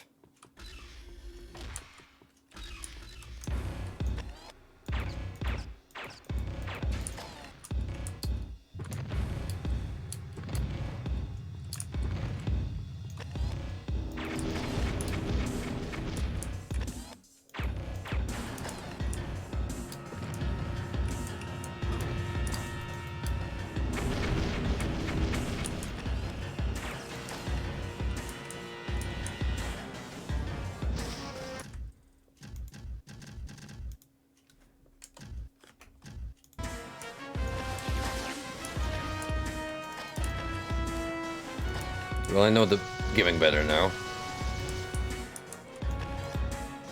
Yeah, sweet.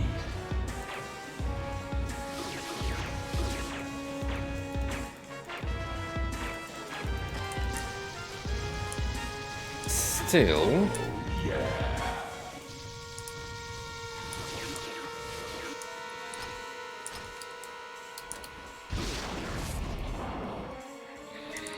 What the fuck do I do here?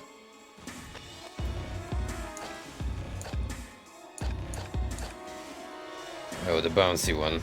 Oh, yeah.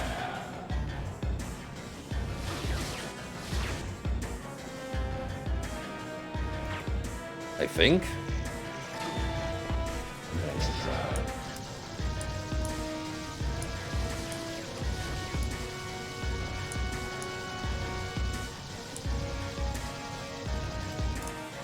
Oh, yeah.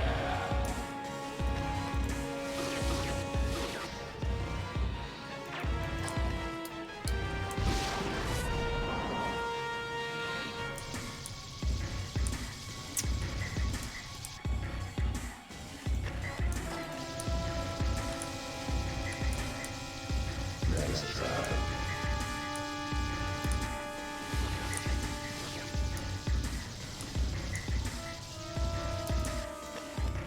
It's gonna be those switches, but Oh, I yeah. have no fucking clue how to activate them.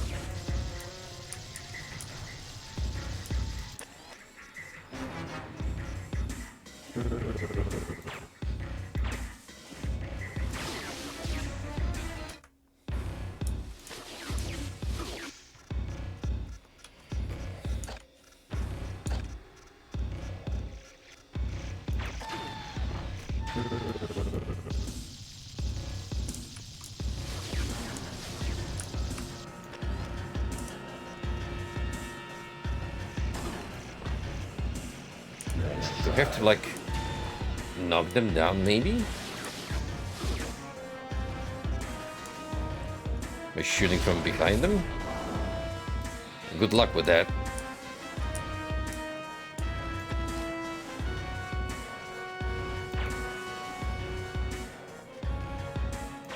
Yeah, sweet.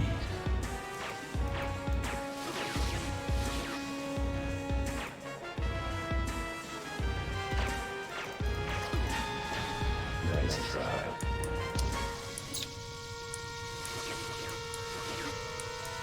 Ay, ay, ay. Yeah, sweet. I would actually call this the opposite of sweet. It's bittersweet. Especially when this fatso lands here and they get damage I can avoid.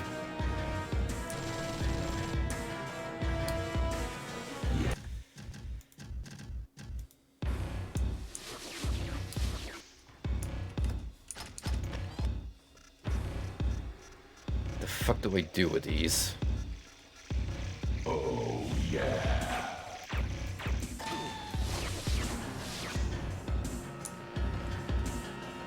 Some other thing of those I can shoot, right?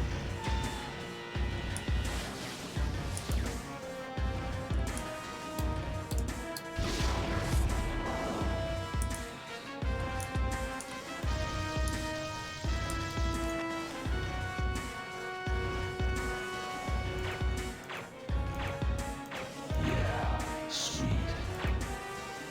It's got max.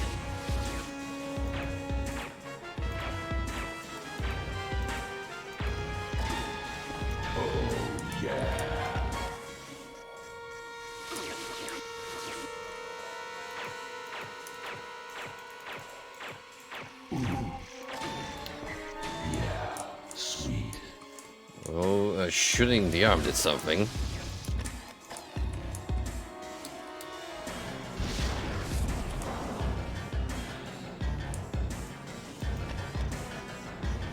Oh, maybe I gotta free my companion first.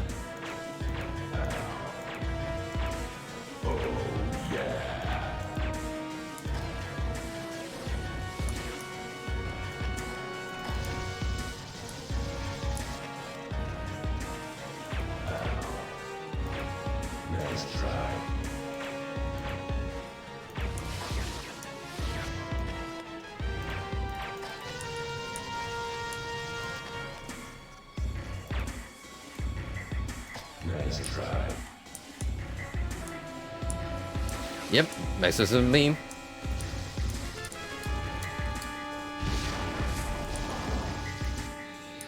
Now, what did I accomplish? Oh, okay. I see it now.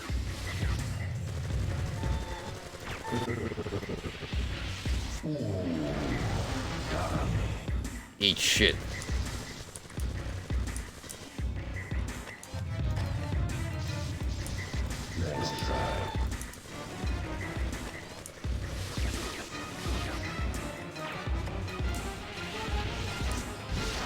Oh, you bastard.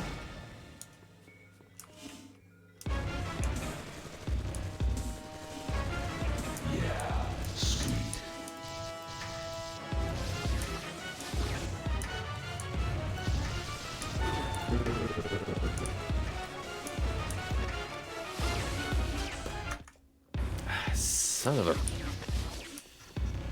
Right. I know what to do. Fingers crossed, this is gonna go much smoother.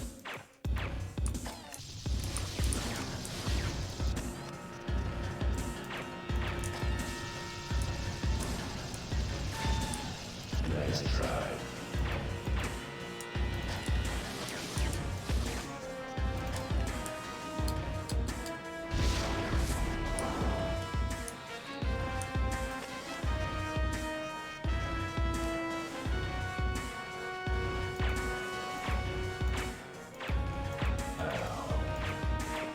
Nice try.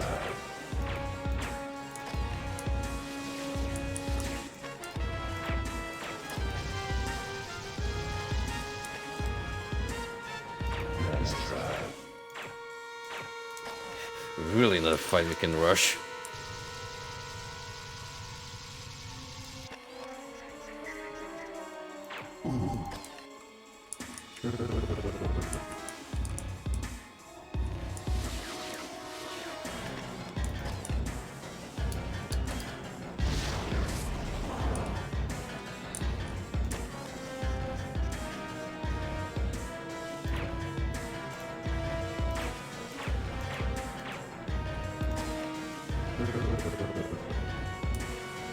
Alright, great.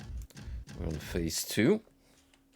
Well, 3 technically, if we count the first instance of fighting him.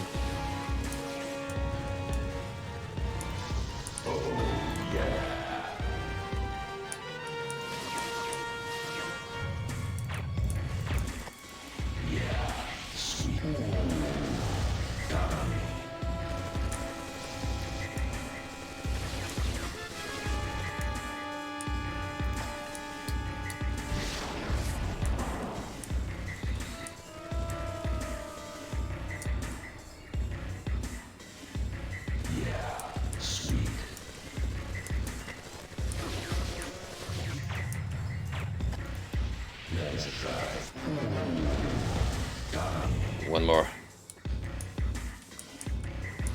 Come on, you bastard. Please position yourself, or I can smack you with the laser.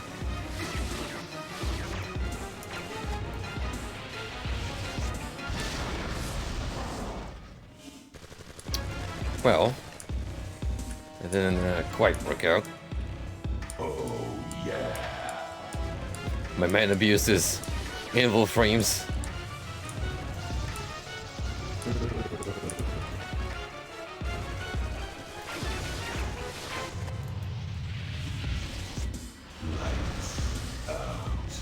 Clyde.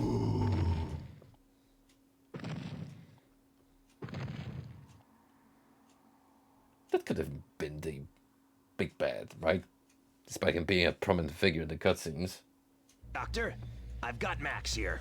Teleport from my location. Hello? Doc? Is that you? Who's my puppy? Who is this? Turn around, you fool! Great. They've got the doc. This bird's gonna fly, suckers.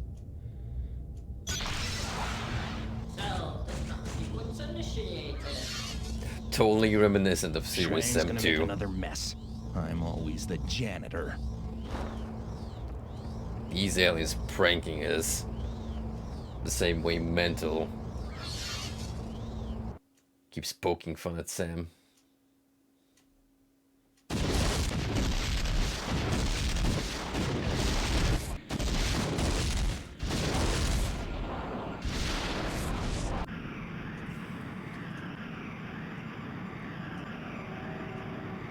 Well, at least we get to play as Max again.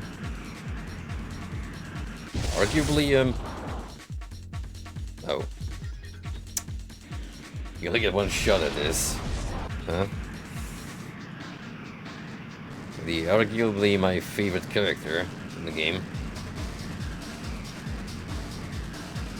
If that first playthrough as it was any indication. You know, I really see a problem with our current spaceship. It is super long, which makes it susceptible to debris. It ain't no rocket, that's for sure.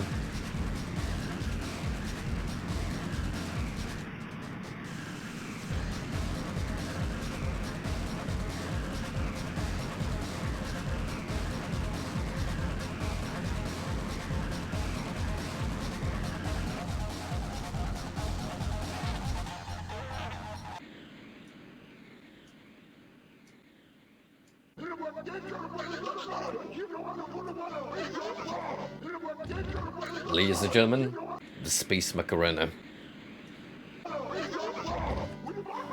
Another ancient reference. Only fellow boomers will know.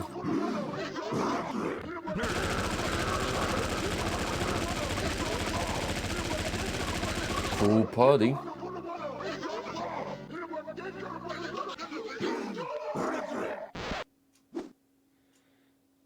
You might be wondering how I got myself in this situation.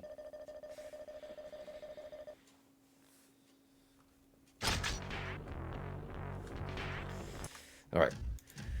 We'll leave it here for tonight because, from the looks of it, this is already a longer experience than the first MDK.